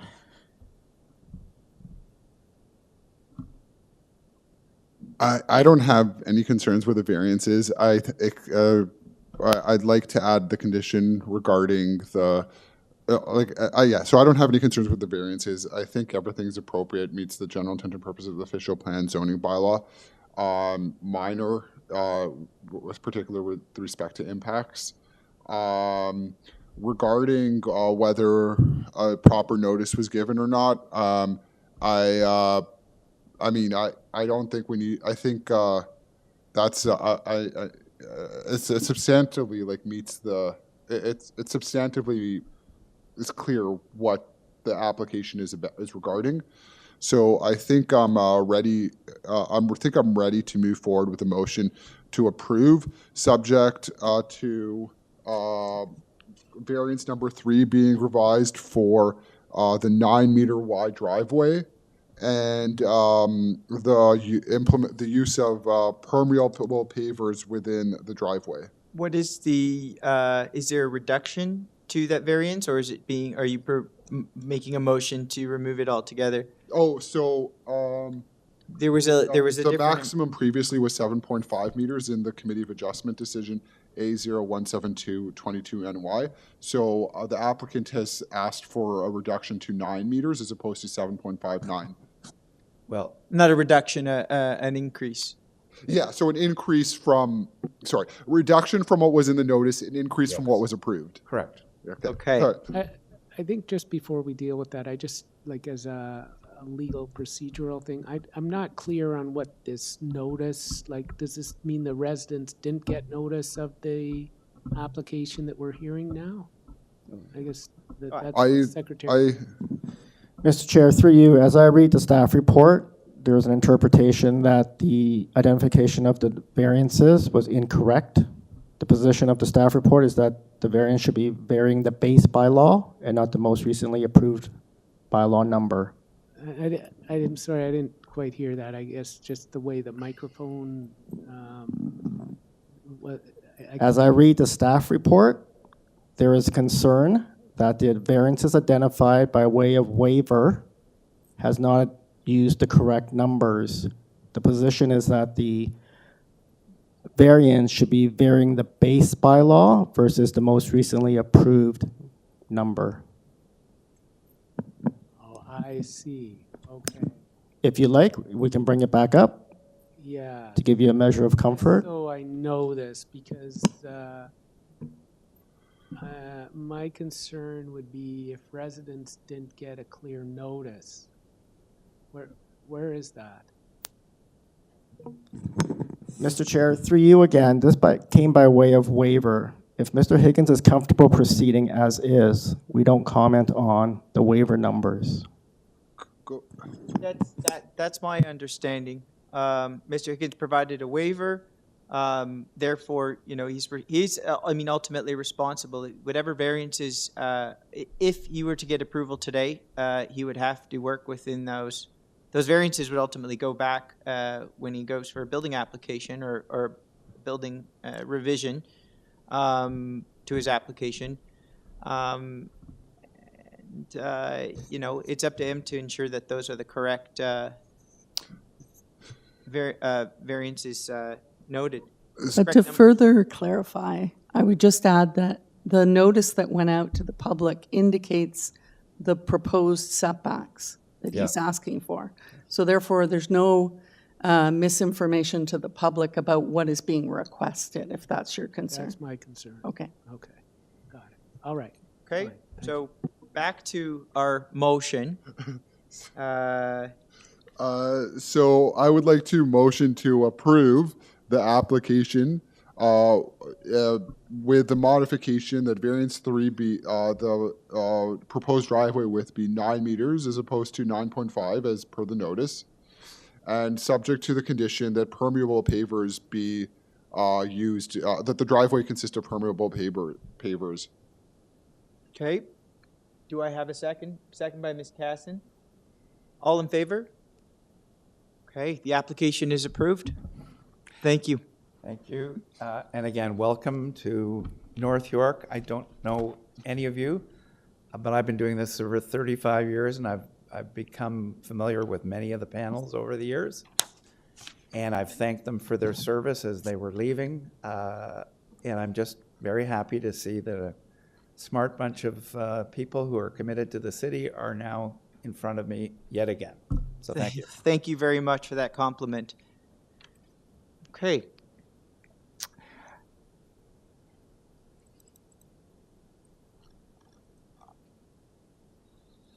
Item number 23.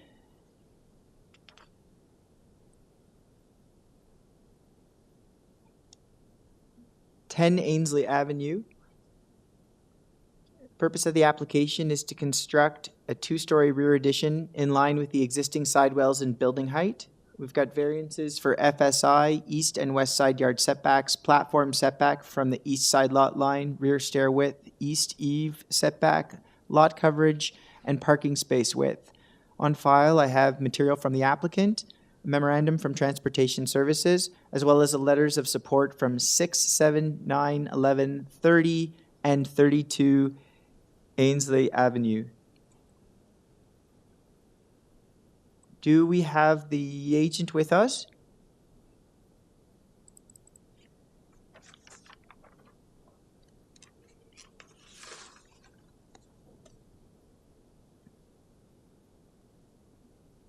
Just to confirm as well, I believe we have the homeowners as well, but I do have a side note that they won't be presenting. So just to confirm, we do just have the one speaker on this? Sorry, I am. Yes, I am the speaker, but I am the homeowner. Oh, speaker and homeowner. Okay, if you can just state your name and address for the record. Yes, my name is Sung Lee. I'm the homeowner, and my address is 25 the Esplanade. Okay, thank you very much. I just want to confirm, I know I asked, I just want to confirm we don't have any other speakers on this item. Through you, Mr. Chair, there are no other speakers for this item. Okay, thank you very much. Do we need to hear a full presentation on this? No. Okay. So I'm going to go back to the agent. I've just looked to my left and right. It doesn't appear we need a full presentation. I should ask if there's anything you'd like to say to the speak to the application. And actually, I should also ask. I'm assuming that the application is going forward without any changes. No, there will be some changes. Aha. Okay. So. Let's pull up the public notice, and I'm going to ask you to take us through each of the variances and tell us what is being changed. Okay, so there's going to be 3 variances changes. So I'm removing variance 7. We're going to go through one at a time. Let's start with variance number 1. Okay, that is staying the same. Okay. And number 2 is staying the same. Yep. 3 is being reduced from 0.48 to 1 meter. It's being reduced. Oh, sorry, increased. Yeah. Sorry, increased. The setback is being reduced. The setback's being increased from 0.48 to 1 meter. Yes. And for variance 4, hold on. From little bit of confusion here. We're just going to backtrack. Yeah. Let's go through this one at a time. I need you to just I don't want any confusion. So the first variance for floor space index, you've indicated to me that there's no change to that variance. No change. No change. Okay. And the second variance with respect to the east side yard setback. Oh, I'm noticing you guys are showing a bit different variances than what we've seen. We're going to work off the public hearing notice. I suspect you're probably looking at the zoning review. Yes. Okay. I'm going to give you a minute. Staff have the public notice on the screen. I'm going to ask, do you have a copy of the public hearing notice with you? Yes, I do. It's the one with 8 variances, just to confirm. Yes. Now, okay. we're going to go through. Let's go through in the order of the variances that are stated on the public notice. Okay, so we're on variance number 2. Okay. And the variance would be, yes, the east side setback is going from 0.048 to 1 meter. To 1 meter. Okay, thank you. And for number 3, no, that's staying the same. Same, okay. Let's see. 4 is the platform. Yes. The platform the platform setback is going for from, oh, sorry, that's confusion. Switcheroo. Number 2 was changing the same. Number 2 is the same. Number 2. 3 is the same. Okay. And number 4 is what's changed. I was confusing number 2 and 4. Apologies. Okay. So I'm going to clarify this. This seems to be a bit of confusion. Yeah. So number 1, 2, and 3 are the same. There are no changes. And correct. We're on number 4. The platform. Correct. And for the platform setback, that is going from 0.48 to 1 meter. To 1 meter. Yes, correct. Okay, and that's variance number 4. Okay, variance number 5. Yes, that is being changed from 3.35 to 2.5. 3.35 to 2.5. Okay. Correct. And number 6? 6, that's the same. 7, that's the same. Okay. And we're removing number 8. And removing number 8. Okay. No.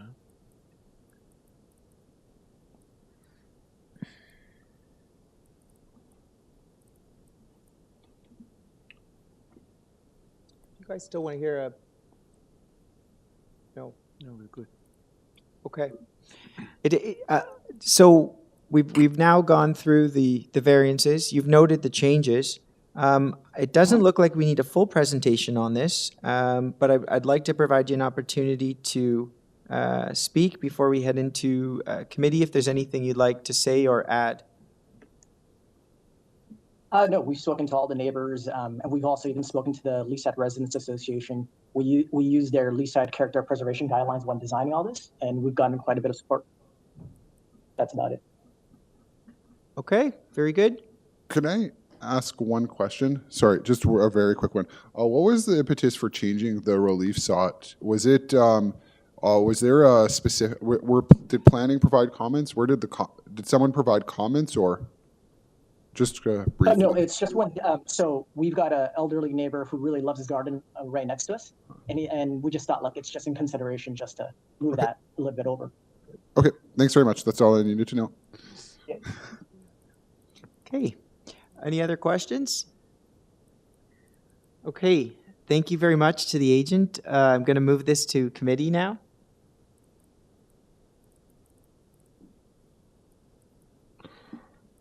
I'd be happy to make a motion. Okay, Mr.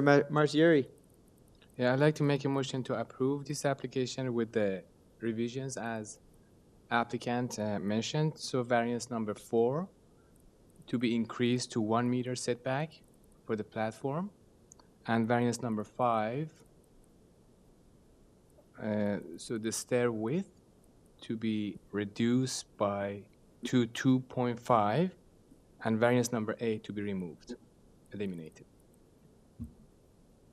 Okay. Do we have any, and I'd like to second. Second, just confirming we don't have any recommended conditions? There is no recommendation. I think there's a transportation memo, but I think it's about the parking space width that the variance is being removed, so. Okay. I did see that as well. Okay, we have a second from Mr. Auspitz. All in favor? Can I just clarify variance 5? Sorry. Of course, yes. I think the motion said reduced by 2.5, but I think it's reduced to 2.5. To 2.5, correct. Yes, okay, just to clarify. Thank you for that clarification. Yes, that's important.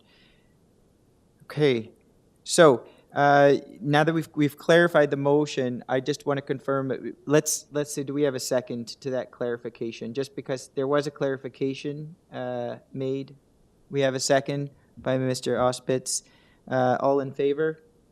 Okay, the motion passes. The application is approved. Awesome. Thank you. Thank you.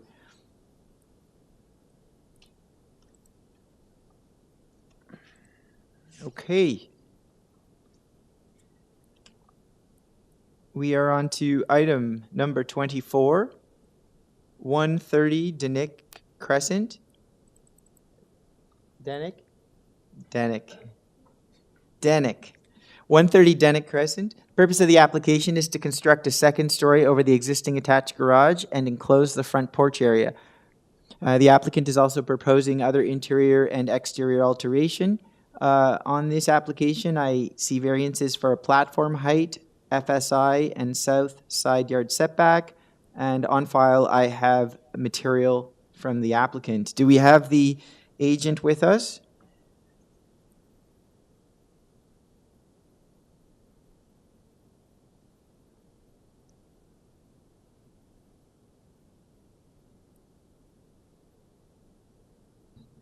Through you, Mr. Chair, I've unmuted Kelly Lem. I believe he's the agent. Okay. Good evening, Mr. Chair, members of the committee. My name is Kelly Lem. I am the agent. Okay. Your address? It is 201 Wicksteed Avenue, Unit 15 in Toronto. Okay, thank you. Do we need to hear a full presentation on this? Okay. Going back to the agent, I've just looked at my colleagues, and it doesn't appear that we need a full presentation on this. Is there? I'm going to turn it back to you in case there's anything you'd like to say prior to us heading into committee. There are no changes, and I just want to add that my client did speak to the surrounding neighbors, and they received 9 signatures of support, which both includes both the immediate neighbors as well. Thank you. Thank you. And I thank you for noting as well that the application is going forward as initially submitted, and there are no changes to the application. So if there are no other speakers and we don't have any questions, I would like to move this into committee.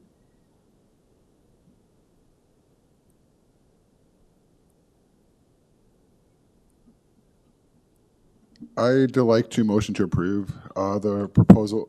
There's no, I see that there's no comments from staff, and the application meets the general intent and purpose of the official plan. Zoning bylaw is appropriate, and the variances are minor in nature.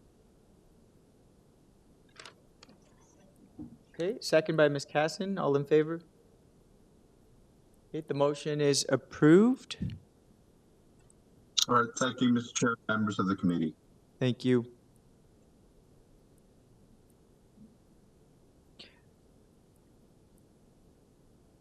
Yep, number 25, we deferred earlier, 857 Glencairn Avenue, which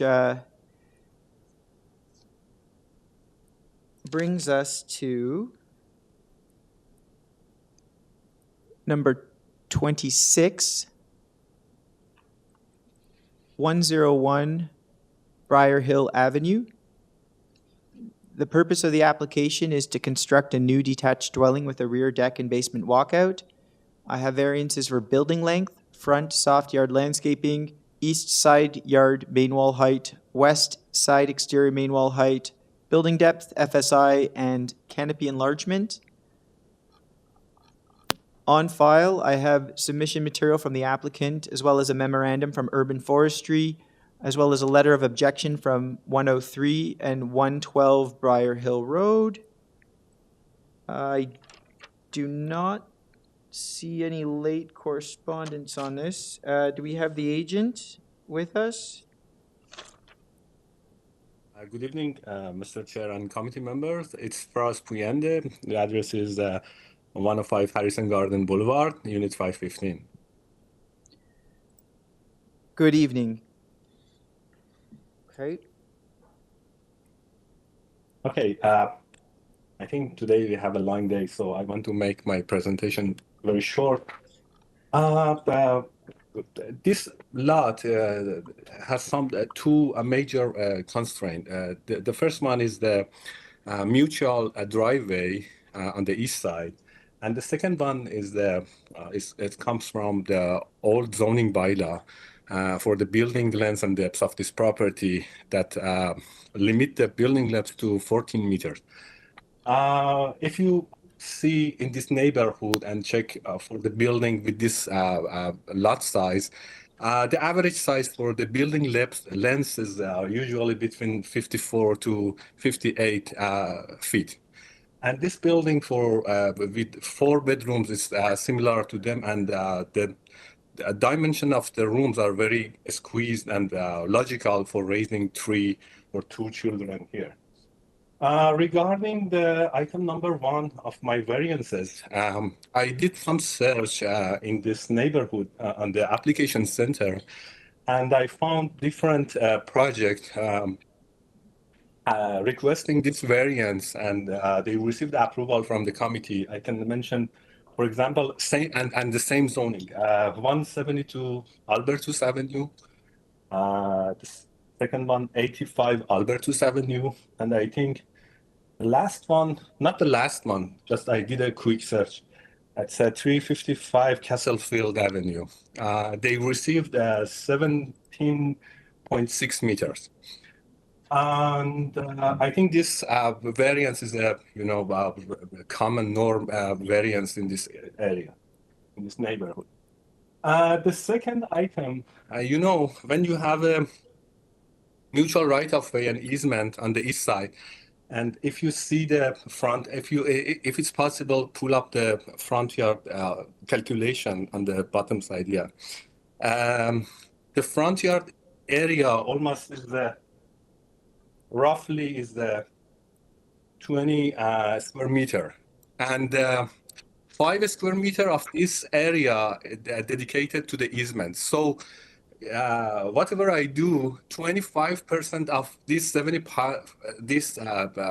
area is dedicated to the easement. So I cannot do, I can do nothing here. The only thing that I can suggest, and I cannot, and there is no way to comply with 75% to have this landscaping. In my understanding, these soft landscaping purposes, some is for visual, and the other one I think is for absorbing the runoff. I can suggest the driveway to be like a permeable driveway here to absorb this deficit amount for 75%. The item number 3, I think it's very minor. It's just 11 centimeter, less than 5 inches. Item number 4 is the same as item number 1, as I mentioned. Item number 5, if it's possible to pull up the section, I think the last sheet, yes. Here. Yes, thank you very much. I want to mention that mid of the basement. Based on the new bylaw, when the established grade is below the mid of the basement area considered as a first floor.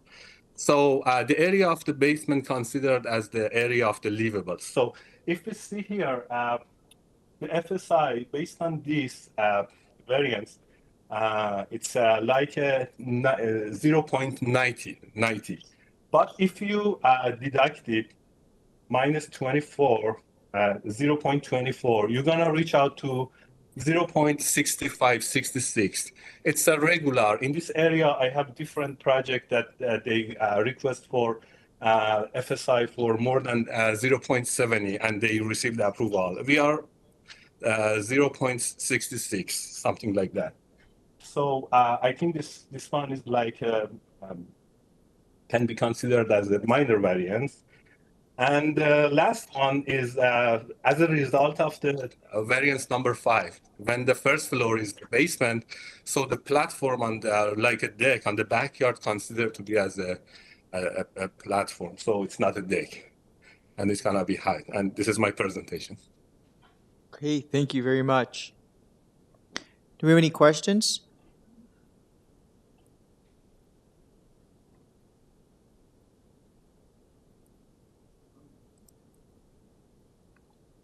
I'm looking at the drawings and I see that it appears that the building length would be in alignment with the building length of the adjacent dwelling numbered 99 Brier Hill.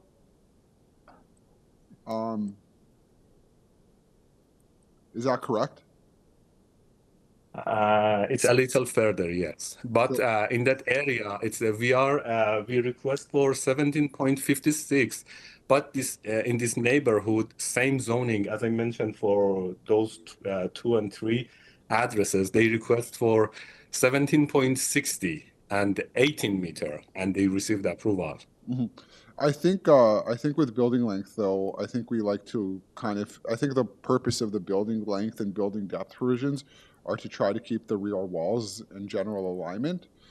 But this one, like it projects, like how much does it project beyond 99? Let me, I can check on my drawing, if you give me a chance, please. Projection is probably about what the variance is. Less than 3 feet. Okay. Less than 3 feet? Okay, thanks. Thanks very much.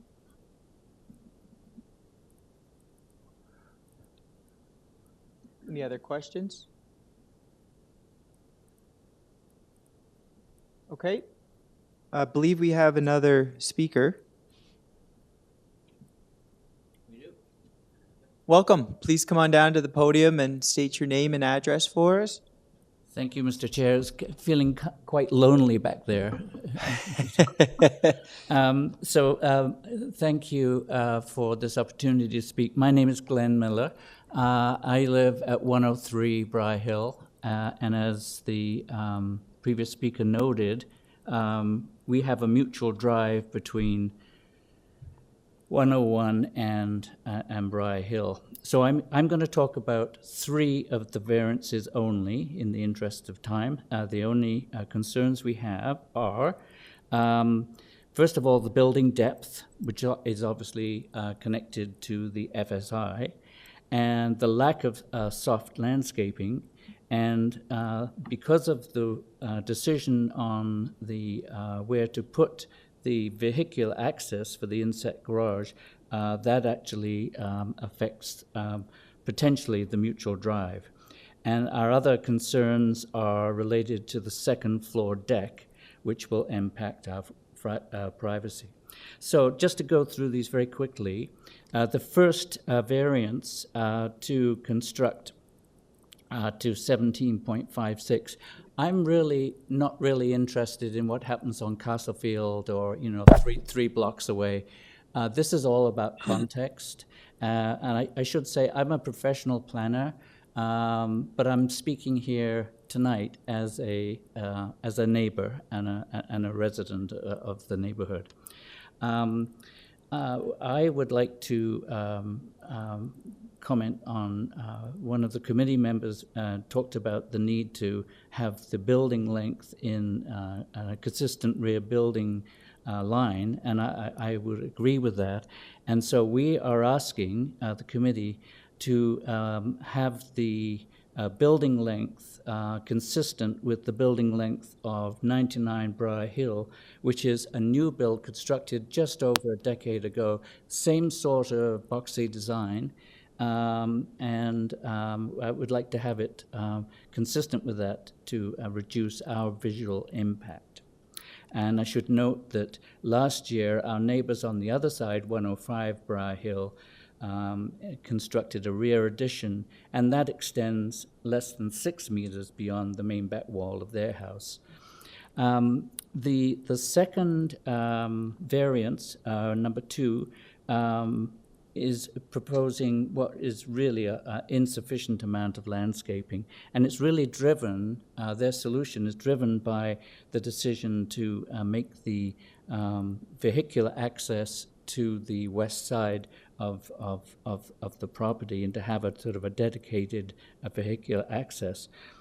The problem that I see with this is that it actually removes or potentially impact and will probably cause the removal of 2 rows of fir trees which currently are in between 99 and 101, and all of the soft landscaping, extensive landscaping in front of the property. There are a number of bushes and 2 small trees, as well as the replacement of the grassed boulevard with interlocking bricks. So that is a bit of an issue. And a related concern, because of this design, the new vehicular access is going to be constructed at a different grade or potentially at a different grade from the existing mutual drive. And this could potentially compromise our physical and visual access to 103. Let me try to explain that. The established grade of the proposed garage is approximately 1 meter higher than the grade of the street. So the new driveway would slope up to the inset garage from the street. And as shown, the dedicated driveway provides direct vehicular access to the street, but there's no indication of the slope or the impact on grades. So the last variance that we are concerned with is the excessive floor space index to permit the to go from 0.6 to 0.895, almost 1. And so we would ask that that be reduced to match the FSI of 99 Brier Hill, which, as I explained, is a very similar kind of building constructed just over a decade ago, and that's at 0.79. So I think that would be our request. And in order to protect our privacy, the proposed second floor deck at the rear of the building is going to be accessed by a massive external staircase with approximately 12 steps high. And we would ask that that be redesigned to be closer to grade, where it can be easily accessed from the proposed basement walkout. And in a further comment on context, our neighbors at 105 Brier Hill just have finished an addition, and they've made provision to make their new deck at grade. And in terms of consistency for this section of Brier Hill, that's what we'd like to see. Thanks very much. Thank you. Okay, may I speak? Not yet. I'll let you know when you can. We may have some questions of the speaker that I'd like to put out first, in case we've got any questions.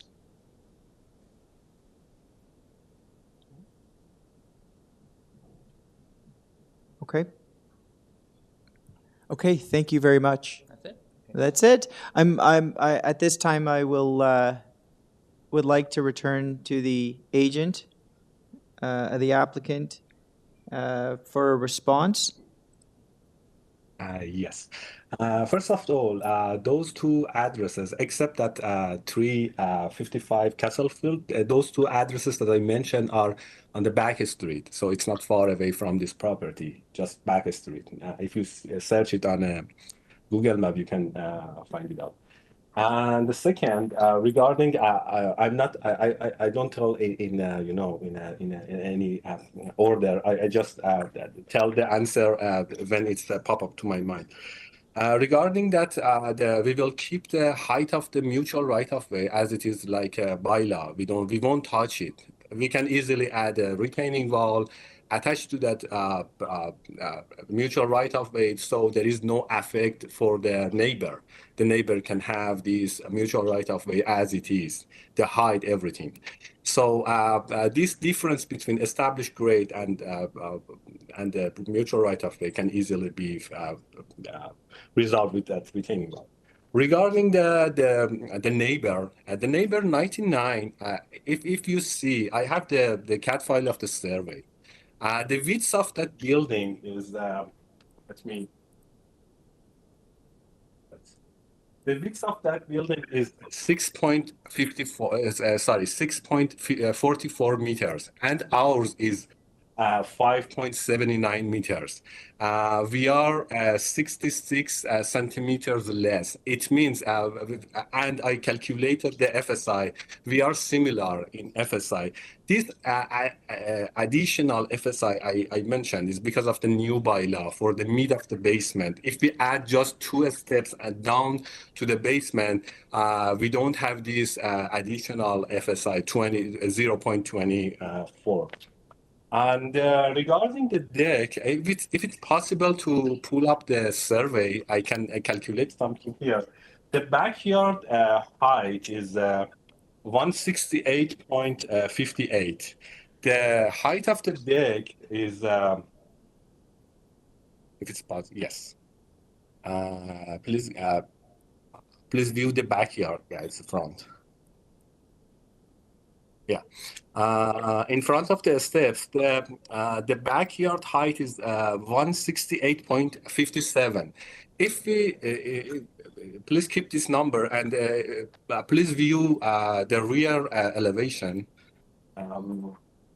If we calculate the numbers, the height of the deck, the proposed deck from the backyard is 1.66 roughly. The main floor height is 170.39 minus 50 centimeter minus 168.18. So if you deduct it, you're gonna reach out 1.66 meters. So I have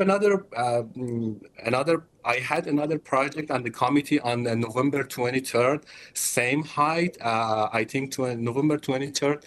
We have the concern regarding the privacy. The privacy is very important for me too. So, but at that committee, the height approved for this was something 1.70, and nobody mentioned something regarding the privacy. By the way, if there is a concern from the east neighbor, we can add a privacy fence on the east side, or maybe we can add 2 steps in front of the windows and lower the height of the deck to 1.5 meters. Sorry, can I clarify? Is there any relief sought for the deck? If the height of the deck is, as I know, if I'm wrong, please correct it. As I know, based on the bylaw, if the height of the deck is less than the 50% of the width of the building, it's in the bylaw. And if it's the height of the deck is sorry, less than 1.20 meters, it can be any size. Sorry, my question was, have you applied for any relief related to the deck? Like, have you applied for any variances that are specifically related to the deck, or that would relate to the deck? Oh, I believe it's an as of right. Okay. Okay, thanks very much.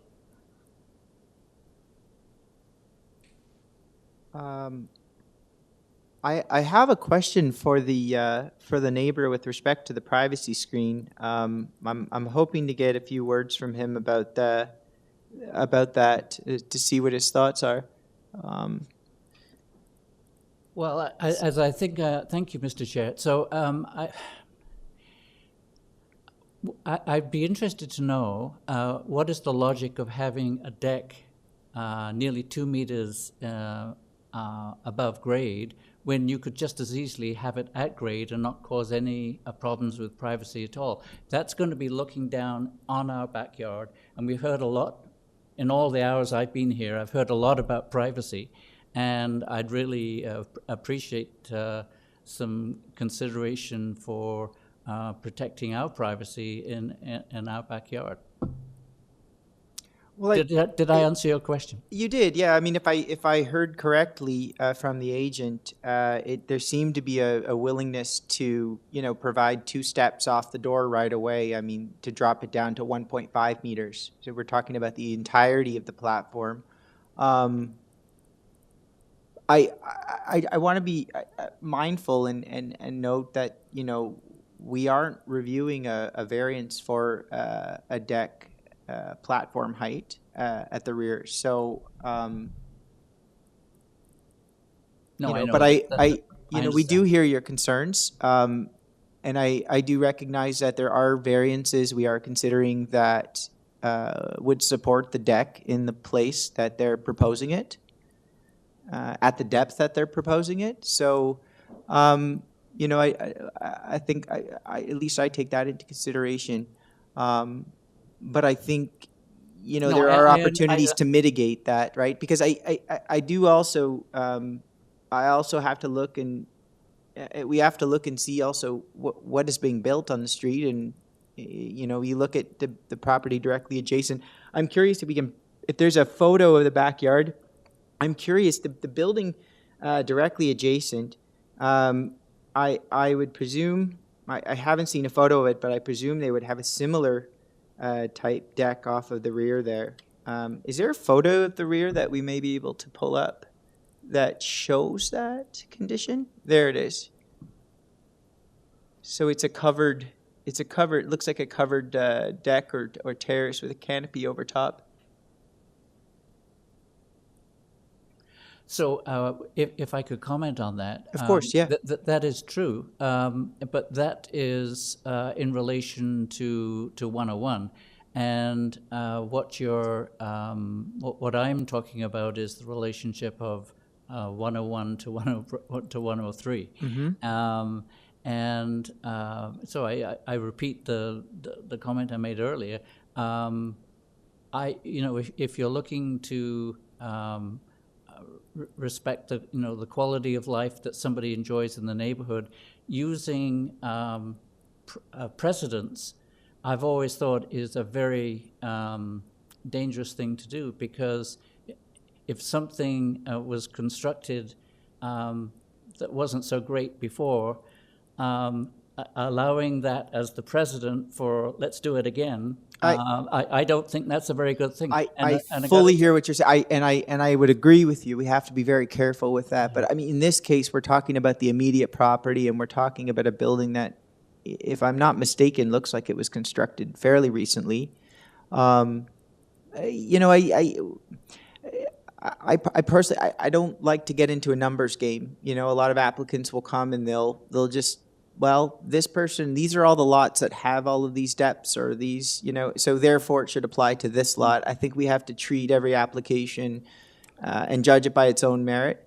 But in this case, we're trying to address a very similar structure that is built on the property adjacent to the subject land, right? So I'm trying to just get a little bit more information here with respect to, you know, context, right? And then just trying to understand that. No, fair enough. And it is true that this proposed design is very similar to the one at 99. And so I can't argue against that. What you're seeing there, by the way, is the vine that was not kept up. The house has been empty between June 1st and November 30th at 8:30, just before the vacancy tax would become due. So that vine, we actually had to call the city because the new owner hadn't taken care of it, and we couldn't sit outside because of the wasps that attracted to that. And so I guess if I'm sort of being honest, I'm really concerned about whether this new owner is going to follow through on all of the promises that are being made, because we've heard several different versions. Fair enough. I understand that concern. We have to be very careful that just to deal with the planning matters, right? Specifically planning matters right. before us. But your concern is duly noted. I appreciate that. Thank you so much. Thank you. Do we have any more questions? No. Okay. I will provide, since I just did ask a question of the person speaking in opposition, I will just like to check in with the agent just to ensure that there's no further words before we head into committee.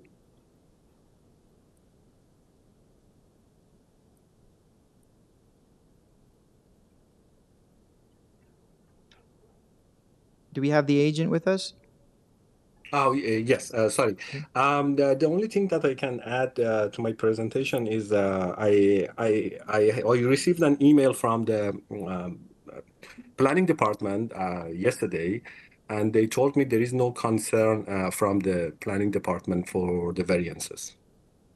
Okay, thank you.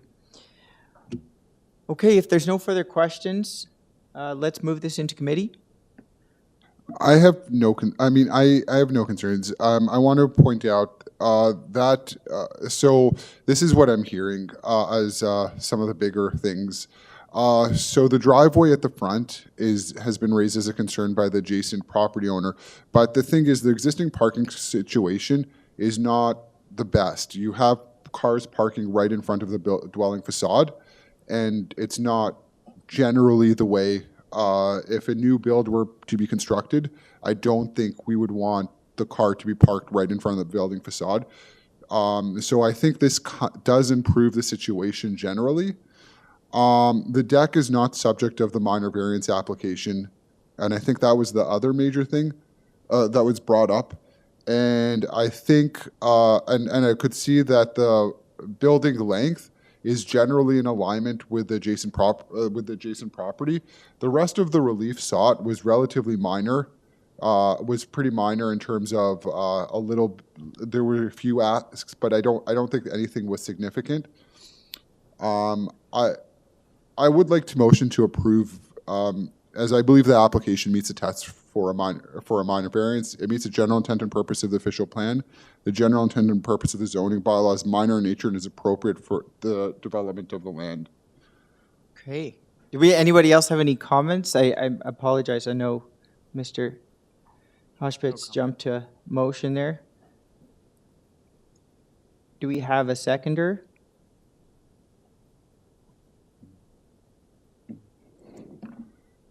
Sure, I'll second it. Okay. All in favor?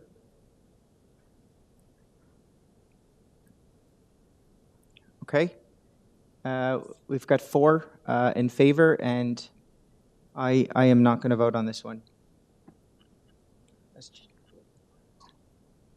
Okay, the application, the motion is approved. Thank you.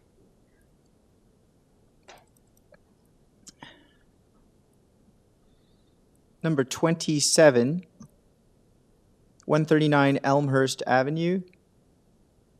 Purpose of the application is to construct a deck at the rear of the existing single-family detached dwelling. We've got variances requested for east side yard setback, west side yard setback, as well as floor projection. On file, I have material from the applicant, including a staff report from community planning, as well as a support letter from 135 Elmhurst Avenue. Do we have the agent with us?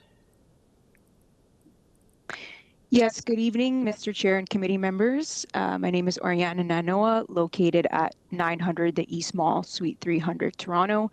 I'm the planner on file, and I'm here on behalf of the property owner.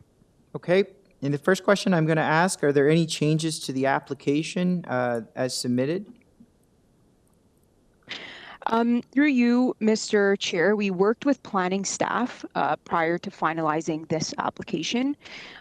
They made a recommendation to reduce the deck projection by 1 meter, which the owner undertook, and that resulted in the variances in the application that is in front of you today. Okay, so specifically, let's just pull up the public hearing notice. So just to reiterate, which variance of the 3? That is number 3. That's correct. It is number 3. Okay, so we're talking about the projection of the floor from the rear main wall, and that the new number is 3.88. 3.88, which is a reduction from 4.88. It's a 1 meter reduction. Okay. Yeah. Just give us a moment.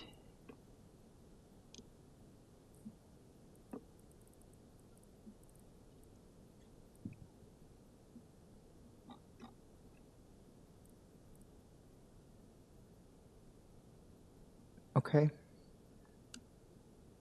Members, do we need a full presentation? No. Okay, it appears we don't need a full presentation. I will turn it back to you to see if there's anything you'd like to add before we head to committee or ask questions of you. Through you, Mr. Chair, I am okay to proceed. Okay, thank you very much. If there's no questions of the agent and applicant, we'll move to committee.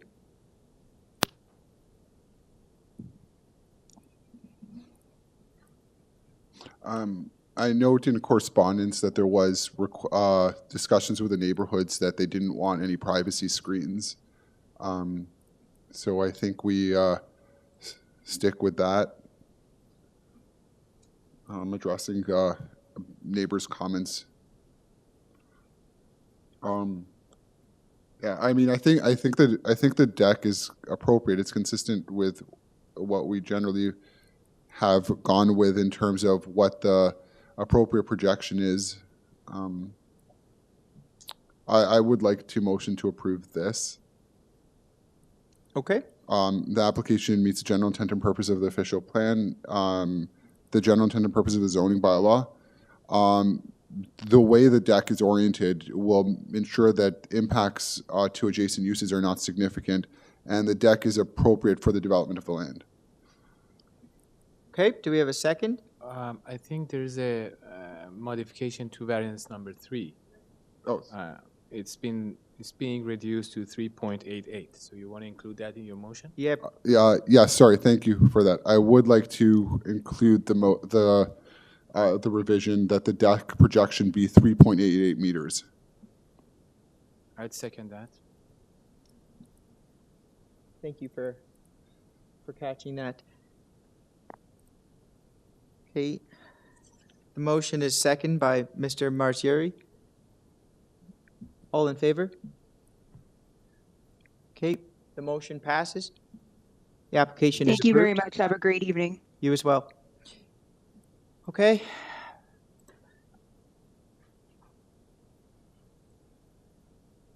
We're moving along to item 20. Actually, before we head to 28, and I know we're making such good progress, I would like to ask if anybody is in need of a short break. Yeah? Okay. I think that would be a great time. Okay. In that case, let's break for a washroom break and reconvene at 9.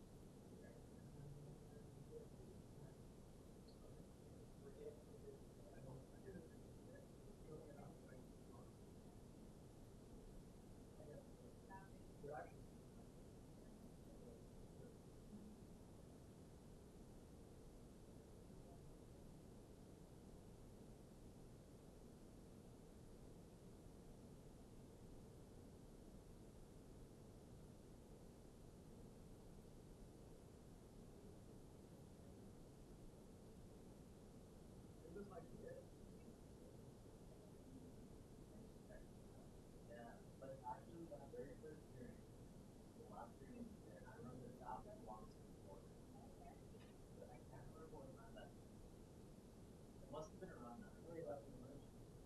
I thought it was about yeah, that was funny.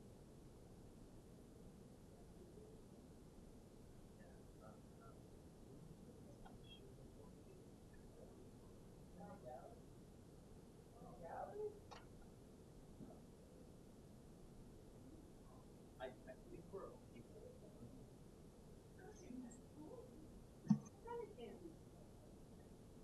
really chewy Crescent. So I have some nuts if somebody wants to share.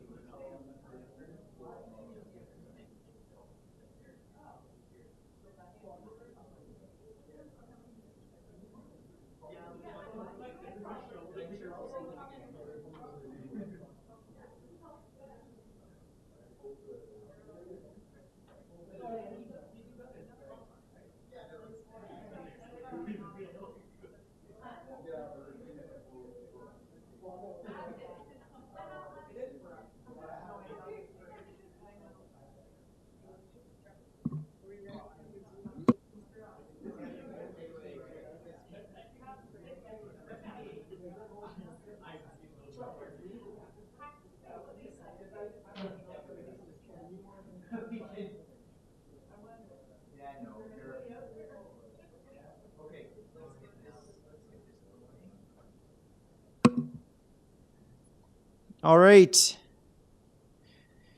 We are back and in the home stretch. Okay, we're back and heading towards the home stretch. Item number 28, 83 McCrae Drive. Purpose of the application is to propose, is a proposal to build a new two-story dwelling. The design of the rear porch requires additional variance to previously approved minor variances in another application that's been noted on the public notice. The variance before us is for rear yard canopy side yard setback. I have material from the applicant as well as supporting material from letters of support, I should say, from 77, 79, 80, 87 McRae Drive, as well as 32, 36 Rumsey Road and 52 Hannah Road. Do we have the agent here? I'm here. Good evening, Mr. Chairman, members of the committee. My name is Richard Mann. I'm the architect and agent for the owners of 83 McCrae Drive. I live at 153 Woodhaven Park Drive in Oakville, Ontario. Okay, thank you very much, Mr. Mann. I noticed that we have a second speaker. It's the homeowner. I presume they're not here to speak in opposition. No, I believe not. They're anxiously awaiting. Okay. That said, we have reviewed the file. I don't see any other speakers. Can I just confirm with staff that there are no other speakers to this file? Through you, Mr. Chair, there are no other speakers registered to speak.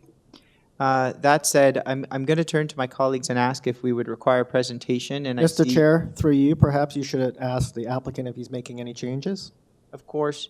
Thank you, Mr. Secretary Treasurer.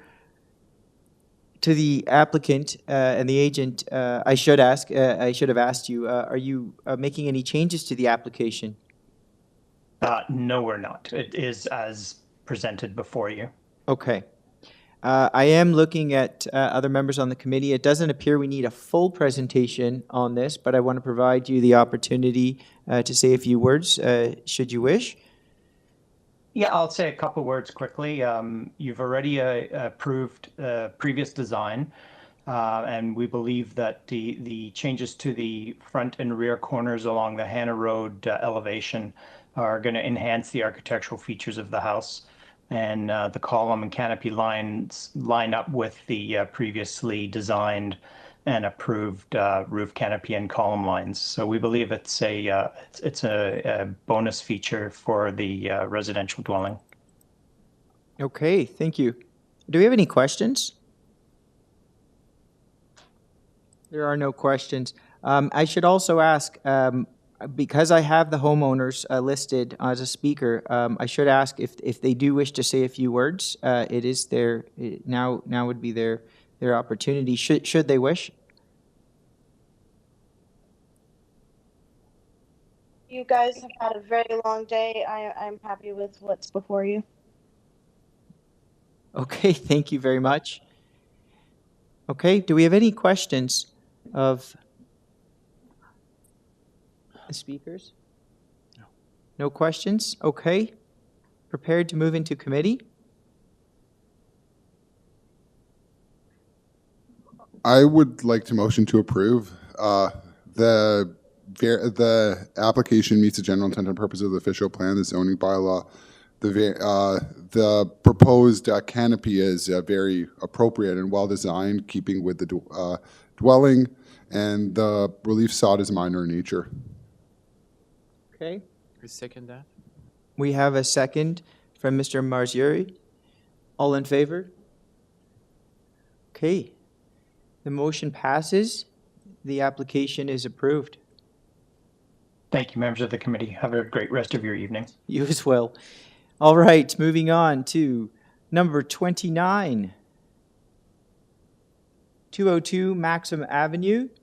The purpose of the application is to construct a new dwelling with variances required for building height, side main wall height, number of stories, elevated platform area, as well as north and south side yard setback. I have submission material from the applicant, as well as a staff report from community planning, as well as a letter of objection. Just checking to see, do we have any late correspondence on this? I don't see any. Do we have the agent with us? Hello, I'm here. Good evening. Hello. You could just state your name and address for us. My name is Joe Battaglia. I'm the architect, and my address is 1050 McNichol Avenue, Unit 14 in Scarborough. Okay. First thing I'm going to ask, are there any changes to the application? The changes that were requested, is that what you're talking about by the planning in order to have their support? I do see that planning has requested some changes. I'm asking whether or not you would like to make changes to the application, and if so, let's pull up the public notice and go through the variances just to note those changes. Yeah. I limited variance number 1 for the proposed building height. So number 1 is eliminated. Yeah. Okay. The modified variance number 2, the proposed side exterior main wall height from 8.5 to 7.96 meters.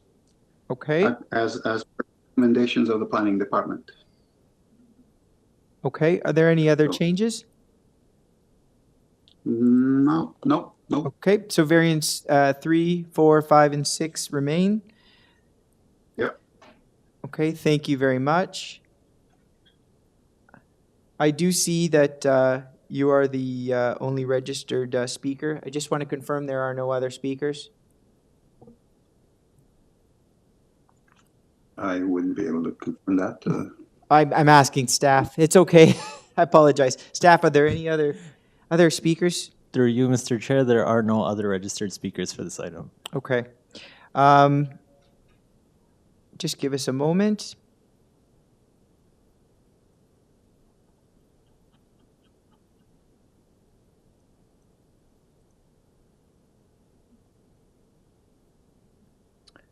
We need to hear a presentation on this.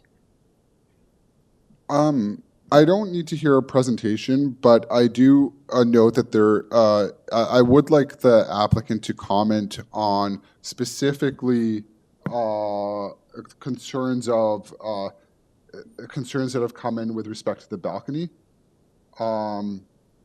Yeah, so the 24.4 square meter platform on the second story, where the permitted size is 4 square meters. The person who commented had concerns regarding the size.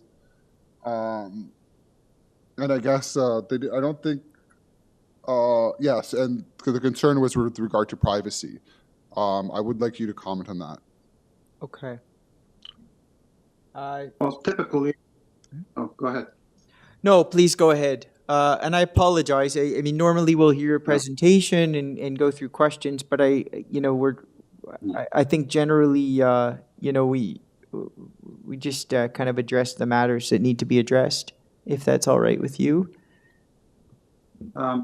Typically, what we've done in the past, as requested by the committee members in the past, is to put a privacy fence as the railing on the one side towards the neighbor.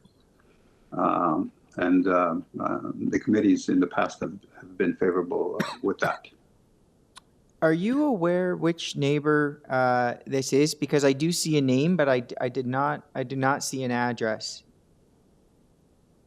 I'm not sure which one it is myself. So whichever one it is, we can do that. Miss Barma? But if staff, we can just pull up that letter. There we go. Yeah, Nalini. Usually we get an address. So we're not aware of which neighbor wrote this. I think she said 202. Oh no, that's ours. Sorry, what am I saying? Okay. That's not her. I don't know who she is either, but.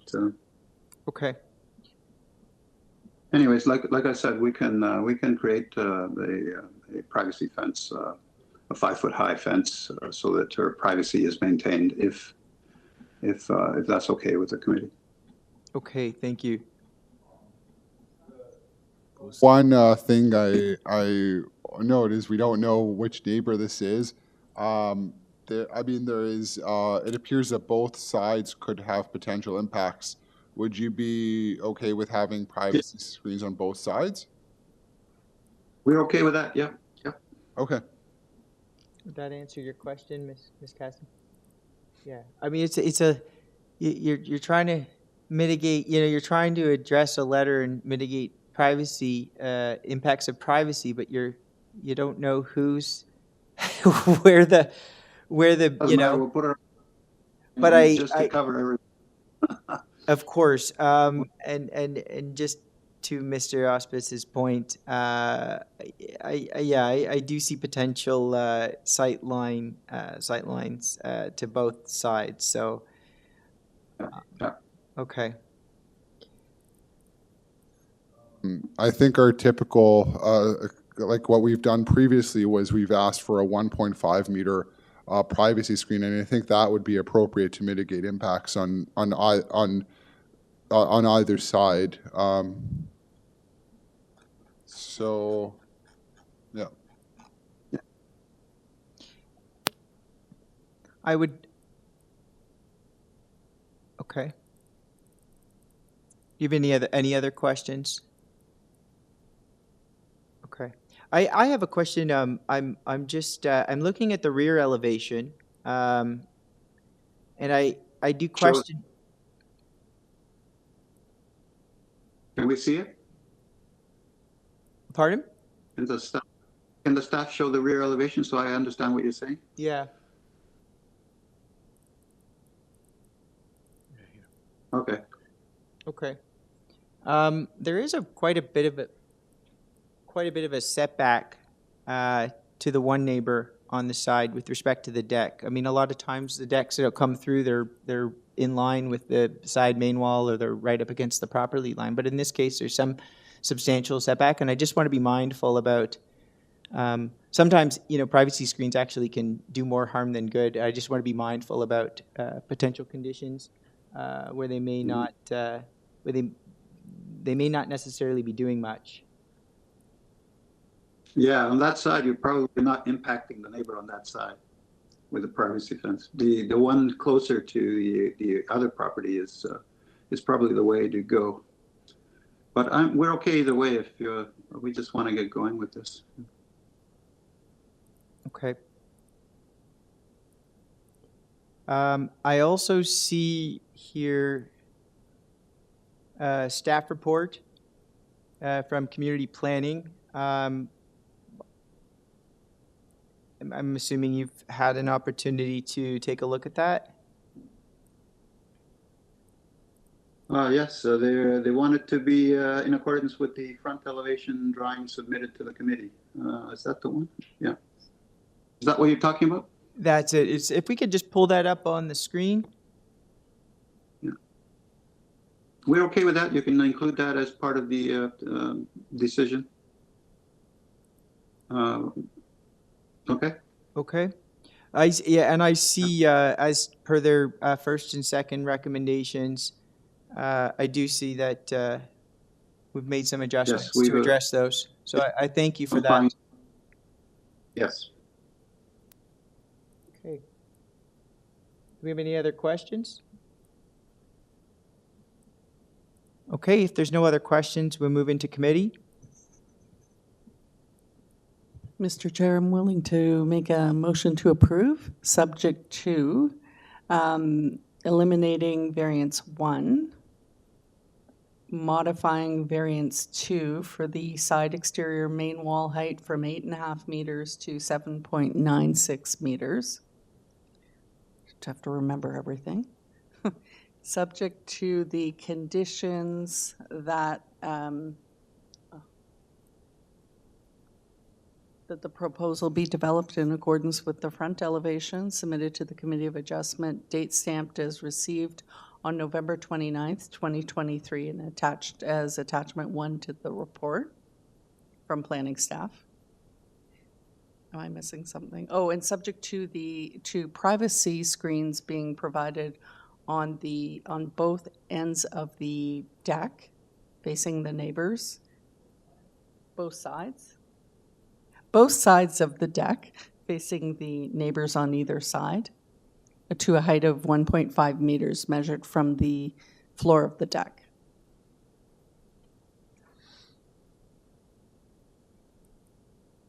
I would like to second that. Okay. All in favor? Okay, the motion passes. The application is approved.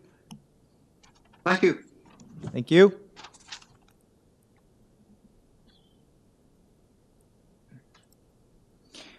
We've dealt with item 30, 19 Forest Glen Crescent. We're moving on to item number 31, 184 Golding Avenue. The purpose of the application is to construct a new dwelling. Variances sought are for rear deck projection in height, building height, side exterior, east side exterior main walls, west side exterior main walls, entrance height, lot coverage, number of stories, driveway width, west side yard setback, and east side yard setback. On file, I have material from the applicant, including memorandum from Transportation Services, as well as a staff report from Community Planning, as well as a memorandum from Urban Forestry. Do we have the applicant with us?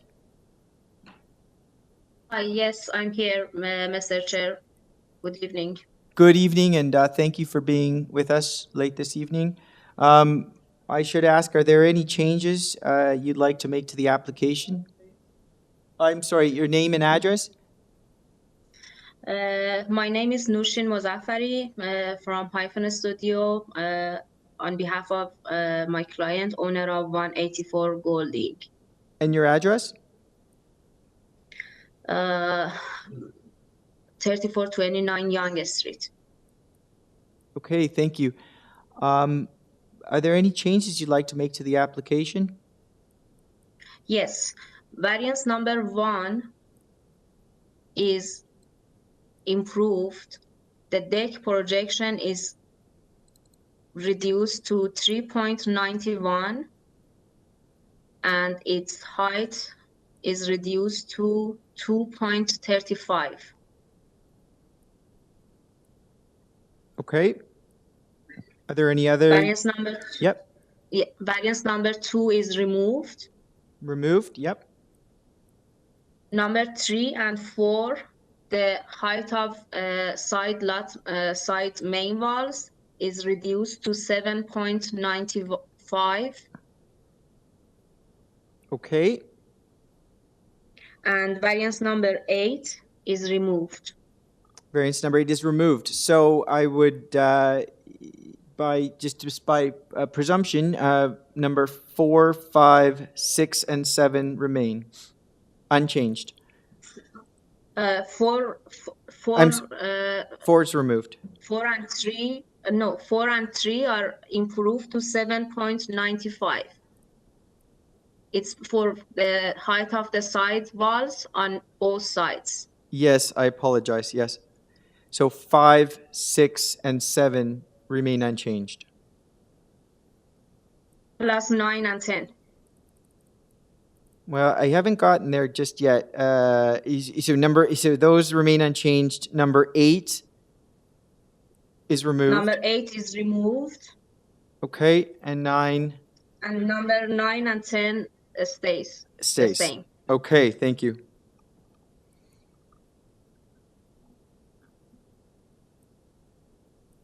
The application is, should I do my presentation? Just give us one moment. We need a full presentation from the applicant.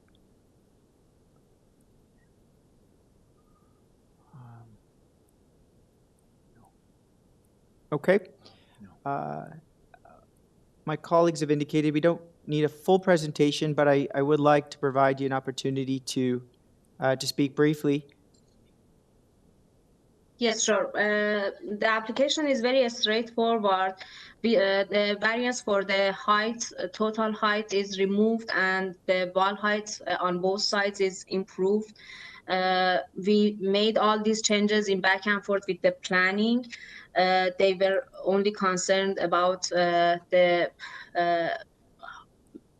total height and wall height variances, and also the deck. We have improved the deck projection and also reduced the deck height.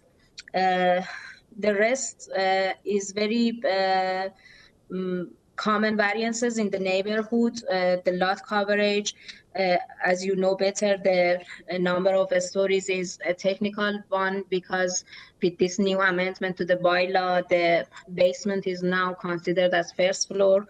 So the building, which is typical 2-story on top of garage, is now considered as 3-story. And for the side setbacks, the planning is asking to tie the decision to the site plan, because these numbers that we are asking for the side setback is only for the front portion of the house. On both sides, the setback is even more than required at the rear, and we don't have any objection from the neighbors as far as we know. And also we have removed variance number 8, which automatically satisfies the conditions of transportation, because the driveway, the width of the driveway was slightly more than allowed, and we have reduced the width of the driveway, so we are in compliance now. I would be happy to answer any questions if there is any. Sorry, one clarification. Okay, I got variance number 1. Sorry, the variances that you were removing, you said you were dealing with another modification based on transportation? We have removed variance number 8. The planning has had no concerns with that, but we still have removed that. It's not requested by the planning, because the width of the driveway was like 6 inches more than allowed, and we reduced the width of driveway. Still, we are okay with the condition that the transportation is asking for, but I believe if we didn't have the variance number 8, the planning, the transportation wouldn't even write a report on this application. But it's your decision to put the transportation condition or not.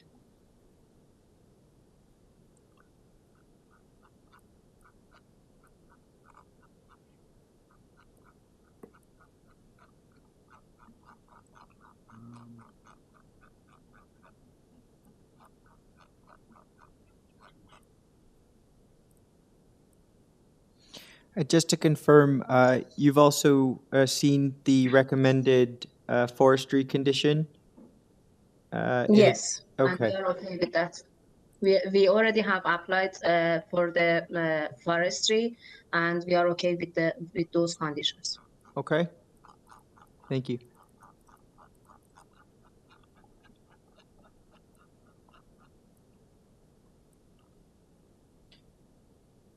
You have any other questions? If not, and there are no other speakers, we will move into committee.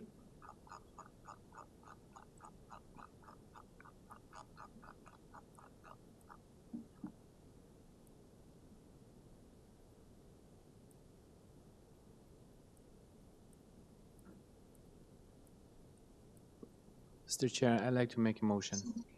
Okay. So I'd like to make a motion to approve this application with the revisions as applicant mentioned. So variance number 1, deck projection to 3.91 meter and height to 2.35. Variance number 2 to be removed. Number 3 and 4, height of the side main walls to be reduced to 7.95 meters. And variance number 8 to be removed. And also subject to the condition in transportation memo, planning staff, and also forestry. I just want to clarify. My understanding is that the condition from transportation was related to if you were going with variance 8, that had to be included, but not if we weren't going for variance 8, or the applicant was not going for variance 8, that transportation condition doesn't need to be included, is my understanding. I think they're still, well, I see they're still asking for a revised site plan. If we included the condition and transportation decided we don't need this anymore, would transportation just remove that? I believe so. Mr. They wouldn't necessarily remove it, but they would clear it at the building permit stage. Yeah. Okay. So there's no harm in actually including it because it would just be removed or cleared without any, okay. Okay. So do I have a seconder to Mr. Margieri's motion? I'd like to second that. Okay. Second by Mr. Auspitz. All in favor? Motion is approved. Thank you so much. Have a good night. You as well. Item number 32, 205 Burbank Drive. Purpose of the application is to legalize existing rear yard deck with a request for variance for side yard setback encroachment. I have material from the applicant as well as a staff report from community planning, a letter from the Toronto and Regional Conservation Authority, as well as a late letter from, it's very late, RNFP, Regional, I need to look up. I apologize. TRCA? Thank you, Ravine Natural Forestry Protection. Did I get that right? Natural Feature Protection. Thank you. I do, to Ms. Kasten's comment, I also see there are comments from TRCA. Okay. Do we have the agent or applicant with us? I'm here. Good evening. Can you state your name and address for us? My personal address or the Yes. client's address? Your personal address. We use this as a means to identify the speakers. No problem. Yeah, Jordan Route, 281 James Street, Oshawa. Okay, thank you. Just give us a moment.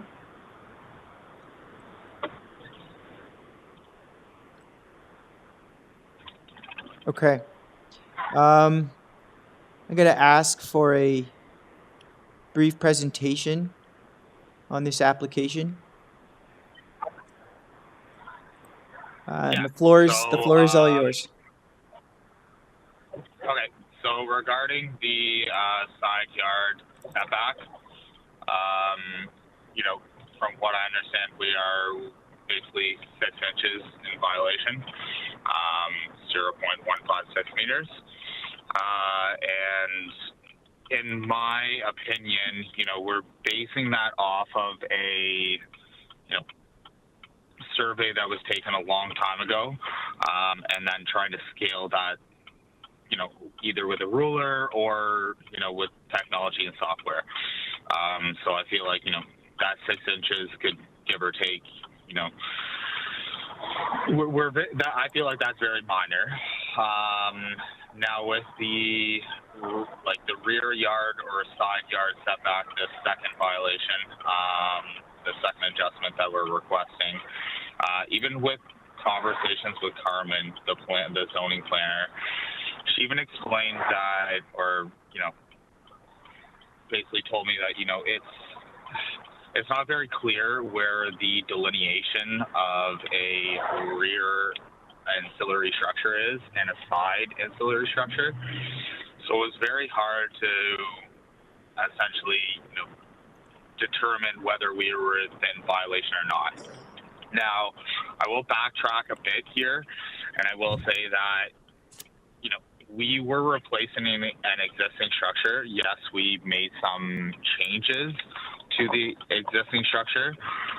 I am a contractor from Durham region. I was hired, you know, by Peter, great client, good person.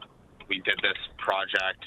We did not pull the, you know, required permits, and that was, I guess, a lack of, like, you know, planning on both of our parts.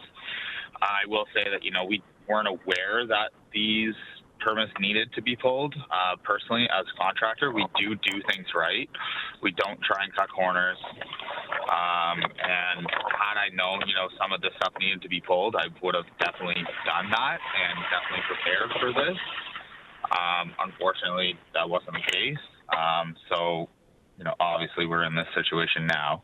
Okay, I'm just going to jump in. It does sound like TRCA is recommending a deferral of the application just to allow time so that to work out some things. And it seems from what you're saying is that there's still some unknowns in the air that need to be worked out.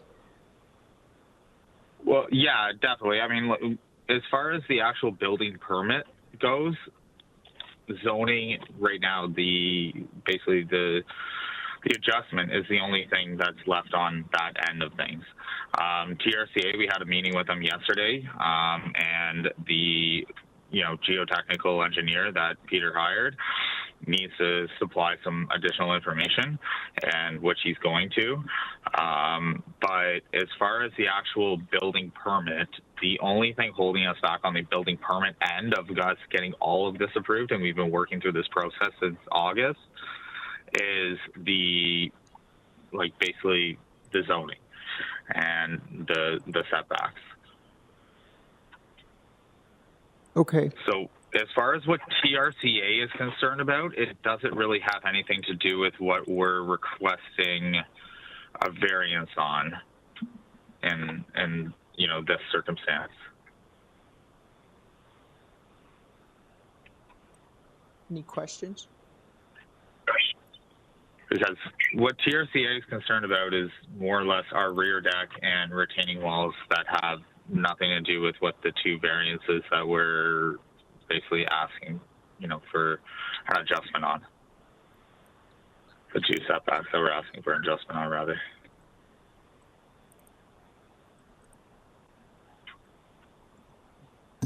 Question for the applicant. What is the purpose of the deck that wraps around on the south side of the property? Where does that go? So the deck wraps around essentially the east side and the south side of the property. And essentially they're connecting decks, and he has a garage, basically access door, and he has another access door to his kitchen. So it's just creating a flow was the goal of the client. That was his goal with, you know, this adjustment or this renovation rather. And we did, like I said, you know, he did have a side deck prior to this and side retaining walls and pavers. We did extend the deck from what, you know, was prior to that, and we did connect the two decks. They were not connecting before. Again, being completely upfront, we didn't apply for the building permit, this, that, and the other, the TRCA, all of that. But we've worked through with urban forestry. We've met all of their requirements to date. They're satisfied with the work that we've done to rectify basically the violations that they issued. and now we're just working through the actual building permit process and with TRCA, which I'm sure you guys are aware, this is a long process, but we're trying to navigate through it at this point.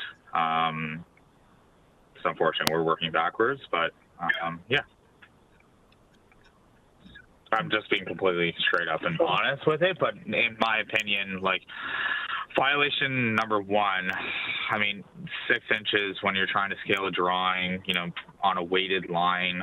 I scale drawings like surveys all the time. You put a survey into your software and you try and take measurements off it. It's a weighted line. 6 inches on 4 feet is so minor. If you know what I'm saying, right? I don't know if you agree or not, but that, and then the rear deck, I don't feel like it's interfering with anyone's day-to-day life. The second violation, and the second violation too, his house is actually in violation of the actual setbacks because of when his house was built. Like the building itself is actually within violation. I'm getting to that. I'm going to cut you off there. I mean, I just wanted him to. Yeah, I also note staff. Staff from community planning are also recommending refusal. Would you be able to speak to that as well? I mean, have you been in touch with community planning on this? Staff and community planning? No, we haven't been contacted by staff and community planning. Can we pull the staff report up from community planning? Thank you. Have you seen this report? Website? Is that on the website with all the documents attached to our file? It was.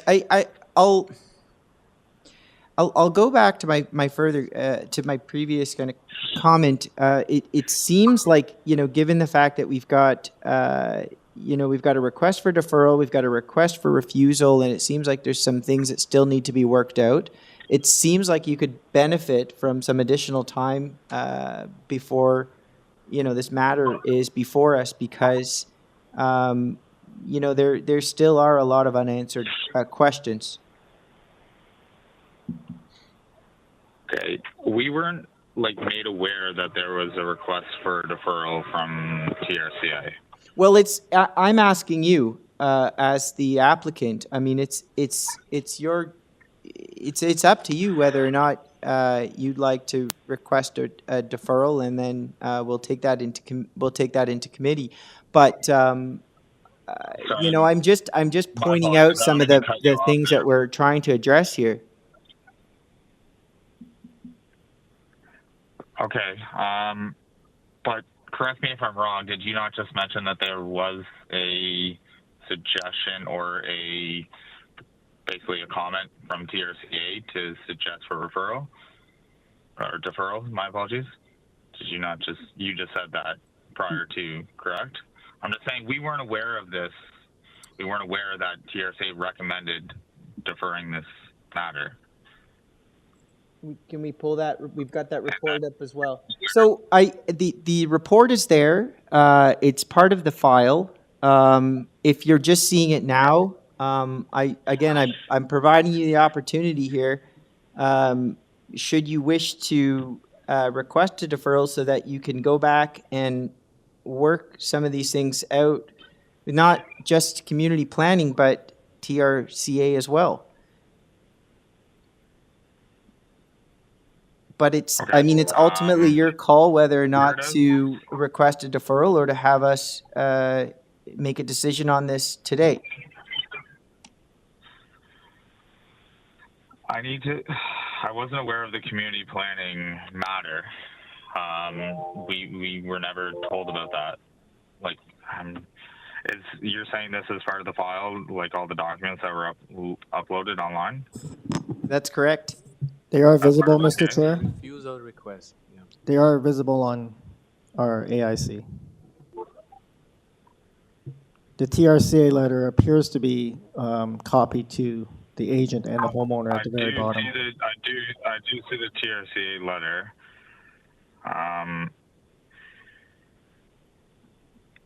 sorry, my apologies. If you could just give me 2 seconds, I just want to just open up our file here. And Of course. can you explain to me further the community planning and how that all works, and while I'm pulling this up, just so I have a little bit of education on that, because I wasn't aware of it, and then not something I'm familiar with, to be completely honest with you. Okay. If someone can elaborate on that, I would appreciate that. I could summarize it really, really, really quickly, but you really should read it Yeah, for no, yourself. I appreciate that. They do comment on privacy and overlook issues, and specifically because the deck wraps around the side yard. Like it's, so they're concerned about that. And so what I'm looking at the documents here. So when was that document uploaded? What's the date on that? December 1st? This document that we're referring to? December 1st. Okay. All right.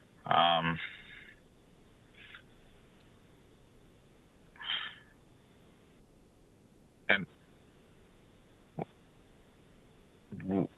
what is it? Sorry, you said they're concerned that it's wrapping around. And why is that a issue? So the issue, Like, obviously, I know that there's the variances, but like, you know, you're specifically referring to the fact that it's connecting to ancillary structures, essentially, right? That's what I gathered from your comment there, your summary. Well, they've provided comments. So, Mr. Chair, I'm hesitant to have the panel elaborate much more on a staff report. It really should be read and considered by the. Yeah, I would agree with that. So I'm going to give you a moment, but I'm going to ask you. I'm going to ask one more time. So if you know, I get the impression that you know, I understand that the Committee of Adjustment is perhaps not a familiar process to everybody, but as an applicant, you do have the opportunity to request a deferral so that you can go back and have a discussion with staff to address some of the concerns that have been raised. So that is your right as an agent or an applicant. But it is also your right to not request a deferral and to have us make a decision on this matter today. So given what we've some of the concerns that we've mentioned and some of the reports that it doesn't appear that you've had the opportunity to review and circle back with staff. I would put that I would put that question forward to you, whether or not you would like to request a deferral. Okay, and could you guys elaborate on what the, like, let's say, you know, we took this to committee today and, you know, you guys voted and gave your opinion on this. If we were to go back and, you know, come back to the Committee of Adjustment, what are the implications of that, the financial implications of that, or are there in kind of the latter, are there financial implications to us deferring this, and what would the timelines be to us deferring this as well? I'm going to refer that question to our Secretary Treasurer.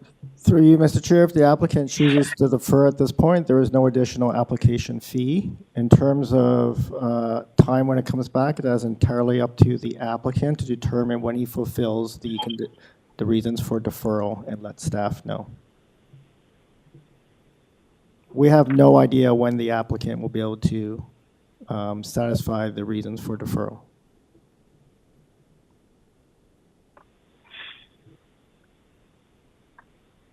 Satisfy the reasons for deferral. So you're just like, I'm sorry, I'm not trying to, I know you guys have had a long day here and everything. I'm just trying to, we've been through a long process here and I don't want to make the wrong decision here for my client, and I'm trying to work in the best interest of him, of course, and myself as well. But I mean, you just said, you know, obviously we need to review the documents, correct?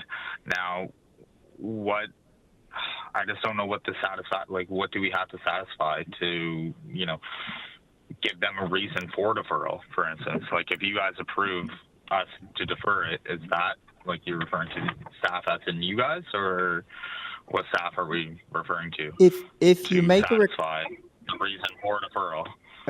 Okay, to answer your question, if you request a deferral and the motion for the deferral is approved, you then have the opportunity to go back and reach out to staff that have written reports and try to resolve some of the issues that they brought forward. And through you, Mr. Chair, the deferral would need a reason or reasons. Yes, and for the reasons, yes, and that, I mean, that would essentially, could satisfy a reason for a deferral, a motion for deferral here.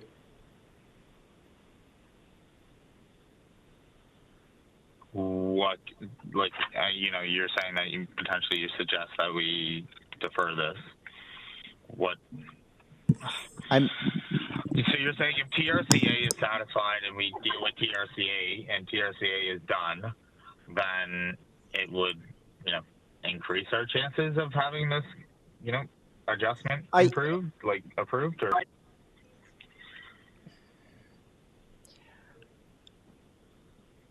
So essentially we have, like, I think there's, I'm going to ask staff to correct me, but if I make an error, but essentially it's my understanding that there is two options moving forward. There's either going forward with a request for deferral, or which will allow you to address comments, so being the NPCA's comments as well as planning staff's comments and concerns. Or the other option is going forward and requesting that a decision be made today. If a decision is made today, we can approve, or we can refuse, or we could approve with conditions. The issue being is that we're making a decision based on various agencies having concerns with the applications.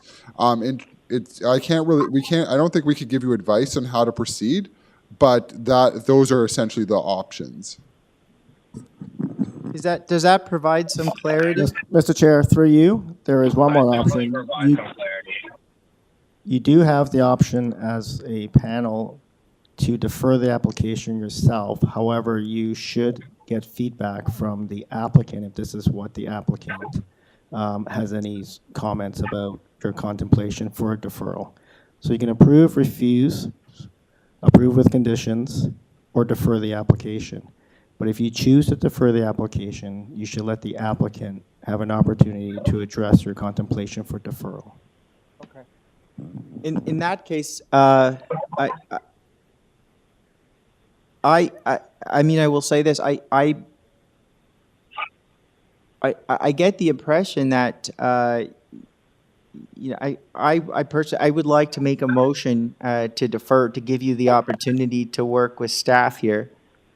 But that is your choice. If you, I mean, if you have anything to, I want to give you the opportunity to speak to that. To answer your question, as we've stated, there's no financial, obligation to come back and speak before the committee. But generally, when people, come to committee, they try to work. Generally speaking, they try to work through as many of these things that come up prior to the matter coming before us. Of course, and I mean, like, we have been working with the TRCA and with a geotechnical engineer and with geotopical surveys and, Toronto Building Services. We've been doing this basically since July. Mr. Chair, I think you really have to move forward with this one way or another. Okay, so I hear what you're saying, but we're gonna need to move one way or the other on this. I think we should go into committee. Is that possible, Mr. Chair?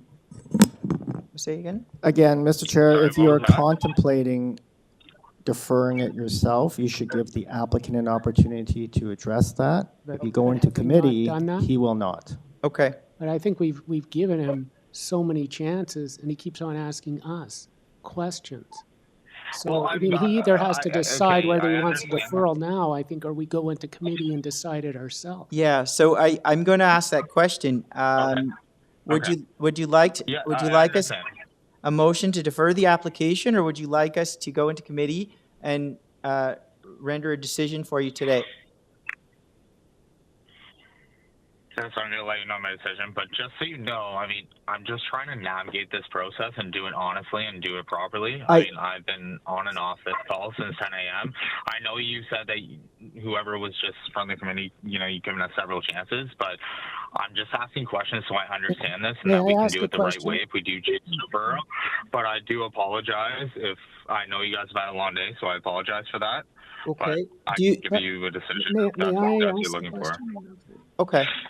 Okay. So, Mr. Chair, out of fairness, if the applicant has any more questions, we can try and help. Okay. It's been a hard process navigating, getting any answers from several people, right? Mr. Chair, it's not evidence we're listening to again. Navigate, and I'm not a lawyer. I'm not building a custom home. And I understand. Okay, I have to shut this down just for a moment. Okay. Cool. Sounds good. We had some comments for Secretary Treasurer. Mr. Chair, we're not, the opportunity for the applicant to ask questions should be open, but he's had his 5 minutes to present evidence. Yes. I also recognize that we've had sort of ample time to engage in a discussion over this, so I would like to move forward. Mr. Auspitz?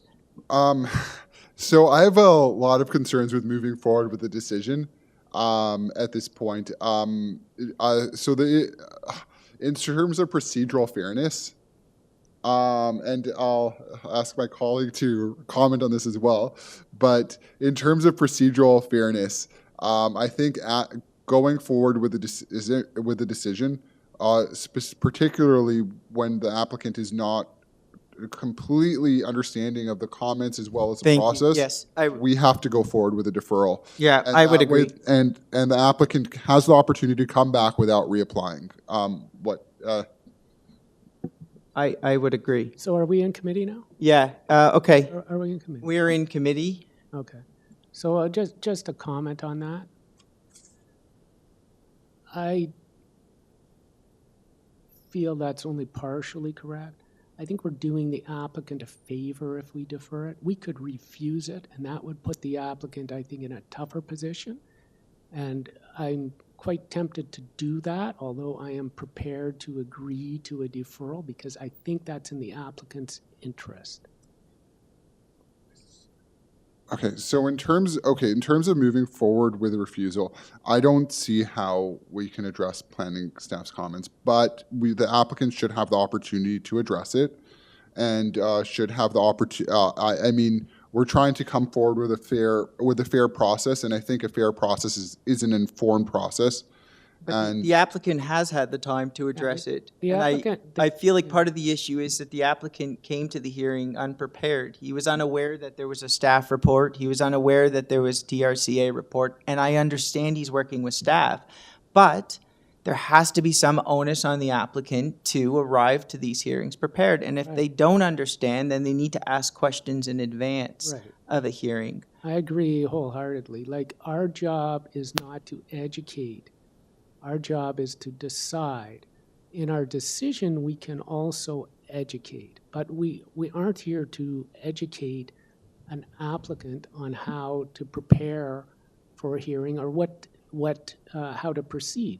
Yeah. So I believe, based on the staff reports before us and letters before us, in an ordinary circumstance with an applicant who understood the process, who was not willing to defer, I would move to refuse. In this case, the applicant does not understand the process. We could either move to refuse. I don't think we're going to move to approve based on negative staff reports and letters. We could move to refuse, which is what we would typically do, or given that the applicant doesn't understand the circumstances and we want to do the applicant a favor effectively, we could defer. So either way, I don't believe that we are doing injustice if we refuse.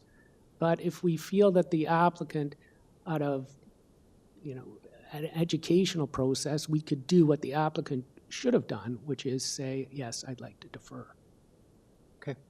Do you have an emotion that? I don't like the idea that an applicant is participating in the process uninformed. I don't like the idea that I don't think it's fair that it's someone that doesn't understand the planning process, that a decision is being put for. The decision is being imposed on someone who doesn't understand the process. That being stated, I do think if we do move forward with the deferral, we should make the suggestion that the applicant retain a professional planner or a professional in that realm to assist in the navigation of the process, because the issues that were brought forward are pretty complex. They're not easily resolvable.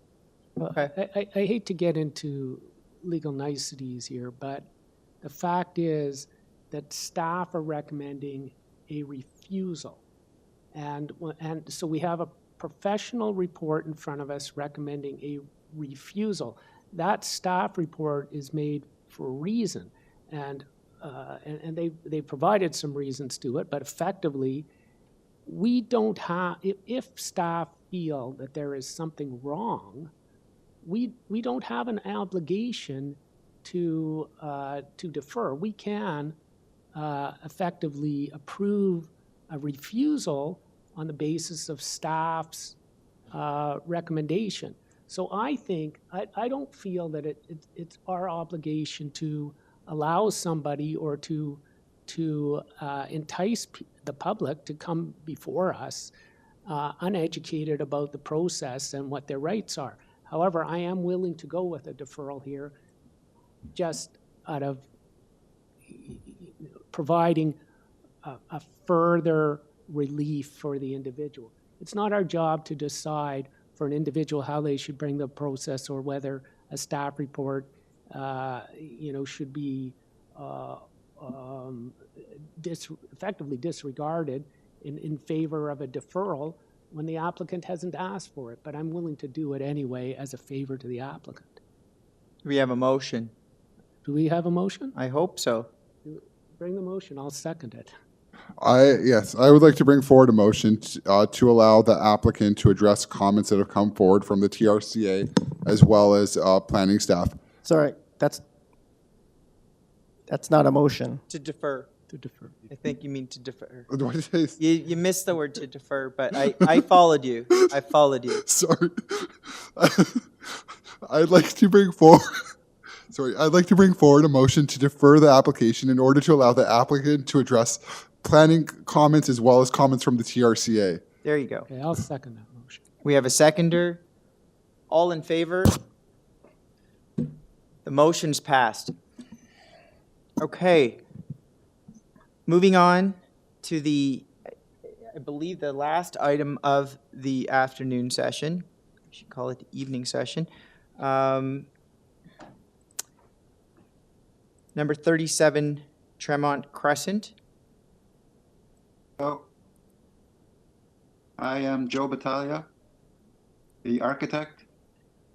My address is 1050 McNichol Avenue, Unit 14. Okay, thank you. Just hang on there.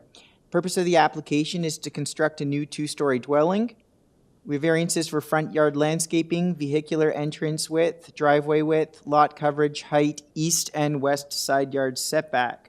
I have on file material from the applicant, memorandum from Transportation Services, letter in support from 26 Tremont Crescent, letter of objection from the Don Mills Residents Association, 22, 35, and 38 Tremont Crescent, as well as a late staff report from Community Planning. I'm just looking to see if any other reports came in. Here. And we, as well, we received some late objection letters. We'll ask to pull up on the screen. Okay, we have the agent with us. Yes. I'm going to ask for a brief presentation of the application. You have 5 minutes, and the floor is yours. But before actually I let you go, I should ask, are you making any changes to the application? Yes, in conjunction with our discussions with the planning department, we have reduced the coverage to 30%. Okay. From our previous 34%. Can we pull up the public notice, and can you just take us through? There's a total of 7 variances. If we can just go through one by one and just let us know which variances you're changing. Okay. Number 1, on a lot with a detached house, semi-detached house, duplex, triplex, fourplex, townhouse with a lot of frontage of 15 meters or greater. A minimum of 60% of the front yard must be landscaping. Yeah, you don't need to read it all, but so I apologize. It's just very late in the day. Sure. For proposed front yard landscaping, I see 57%, and that's changed, you said? Yes, what we've done is we've added permeable pavers. Okay, Which, we're going to get to that in your presentation, but right now, I just need to identify if you're changing any variances. We will get to the merits of the application, and I promise I will give you your full 5 minutes to present. But right now, we just need to identify changes or any changes to the variances that are on the public notice. Okay, so number 1 relates specifically to the front yard landscaping, and you've noticed that there is a revision to that? Yes, we have added permeable pavers that then will give us, we'll be eliminating that as a variance. Okay, so number 1 is eliminated? Yeah. The variance number 2, let's see what it is. No, variance number 2, we're not, variance number 2 with the garage variance, no, that's okay. Okay. Variance number 2 is okay. No changes? Yep. No. For the touch,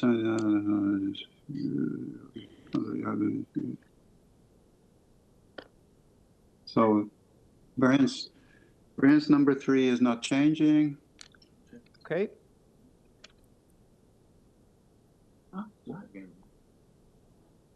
Variance number 3, no, that's okay. Variance number 3, oh no, that variance number 3 has been deleted too. Yeah, variance number 3 has been deleted. Variance number 3 has been deleted, okay. Yeah, so we don't need that one. Number 4, maximum coverage, from 20, we reduced number 4 to 30%, which is what the planning department has requested us to do. Okay. We had a letter from one guy objecting, but he was okay with 31%. Then we also had a letter from the counselor. We'll get to that. We'll get to that. I'm going to focus you again. We're going through the variances, and I just need you to let us know what the changes are, because right now we're noting this down. So when you present, we can follow. Okay? Number 5. Yeah. Okay. Let's change to 34 to 30%. Okay. Number 5. The permitted maximum height of the building. No, we're not. The planning staff was not really objecting to that, so we're going to leave that one in. Okay. Setback 1.8 meters. The side yard setbacks were not changing. The planning staff was okay with that. Okay, and that relates to variance number 6 and 7. So just to clarify, we're eliminating variance 1. We're eliminating variance number 3. And we're changing variance number 4 for lot coverage from 34% to 30%. Correct. Okay, thank you very much, and thank you for your patience as well. I am now going to turn the floor over to you to give us a brief presentation.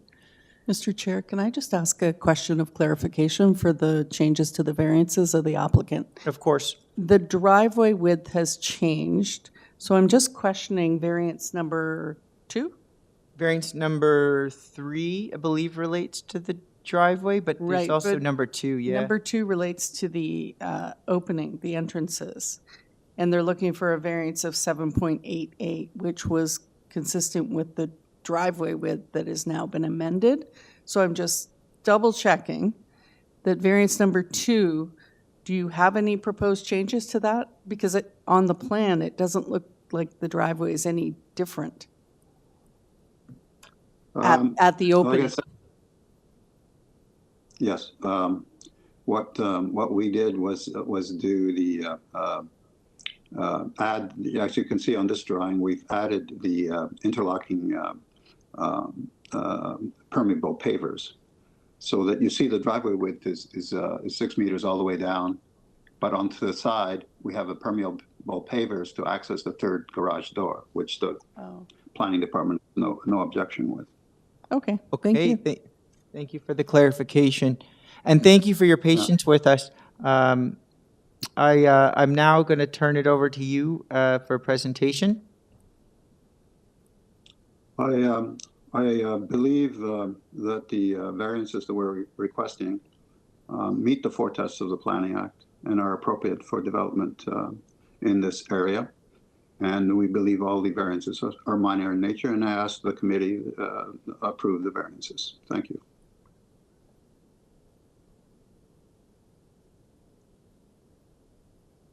Okay.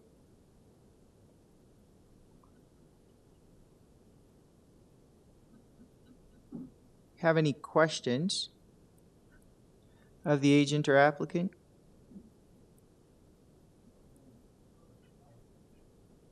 I have a question. Do you have any examples of 3-port garages in the? Do I have any? In the area or in close proximity? I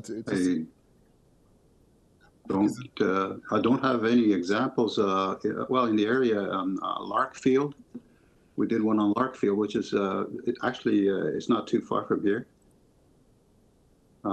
It's got a 3-car garage. There are other examples on streets, but I can't tell you exactly which ones. But there are 3-car garages in the area, and I think maybe I don't know if staff has any examples themselves, but I personally can't give you a specific number or address or anything like that. But there are several examples in the area because these are 60-foot lots. So, you know, a lot of people are buying these lots because they can add the 3rd garage. Because I mean, I'm seeing the street, and I don't. Yeah. I mean, we just could do a very quick like street view almost, like we can at our level. But I don't see anything in proximity. Any examples of 3-car garages?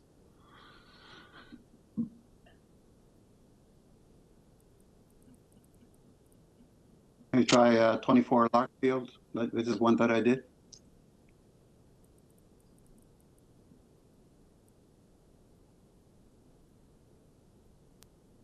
I don't think you can see it on Google because it's demolished the existing house now. They're building a new one. They got the permit for it.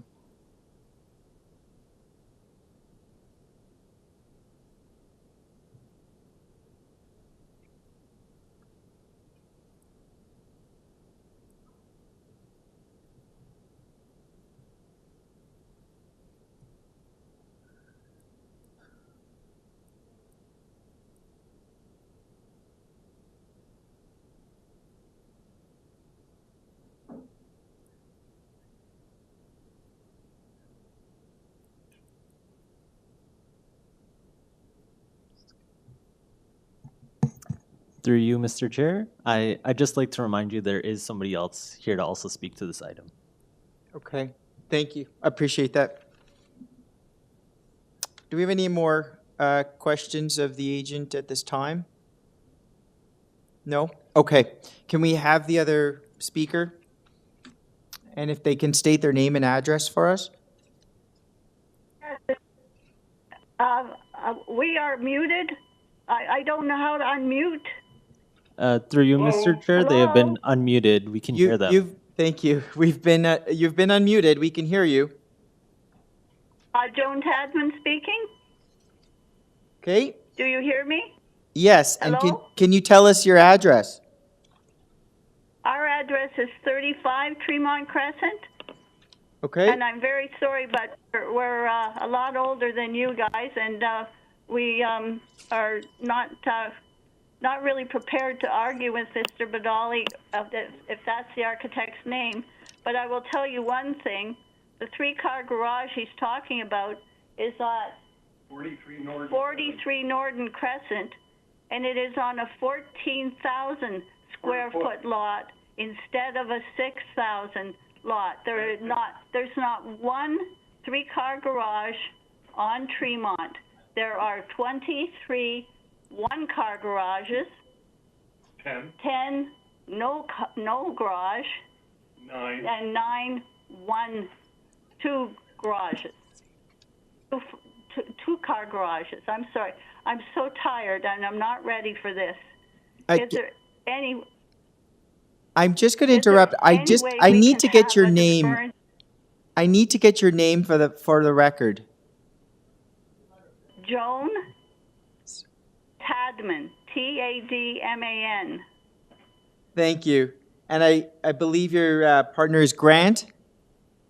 Yes, that's right. Okay, I have him here on my list. Okay, please continue. Okay, we would like to defer until we can have an arborist look at our maple tree, which if you look at picture number 2, I think it's number 2 on our letter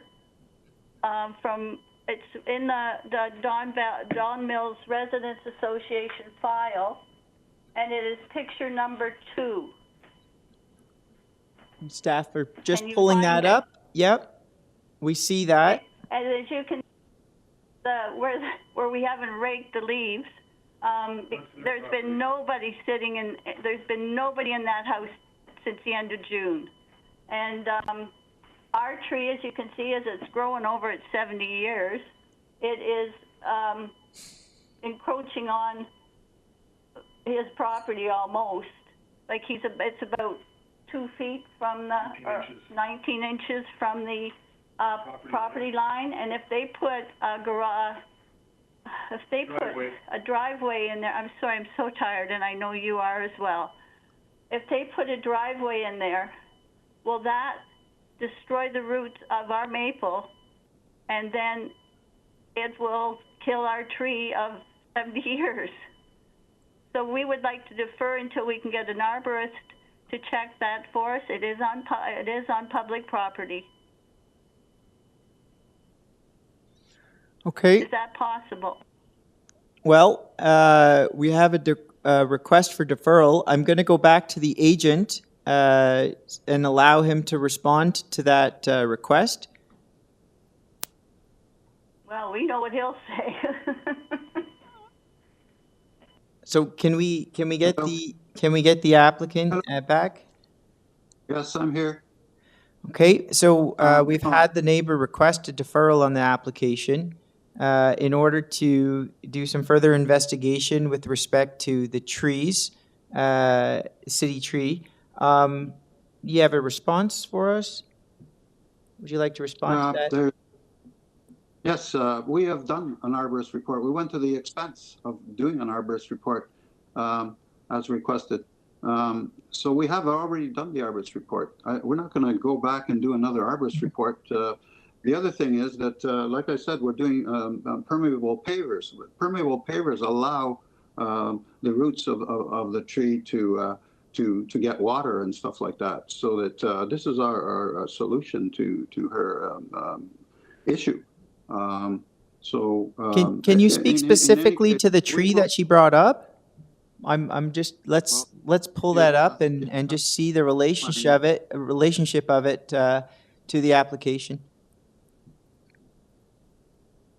Do we have a site plan available, or? Yeah. So which tree? Which tree are we Okay, talking? they're 35. Okay. Yeah, that's the tree. Do you see that we're far away from it, and we are in permeable pavers. We've already are doing our best to protect that tree. Okay. Well, that's why we're asking, right? We were just asking for clarification. Yes. So I believe that we've answered the issue. This is my opinion, and you can our arborist we've done the arborist report. We went to the expense of doing an arborist report. Okay. So we don't do these for nothing. Okay. Yeah. So you can see the tree's protected. We're not anywhere near that tree. Okay. Do we have any more questions at this time? No questions?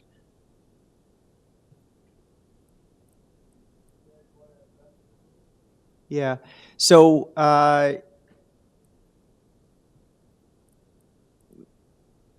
it seems that the applicant does not want a deferral. I'm inclined to side with the applicant here. I don't see any reason for a deferral specifically to that tree. We did receive. We do have an arborist report in the file. Urban Forestry does review all of the applications as well. I'm confident that they have looked at the city trees as well, and have done their due diligence in terms of review. So I don't think there's a reason to support a deferral at this time. Don't know if anybody else has any other comments or. Okay, so I don't think there's going to be a motion for any deferral. If I just comment, because the lady probably heard our discussion about deferral on the previous one, and what we had on the previous one were professional reports either requesting deferral or refusal. We don't have that here. Yes. And I would say that the information before us is satisfactory in order to make a decision as it may relate specifically to that tree in question. We have any other questions at this time? No. Okay. Maybe, who are we speaking to? The applicant? Well, we're back at the applicant. Yeah. Is there any other speakers? I have no questions. Through you, Mr. Chair, there are no other speakers, but we did have that objector from before. Okay. Speak already. Sorry, just to clarify. So I want to make sure too, because I want to make sure I didn't cut that individual off. I know we had a request for deferral, but I do want to ensure that they have their full 5 minutes.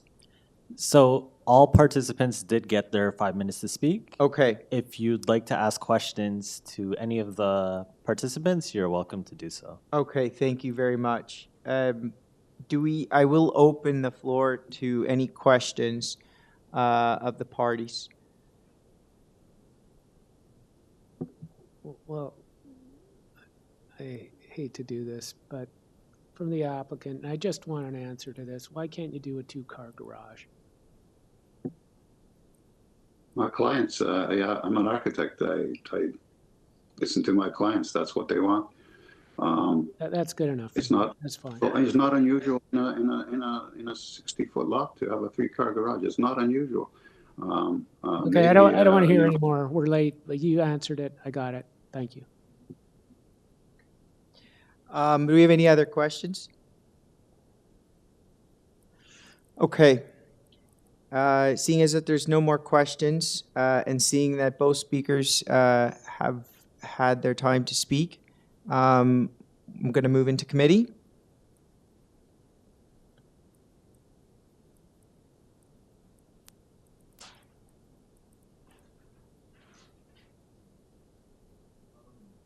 sorry, I appreciate the applicant's intent to address comments of planning as well as neighbors. However, and I know this wasn't specific, I don't think this was specifically brought up in public comments, but I do have the concern with having that 3-car garage facing a street where there is no precedent of that. And I do think that that would be out of character. That being said, I mean, the rest of the variants, I don't have any real concern. I mean, as amended, I don't really have any significant concerns with, and I think there's some room to kind of play with things, maybe not necessarily have a 3-car, like maybe you wouldn't have 3 ports, but there's still storage or whatnot. So I think, yeah, I think, is there any more discussion that's needed on this before? I see head shaking. Okay, so I would like to move forward with a motion. So, okay, just want to go through. So, remove variance 1 as per the applicant's request. So for lot, yeah, so the refuse variance 2. So the proposed driveway is 3 point.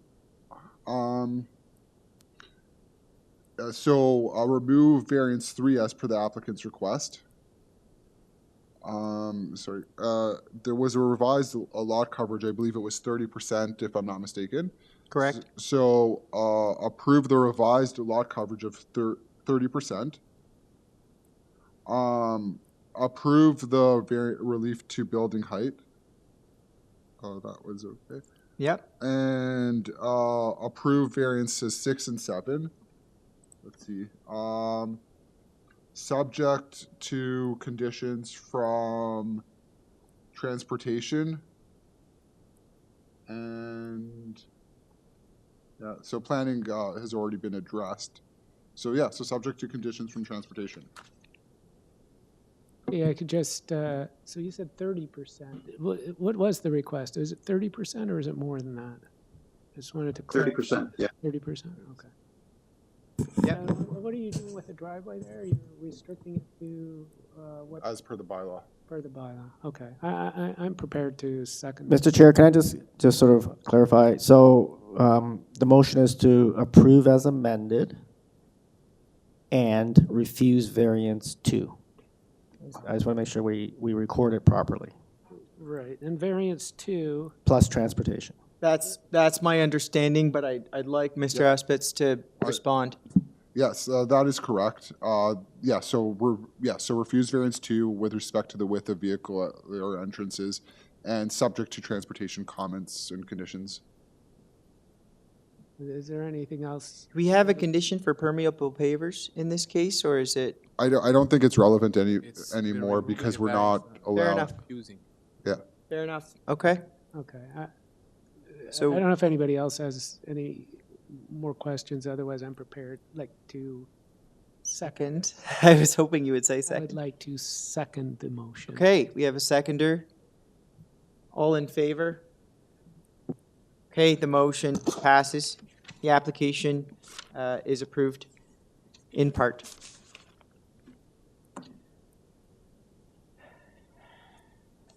All right.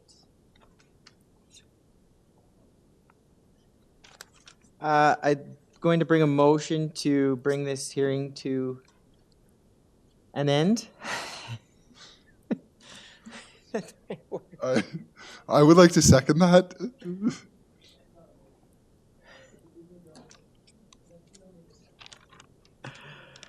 I don't. Oh, so it's just adjourned? Yeah. I apologize. Guys, it's been a really, just give me a moment here. Yes. You can.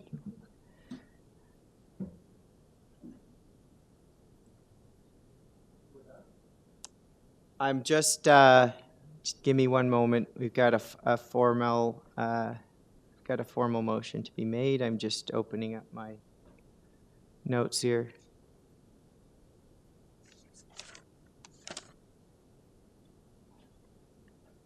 I'd like to make a request for a motion to adjourn the hearing.